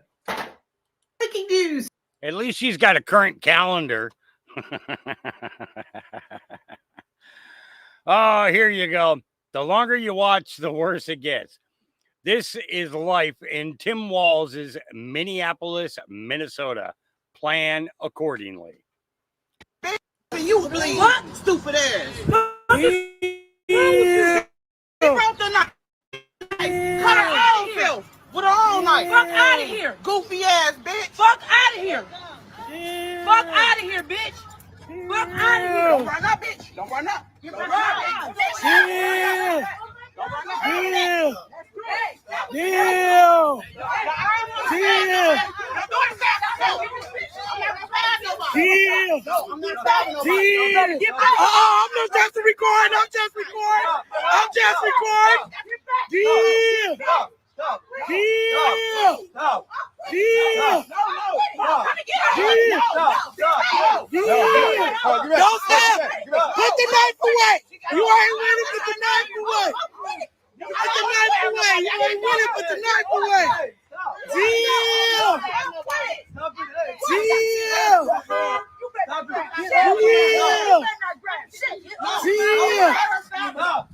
Damn, I got it recorded for y'all. You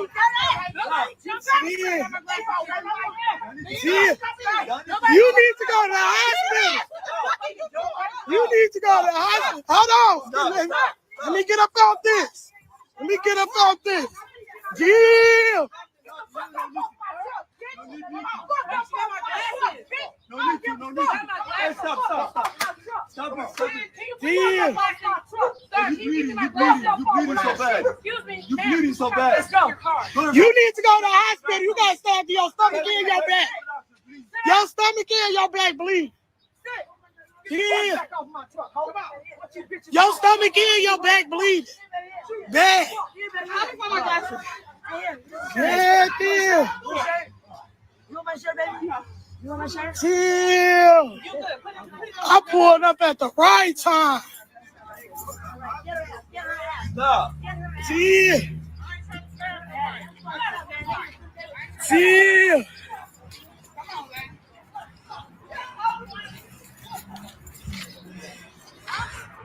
Yeah. I hate having to turn my head this way in order to see this damn thing.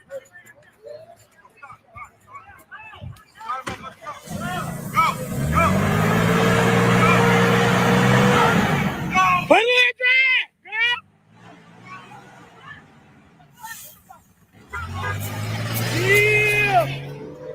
Chill. You need to go to the hospital bad. Yeah, there. Pulled up at the right time. You need to turn your damn phone so that we can see this thing properly. I'm getting a crink in my neck.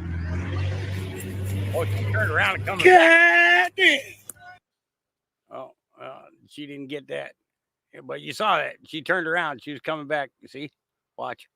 You'll see that white vehicle come back. See it? They turned around. They's coming back. They's coming back for more. Yeah. Yeah. Yeah. Lordy, what is going on in the world today? Yeah. Hey, nope, I didn't mean to do that. Dang nabbit. Go back to where I was. Oh, no. Ugh. I hate this.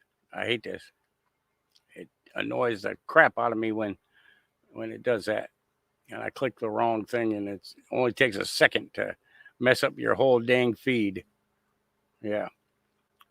Let me get back to it. Hang on. Here we go. Okay. As you can see, we don't have that much left to do today. All right. The BBC paid 150. I believe this is 150 quid to each audience member on question time. The BBC has to go. Here we go. The BBC has got to be got rid of. Yeah. There is no argument to make people pay 100 and whatever It's about quid it is. 170 quid a year or something now, isn't it? Unbelievable. I'm not paying it. No. And I'm not paying it. I'm not breaking the law because I've found other ways of watching programs and doing stuff. But as about 2 million other people have. Yeah. You disgust me. This is a question time problem, wasn't it? No, it's 30 grand they've paid the audience. Right. And not only if anybody saw that appalling excuse for a show that was supposed to be non-judgmental. Right. This is the thing that was with all the smaller parties, right? Yeah. But they had their own presenters and broadcasters within the audience. Right. But the whole audience cost 30 grand. But they also paid them to be there. Yeah. 150 quid each. Yeah. We wouldn't do that, would we? We certainly wouldn't. No, we can't afford absolutely to. not. Well, because we haven't got that kind of money. So, the BBC. I'm sorry, did you not know? That was a shock to me. The problem is that nobody takes this seriously. Yeah. Even I don't at the moment, because the BBC is a joke. It wastes so much money. And they say, oh, well, we can hardly broadcast. They're ruining their local radio. Yeah, they are. They're just in a complete mess. And quite frankly, it will be easier to close it down. Maybe one national news channel that is not supported I think you made an interesting point about the local radio shutting down, because I actually wouldn't mind paying the license fee if I knew that the young people had an avenue into media, which used to be the BBC. Yes. But now that's basically evaporated, and they're spending so much money on fluff entertainment, which I don't think is necessary. Fluff entertainment? Yes, Where did fluff you get entertainment. this Well, just I don't really want the BBC to feel the need to entertain the public. No. They're supposed to be a standard in journalism. Right. Just do the broadcast. news, right? Do the news, do the essentials. Right. Maybe if they can cut down on the license fee, that'd even be better, and give young people a chance to enter the industry. I think. But the thing other is, than they've that- lost their reputation for news, haven't they? Yeah. Because even though I think people abroad still think of the BBC as this great kind of bastion of, fairness, nobody in Britain thinks that anymore. No, I'd actually scrap the license fee. I think my biggest issue with the BBC is the fact that they're making pensioners pay. The BBC. Yep. It's there were a couple of things about the BBC that I actually liked, and this is the old BBC. Okay. Benny Hill was hilarious. Okay. Absolutely was hilarious. Monty Python was absolutely hilarious. And Are You Being Served was another one that was extremely hilarious. And it currently says that I've been live for 4 hours and 20 minutes. So you know that 420 announcement has got to be made right now.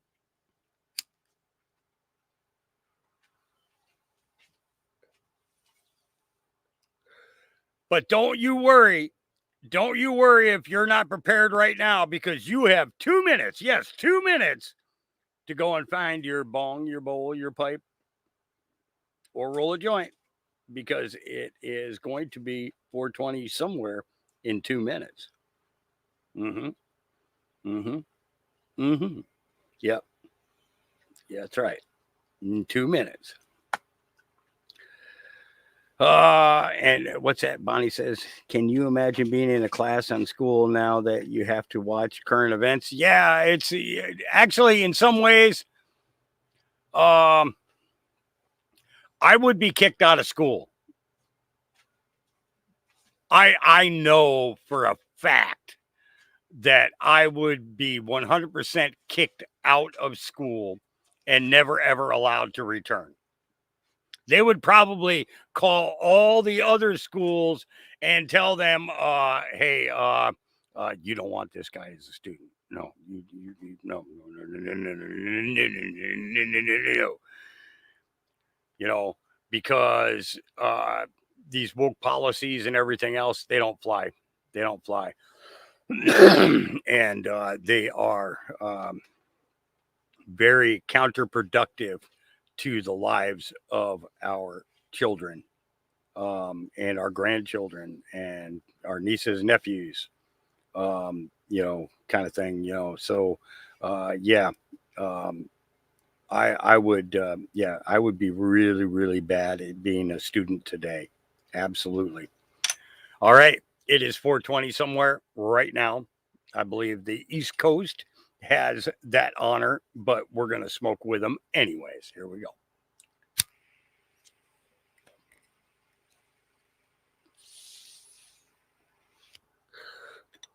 Oh, that's nice.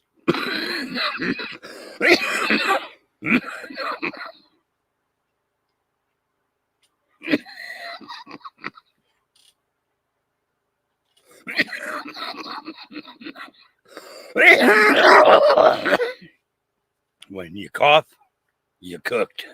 Yep. Your head feels lighter. And you're all of a sudden a little delusional, but extremely happy. Yeah. Okay. Moving on.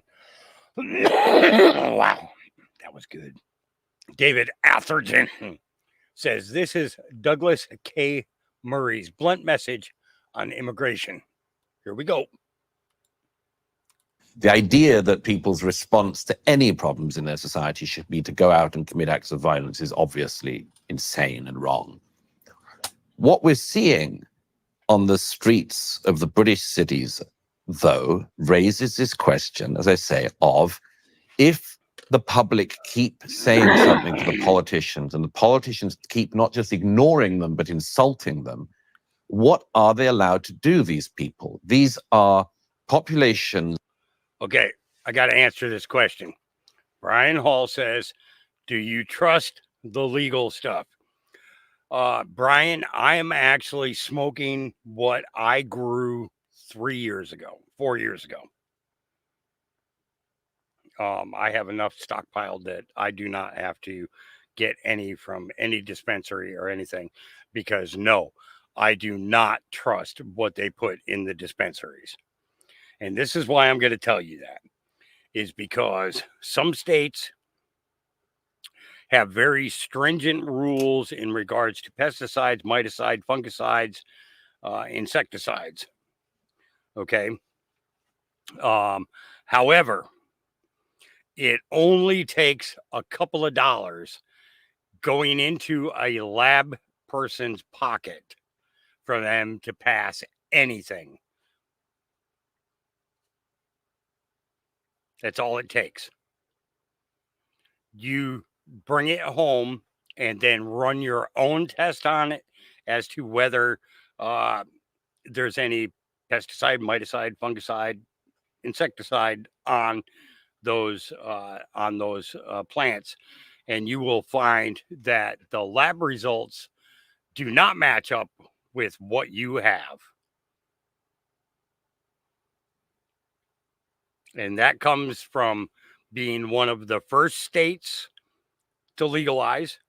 California went first, and Colorado went second.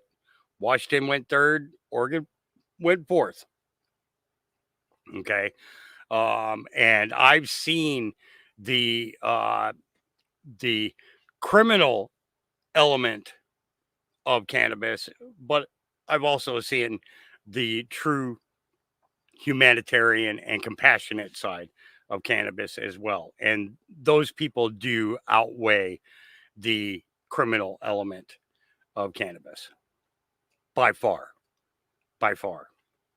Most people are very you don't have any? Oh, here, let me give you some to take home with you. Okay. RSO. Okay. I produce that. And if you are in Oregon and you have a medical card, I would give you RSO. Okay. If you came to me with your medical record stating that you had some type of cancer or something like that, I would absolutely give it to you. I would not charge you for it. I would give it to you. And the reason for that is, and with children too, because we were making CBD oils as well for children.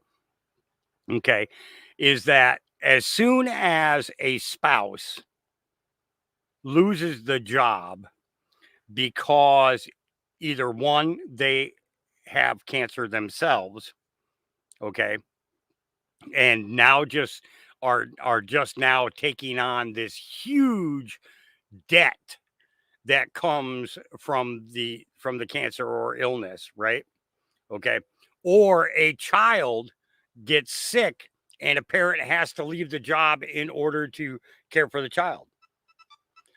And then sometimes you have one of the spouses is so sick that they are unable to care for themselves. So either the husband or the wife that was working now has to quit their job in order to in order to qualify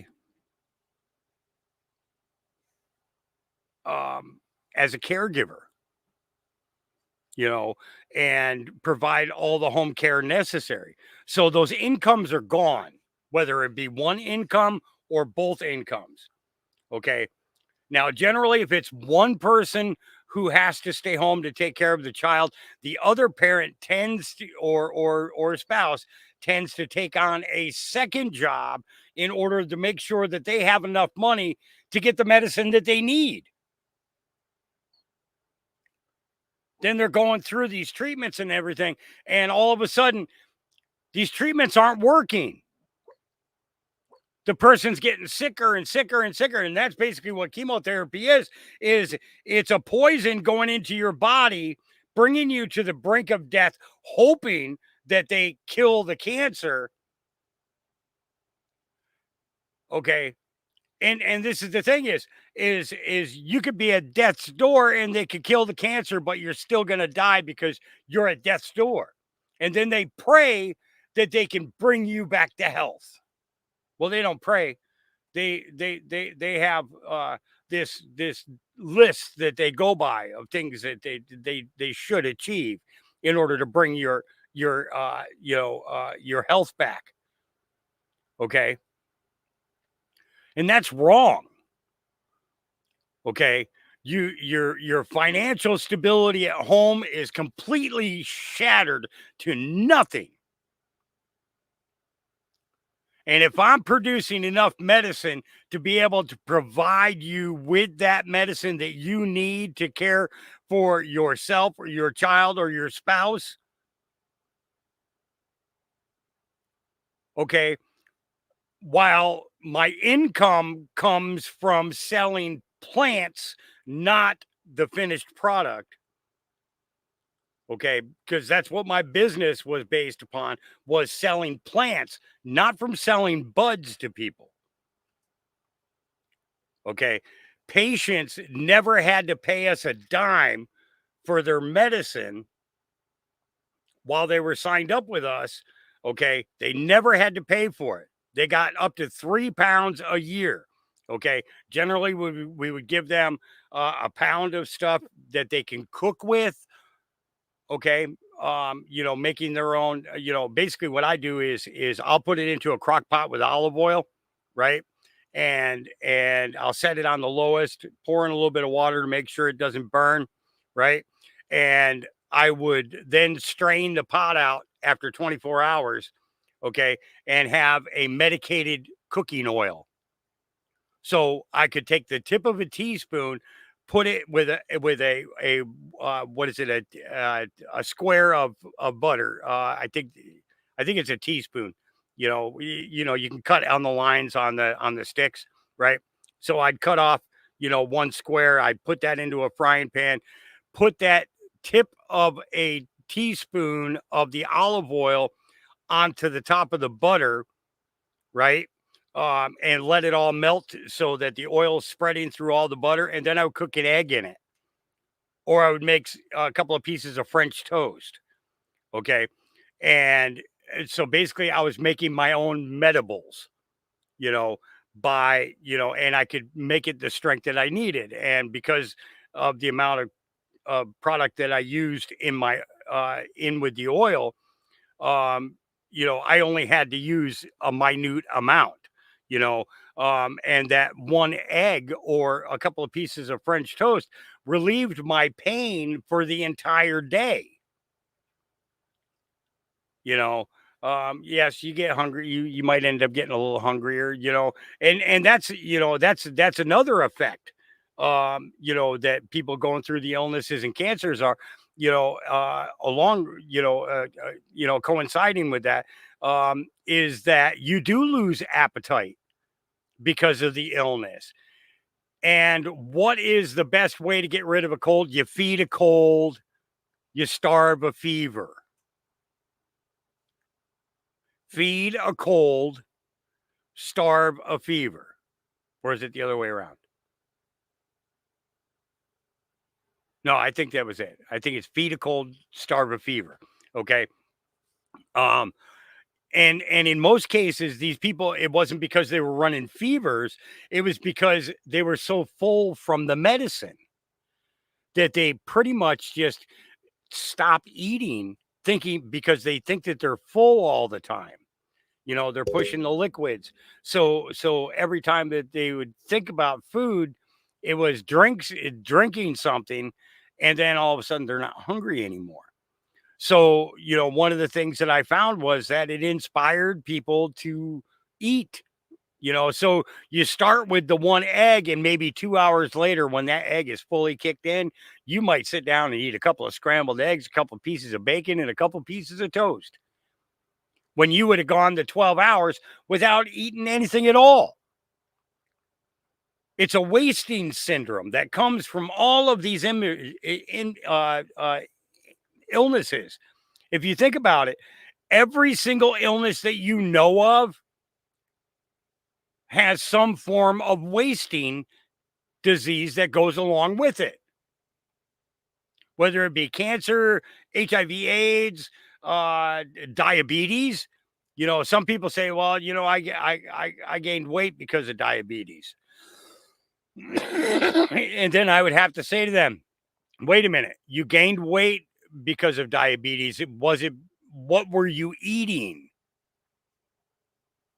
Right? You know, and that's part of it, you know. And it's a, you know, well, Johnny Tunes, you know, okay, so let me bring that comment up. Okay, he says, what about Parkinson's, basically? Okay, the thing about Parkinson's is it's actually harder to eat in Parkinson's because of the consistency and the jerking and the reactiveness of the muscles, right? So that's where taking a couple of tokes, you know, gets your party started, is basically what I would say. Okay, so you take a couple of hits on the pipe, and all of a sudden, you know, within a few minutes, your body is relaxing, it's breaking down. Okay, but that's only a temporary effect. Okay, but that temporary effect is long enough for you to be able to consume something while your hands are calm, while your muscles are calm, while you can chew and swallow and know that it's going to digest properly. You know what I mean? And if you put something that's a medible into your diet, then, you know, basically you start off with a couple of tokes just to get the hands to stop shaking and the muscles to stop. And then all of a sudden, you know, 20 minutes later, you're eating a medible that is going to provide you with hours and hours and hours of relief. That's the difference between smoking it and eating it. When you smoke it, you get a temporary effect. Okay. It can last from 20 minutes to a couple of hours, but that's the max of it. And you have to do it again. And then you have to do it again. And then you have to do it again. So by having that medible alternative, you're able to decrease how much you actually have to smoke, because you're getting it into your body or onto your body salve and stuff like that. That you can affect change in people's lives. And with Parkinson's, that's a very, very tough disorder. That's no different than MS. I mean, you look at people, you knew them when they were, in their 1 through 10. You knew them when they were in their 10s up to their 20s. You knew them all through their 20s. And then all of a sudden in their 30s, they start showing signs of MS. What did they take between all those years that created that illness? So yeah, there's a lot to look at with that. Absolutely, 100% a lot to look at, with that. And I'm sorry, I didn't mean to interrupt this guy talking and everything, but when a question comes up like that, I can get on a good rant about cannabis. All right, I really can, because I don't see it as the party drug that other people do. I see it as the medicine that it is. And if I'm sitting here doing a 4 or 5 hour podcast, you guys can imagine how my back feels, so I'm good for another hour, 2 hours, because of what I just consumed, because I have not eaten breakfast yet. I started early today, so I didn't cook any breakfast or anything. So, it's just, thank you, Dinah. Yeah. All right. Let's get back to this. I'm sorry. I'll start this guy over so that we don't lose the context of what this was about. But I needed to answer that. So, David Atherton again says he's Douglas M. Murray's. Douglas K. Murray's, I'm sorry, blunt message on immigration. Here we go. The idea that people's response to any problems in their society should be to go out and commit acts of violence is obviously insane and wrong.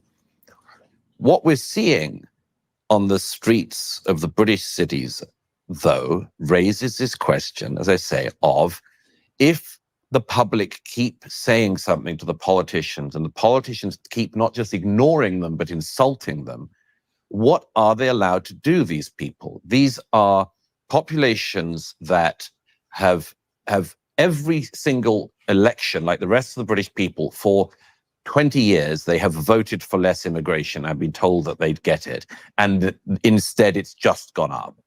They've lived through an economy since 2008, where of the jobs created by the British government since 2008, so in the last, what we're talking, 16 years, of the jobs created since 2008, 74% have gone to people who were not born in Britain. So just people think about this for a second. The government refuses to do what the public keep on asking for and what the government keeps on saying it'll do. It is seen to be, I think accurately, extremely lax on policing certain social cohesion issues. It's extremely eager to crack down on anyone of a Tommy Robinson type. And what material benefits have come about in the society in the last 16 years have largely gone to people who were not born in the country. I repeat, what is permissible in this situation to do? And I would say peaceful protesting would be one thing, or speaking up, or whatever you like to do, except that every time even there is a peaceful protest, the peaceful protesters are defamed as far-right neo-Nazis. I mean, there definitely will have been and have been in recent days some extremely ugly people who've come out of the woodshed, who I'm sure do include, as like one guy everyone's obsessed with who has a swastika tattoo on his back. Is that guy representative of all the people who are angry in the wake of the slaughter in Southport? I would have thought not. And in any other situation, every public official, political official, opinion writer, and policeman would be very wary of trying to tar everyone with that brush. I mean, for instance, the police and authorities, even when you have discovery of an imam in a mosque preaching violence, everyone is incredibly careful. Lawyers at all the newspapers and everyone else, to make sure that it isn't implied that everyone who attends that mosque is somehow in favor of this. In fact, woe betide you if you did do that. You have to say it's this one person and no one else is responsible. But somehow the actual desire to tar anyone who has, as I say, not got a voice and is wanting to make their voice heard as, you know, as a violent far-right neo-Nazi seems to me to be a big error by Keir Starmer and others.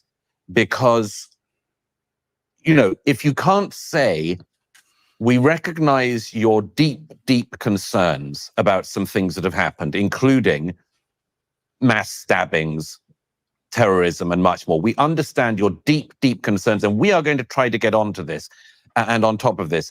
But there is no excuse to turn out on the streets and be violent against your Muslim brothers and sisters and neighbors or anyone else.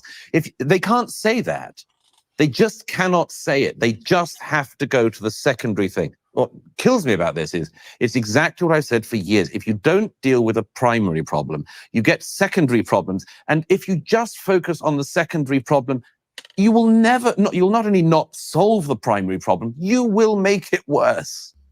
Exactly what we're seeing. Yep. You know, you agree with him? You agree with him there, Fred? My brother Ganja? Yeah. Yep. All right, here's another one. This is as usual, that Alex woman nails it. Well, I'm just gonna let her say it. Here we go, because she says it so eloquently and in such proper English.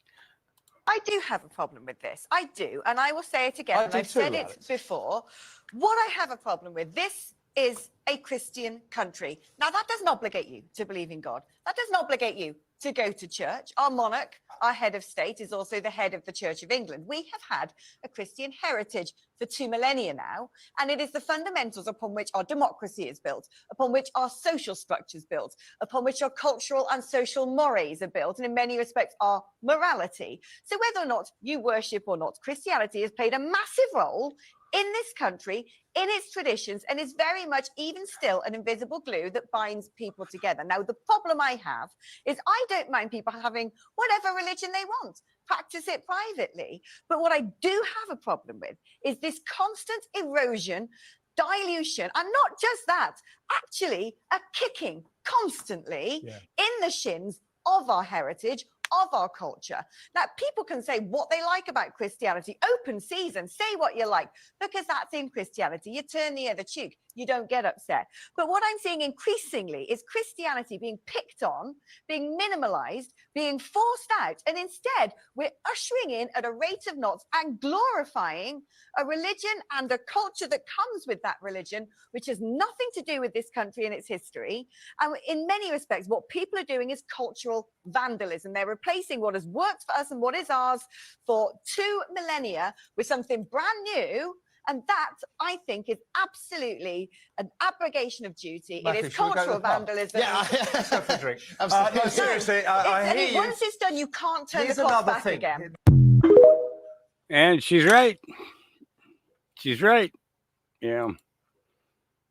Yes, I have to agree with Angel's comment here. The filters on cigarettes are not good. That's correct. You're inhaling fiberglass and plastic, which line your esophagus and your lungs. Yep. That gives cancer something to grab onto. Yeah. Allows it a place to ferment and to grow. That's why I smoke non-filtered cigarettes. Yep. All right. Johnny Midnight says Dan Bongino shared when a lifelong Democrat from iconic Democrat family who tried to run as a Democrat and whose running mate was a Democrat warned you about the dangers of voting for the Democrat in this election, you should probably listen. Yep. Yeah. All right. Wall Street Babe says boxes full of Make America Great Again hats are being discarded by this Amazon worker. If you ordered one of these mother effing hats, you won't be getting it on my watch. The employee is assuring his followers that they won't even be processed into the Amazon system. Hey, if you order one of these motherfucking hats from motherfucking Amazon, hey, you won't be getting it on my motherfucking watch. He's fired. I fired your ass. Oh, this boss, I'm gonna hide this bitch. Won't nobody process this bitch at all. Hey, if you... Yeah. How about that, Mr. Bezos? How about that? Yeah. All right. A Chicagoan says it like this. It's fire. Who's supporting these migrants? We are, because I work 12-hour shifts. I have to work for my money. I don't get anything free. I don't get to choose a $3,000 link card, or I don't get to buy a fancy car without working. You have to work hard for those things. So I think it's unfair. I think the migrants are bringing a lot of crime to the country. They're taking from the American people. They're taking from the American people. They're also selling drugs in our country. They're also snatching up young girls.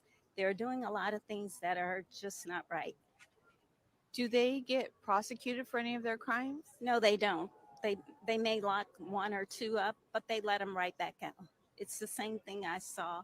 I don't live in Inglewood, but I saw something because I have to go in the area sometimes. And I saw how these migrants they're worse than the people here. They steal cars. It's a shame. It's awful. And I think it's invading our country. And Brandon Johnson doesn't do anything to stop it? Brandon Johnson is not worth a quarter. He's not worth a quarter. All he's doing is right now, because the DNC is here, he wants to make it look good. But clean the city up and keep it clean. Don't make it look good. Don't put a facade on for the people that's coming here. I don't think that's fair, and I don't think he should have another term, period. I will never vote for him. Never. I'm an old hippie. Yeah. I'm an old hippie. Don't honk your horn, lady. Don't do it. Under Section 4A of the Police Order Act, you'll be arrested for tooting your own horn. Yeah. Telling you. Don't do it, lady. Don't you do it. This is your warning. If you continue, you will be arrested. Okay? One more time. I'm going to do it. Hey? You might as well. Come on then. One more time. Go on, arrest me. Hey? Arrest me. Go on. 2023, straight with the red. Oh, yeah. Arrested for tooting your horn. Right, you're arrested for 6 recording from the corner.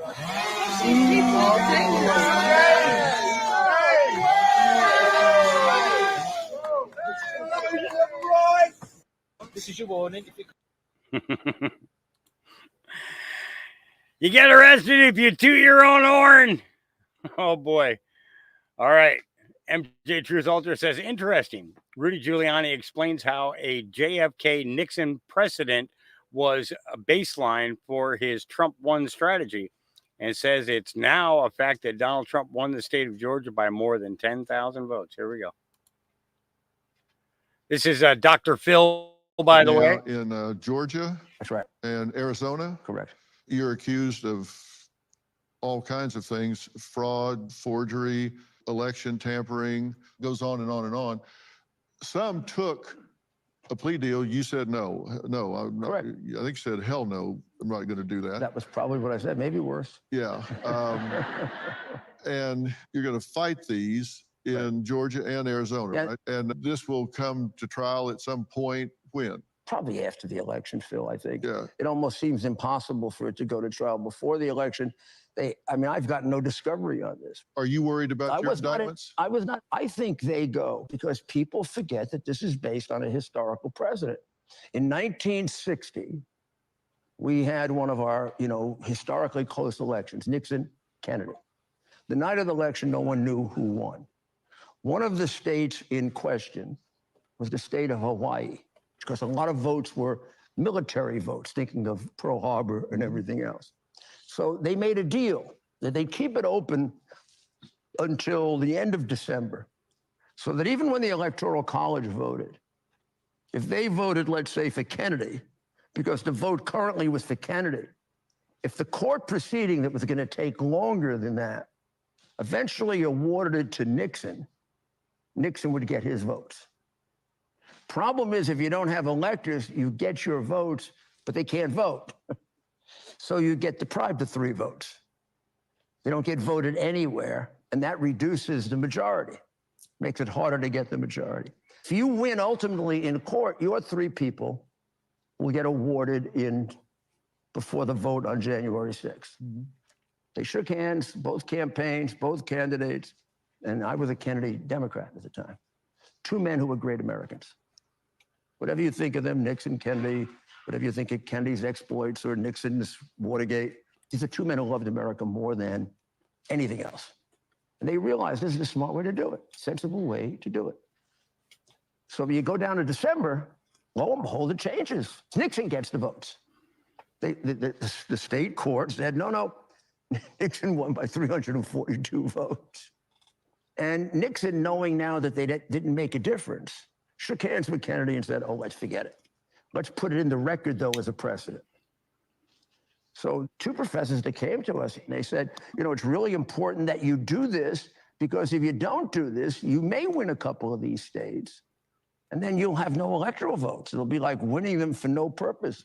Now, if you want to ask me, and they can lie all they want, did I think we were going to win a couple of these states? You're damn right I thought we did. I did. Whether I was right or wrong, my view as a lawyer was that if we had ever gotten a fair hearing anyplace, we'd have won every one of those states. I know the one place we got a fair hearing was the Georgia legislature. No one wants to read the report from Senator Litton after 132 witnesses that Trump won Georgia. You were just over 10,000 votes.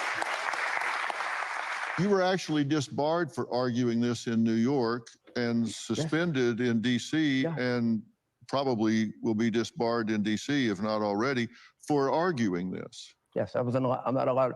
I'm not allowed to argue the best view of the case for my client, which is they should be disbarred for that. The rule I have followed as a lawyer, which is 50 years of ethical conduct, never a complaint to the bar. Yep. All right. Now in Georgia. That's right. And Arizona. Correct. You're accused of all kinds of things: fraud, forgery, election tampering, goes on and on and on. Some took a plea deal. You said no. No, I'm not. Correct. I think you said, hell no, I'm not going to do that. That was probably what I said, maybe worse. I think it's the same clip. Now in Georgia. They ended up putting it up twice. And Arizona. Correct. You're so now in Georgia. Yeah, that's right. And oh, I didn't mean to do that. Dang it. Did it again, didn't I? Yes, I did. Good thing is I know we're already close to the top, so we're getting there. All right, there it was. I told you we weren't far away. Wall Street Babe says the U.S. government Forest Service raided American couple's ranch, arrested them, and then sentenced them to prison for 5 years over a fence that was built in 1950. Here we go. I don't know why this isn't ever on every news outlet here in the United States. In fact, I had to find it on UK News. And it is true. The Forest Service raided these people's ranch, arrested them. They could face 10 years in prison over a fence that was built in 1950. Now, these people are only like 39 years old. They showed up to their home, all tacked out in tactical gear to arrest this family. They've been having some disputes back and forth with the Forest Service, but they were trying to work things out, and they got a surveyor. But the surveyor says it was going to take them up to a year to survey the land properly. And next thing they know, they're getting arrested by our federal government over a fence that was built in 1950. To me, sounds like the government just wants their land at this point, and that's the way they're going to take it. If I recall right, wasn't there an incident in Arizona with the BLM, and I'm talking about the Bureau of Land Management, over feeding cattle? Wasn't there something going on there? We all remember that. And he won in federal court. That's right. A fence built in 1950. And you're going to arrest the homeowners now? And they were trying to get the survey? Yeah, this is definitely a land grab.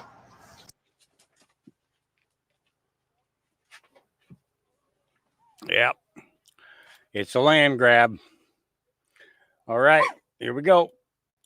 Trump, Donald Trump, Donald Trump, Donald Trump, Donald Trump, Donald Trump, Donald Trump, Donald Trump, Donald Trump, Donald Trump, Donald Trump, Donald Trump, Donald Trump, Donald Trump, Donald Trump, Donald Trump. Dear Lord, I think they like Donald Trump. In reality, it seems like Donald Trump keeps them up at night, like in a corner shaking, thinking about the big bad orange man, Donald Trump. Here's the thing. Next time someone is talking about why you should vote for Democrats, next time they're talking to you, say, hey, why should I vote for Kamala Harris? And don't mention Donald Trump.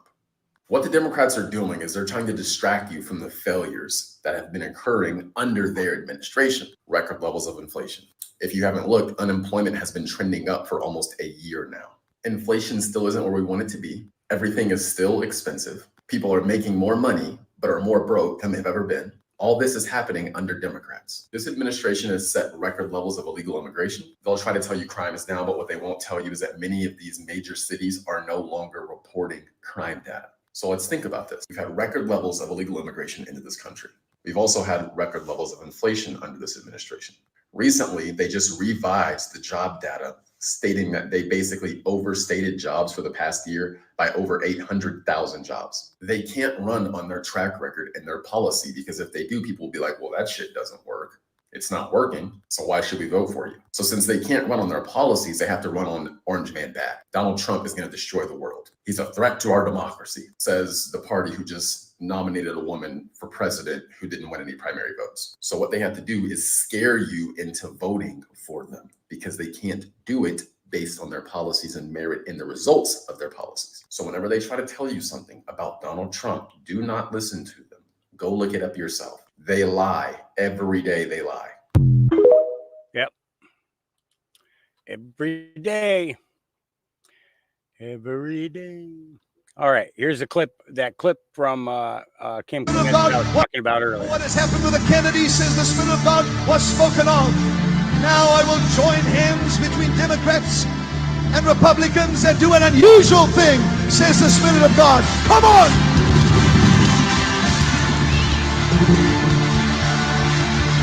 This was in 2009. They will say what they tried to increase, now they are decreasing.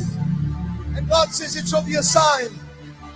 But even now that the Kennedys have come to this place, I spoke about it, that there would be a nation outbreaking and outpouring in the system, in this nation, the political system, the three enemies that shall rise up and already on their way. I will take them, I will set ambushments against them, they will confound themselves, and this nation shall rise above the occasion and come to oneness with God, says Lord.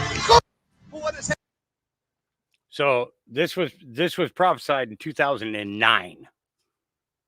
2009, August 29th of 2009.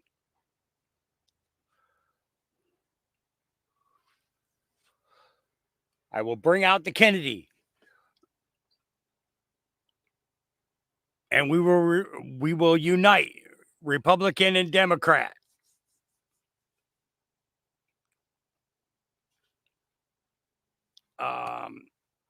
Yeah.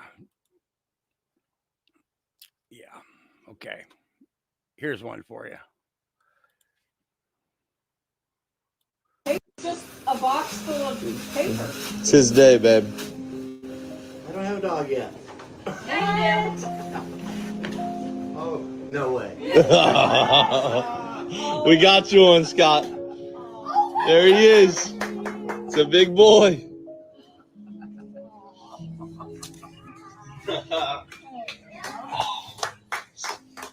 Sir. Yeah.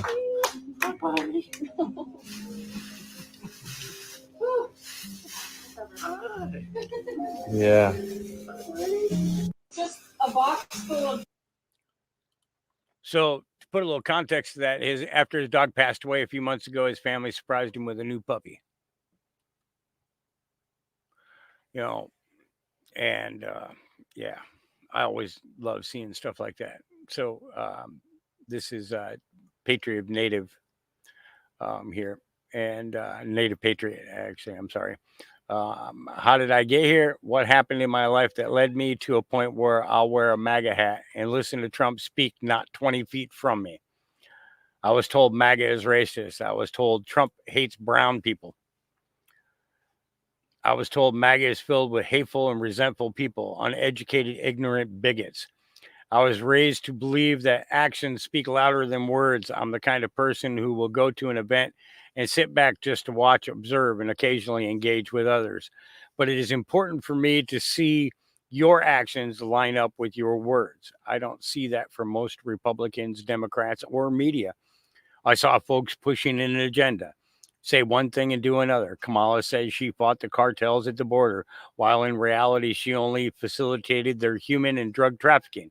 I look at the left of me, and I see folks who claim tolerance, compassion, acceptance, and empathy, but all I see is demand for obedience, pork tongues, and self-indulgence to the point of destruction. The people of MAGA have been the best people I've ever met. Whatever state I'm in, whatever attire I'm wearing, I hear no racism, no bigotry. I see no strong-willed folk standing, or I see strong-willed folk standing for their beliefs and looking for an answer to save this country. I'm a nobody from a town of 2,500 people on super liberal in super liberal Washington State. Inspired by the lack of opposition I saw back during the 2020 lockdowns, I asked myself, why not me? Why can't I stand and speak? Why can't I inspire others to do the same? So I started speaking, started getting more involved, started fighting cancel culture, and was able to send Holden Armenta to the Super Bowl with your help, of course. Thank you all who spread the message and donated. I don't have a media team, an advertising group, or very much money.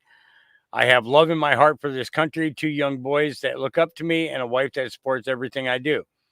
I've never lived my life as a political advocate or an activist. I literally change semi-tires for a living. Someone has to. So why not me? Y'all? Why not, y'all? We live in a constitutional republic. It's our country. The government works for us. We have been sitting out for too long. And if I can be the spark that begins our fight for independence, then I'll be honored to do so. I give it my all. I will give it my all, and we'll see what comes of it. Support me if you like. Follow me if you don't. Sub to me if you'd like. I don't need any money from anyone, but I'll tell you what, the people I'm up against have a lot of it. I love the Tribe of Patriots community here. Passionate patriots, supporting patriots in all aspects of life. I just love it. Thank you guys for everything. I would have never had guessed I'd be here a year ago. Incredible. I'm going to continue my strive for greatness, and we'll see where it leads. God bless you all, and God bless America. And there he is while Trump is speaking. Right on, brother. All right, GB News. Here's another one. Tomorrow marks 50 days of Sir Keir Starmer's premiership. I'm going to mark the occasion by telling you what his version of Great Britain looks like. Well, it looks like paedophiles are treated better than people who write nasty things on the internet. And I say that because a convicted child rapist has escaped jail for a second time because our prisons are too overcrowded. So instead of banging up vile monsters, we're putting people who write some tweets during the riots in the slammer for arguably harsh and draconian sentences. So let me tell you about this latest wrong-un. Rhys Newman. He was handed a suspended sentence last December for the historic rape of a girl under the age of 14, and that was in 2005. Under the terms of his sentence, he was ordered to sign the sex offenders register and had to tell police if he went on holiday. But of course, surprise, surprise, in May, he jetted off to Egypt and didn't tell anyone. He breached the terms of his sentence and was hauled back to court where the judge said to him, and I quote, "If we had been in different times, then it would have been virtually inevitable you would have gone into custody. The only reason you've escaped immediate custody today is because of the prison overcrowding crisis." There we have it. So meanwhile, if you so much as observe this month's riots from the sidelines as an innocent bystander, another judge previously warned you'll be refused bail and banged up in custody too. And elsewhere, the mother of teenager Gordon Galt, who was killed in a knife attack, has expressed her shock and disbelief after being told in a letter that one of the people jailed for her son's death will be released early from prison as part of Labour's plans to make way for new inmates. Gordon, who was aged just 14, died of a stab wound in 2022 in Newcastle following an attack by Carlos Nito and Lawson Natty, pictured here. Natty will have served just 40% of his entire sentence when he's released early in just a few weeks' time. And last but not least, today it's revealed 30-year-old Walid Raoul, also known as the Rolex Ripper, has also been allowed to walk free after attempting to steal a 50 grand watch in London. And again, the judge blamed prison overcrowding. He has 9 convictions. 9 previous convictions, unbelievable, for 14 offences. So there we have it. Dare to type some rubbish on your computer in Britain and Keir Starmer will destroy your life. Child rapists, killers and robbers, meanwhile, well, carry on as you are. You're fine. Crazy. That's it. That's all we got. That's it for today. Yeah. Please share what? I think you're just trying to get me into trouble.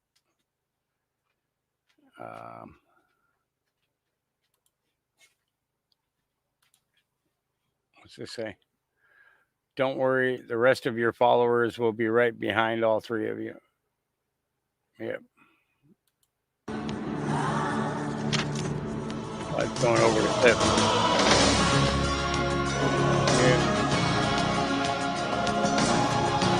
Yeah. I'm not going to get into that on here today.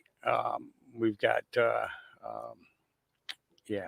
not going to get into that today. Because that could be a very, very long, it could turn this into a very, very long podcast. Just like, is this,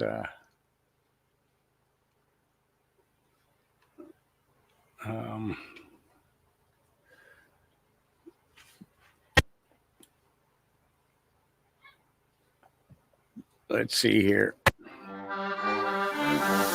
I think the world's gone brain dead. Since when did everybody identify as they, them? Cut up all their penises and trade them for some fake breasts. I ain't homophobic, I got gay friends. I just think it's weird that the world's so offended. They tell us fat is beautiful while they taking Ozempic. They wanted to get rich and they started a pandemic. And they really want to win, so they're rigging the elections.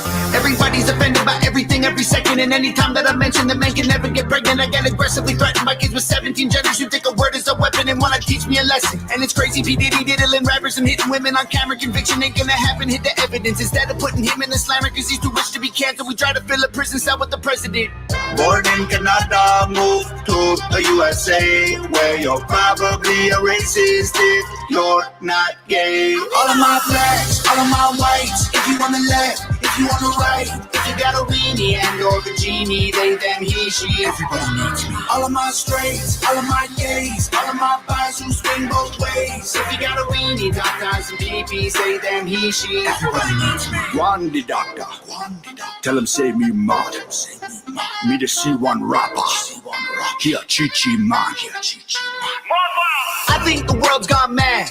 Do black lives still matter, or is trans the new black? Every time I rap, I got them crapping their pants. They having cardiac arrest like they all have the jab. It's weird, take a look at your history. You're yelling free Palestine. Look what happened when you freed Britney. Your children ain't gay, they've been watching too much Disney. Eminem fans praying Shady will diss me. Everybody's so triggered that I just keep getting bigger. They want a Morgan Wall in me, like Tom McDonald said.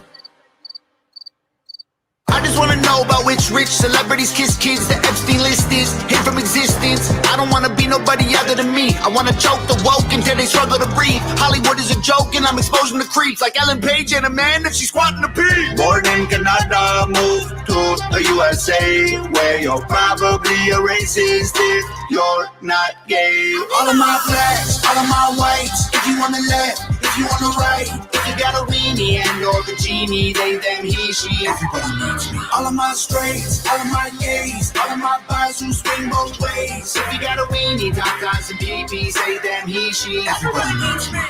Don't call me a white boy, I identify as black. My pronouns are the ones you didn't use, so now I'm mad.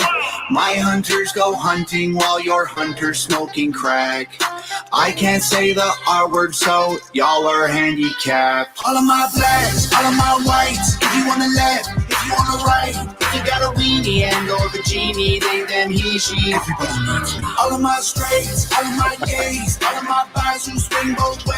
If you got a weenie, doctors and PPs, say them, he, she. Everybody needs me. One the doctor. Tell him save me mad. Me to see one rapper. Here, Chi-Chi man.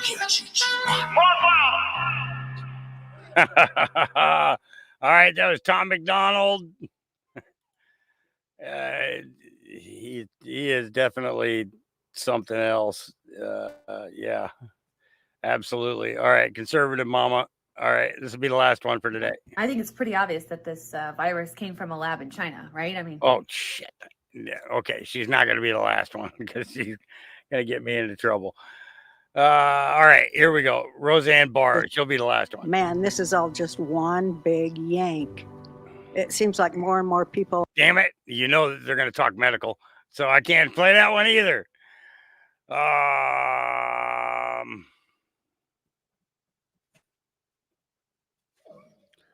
Let's see here. Come on now.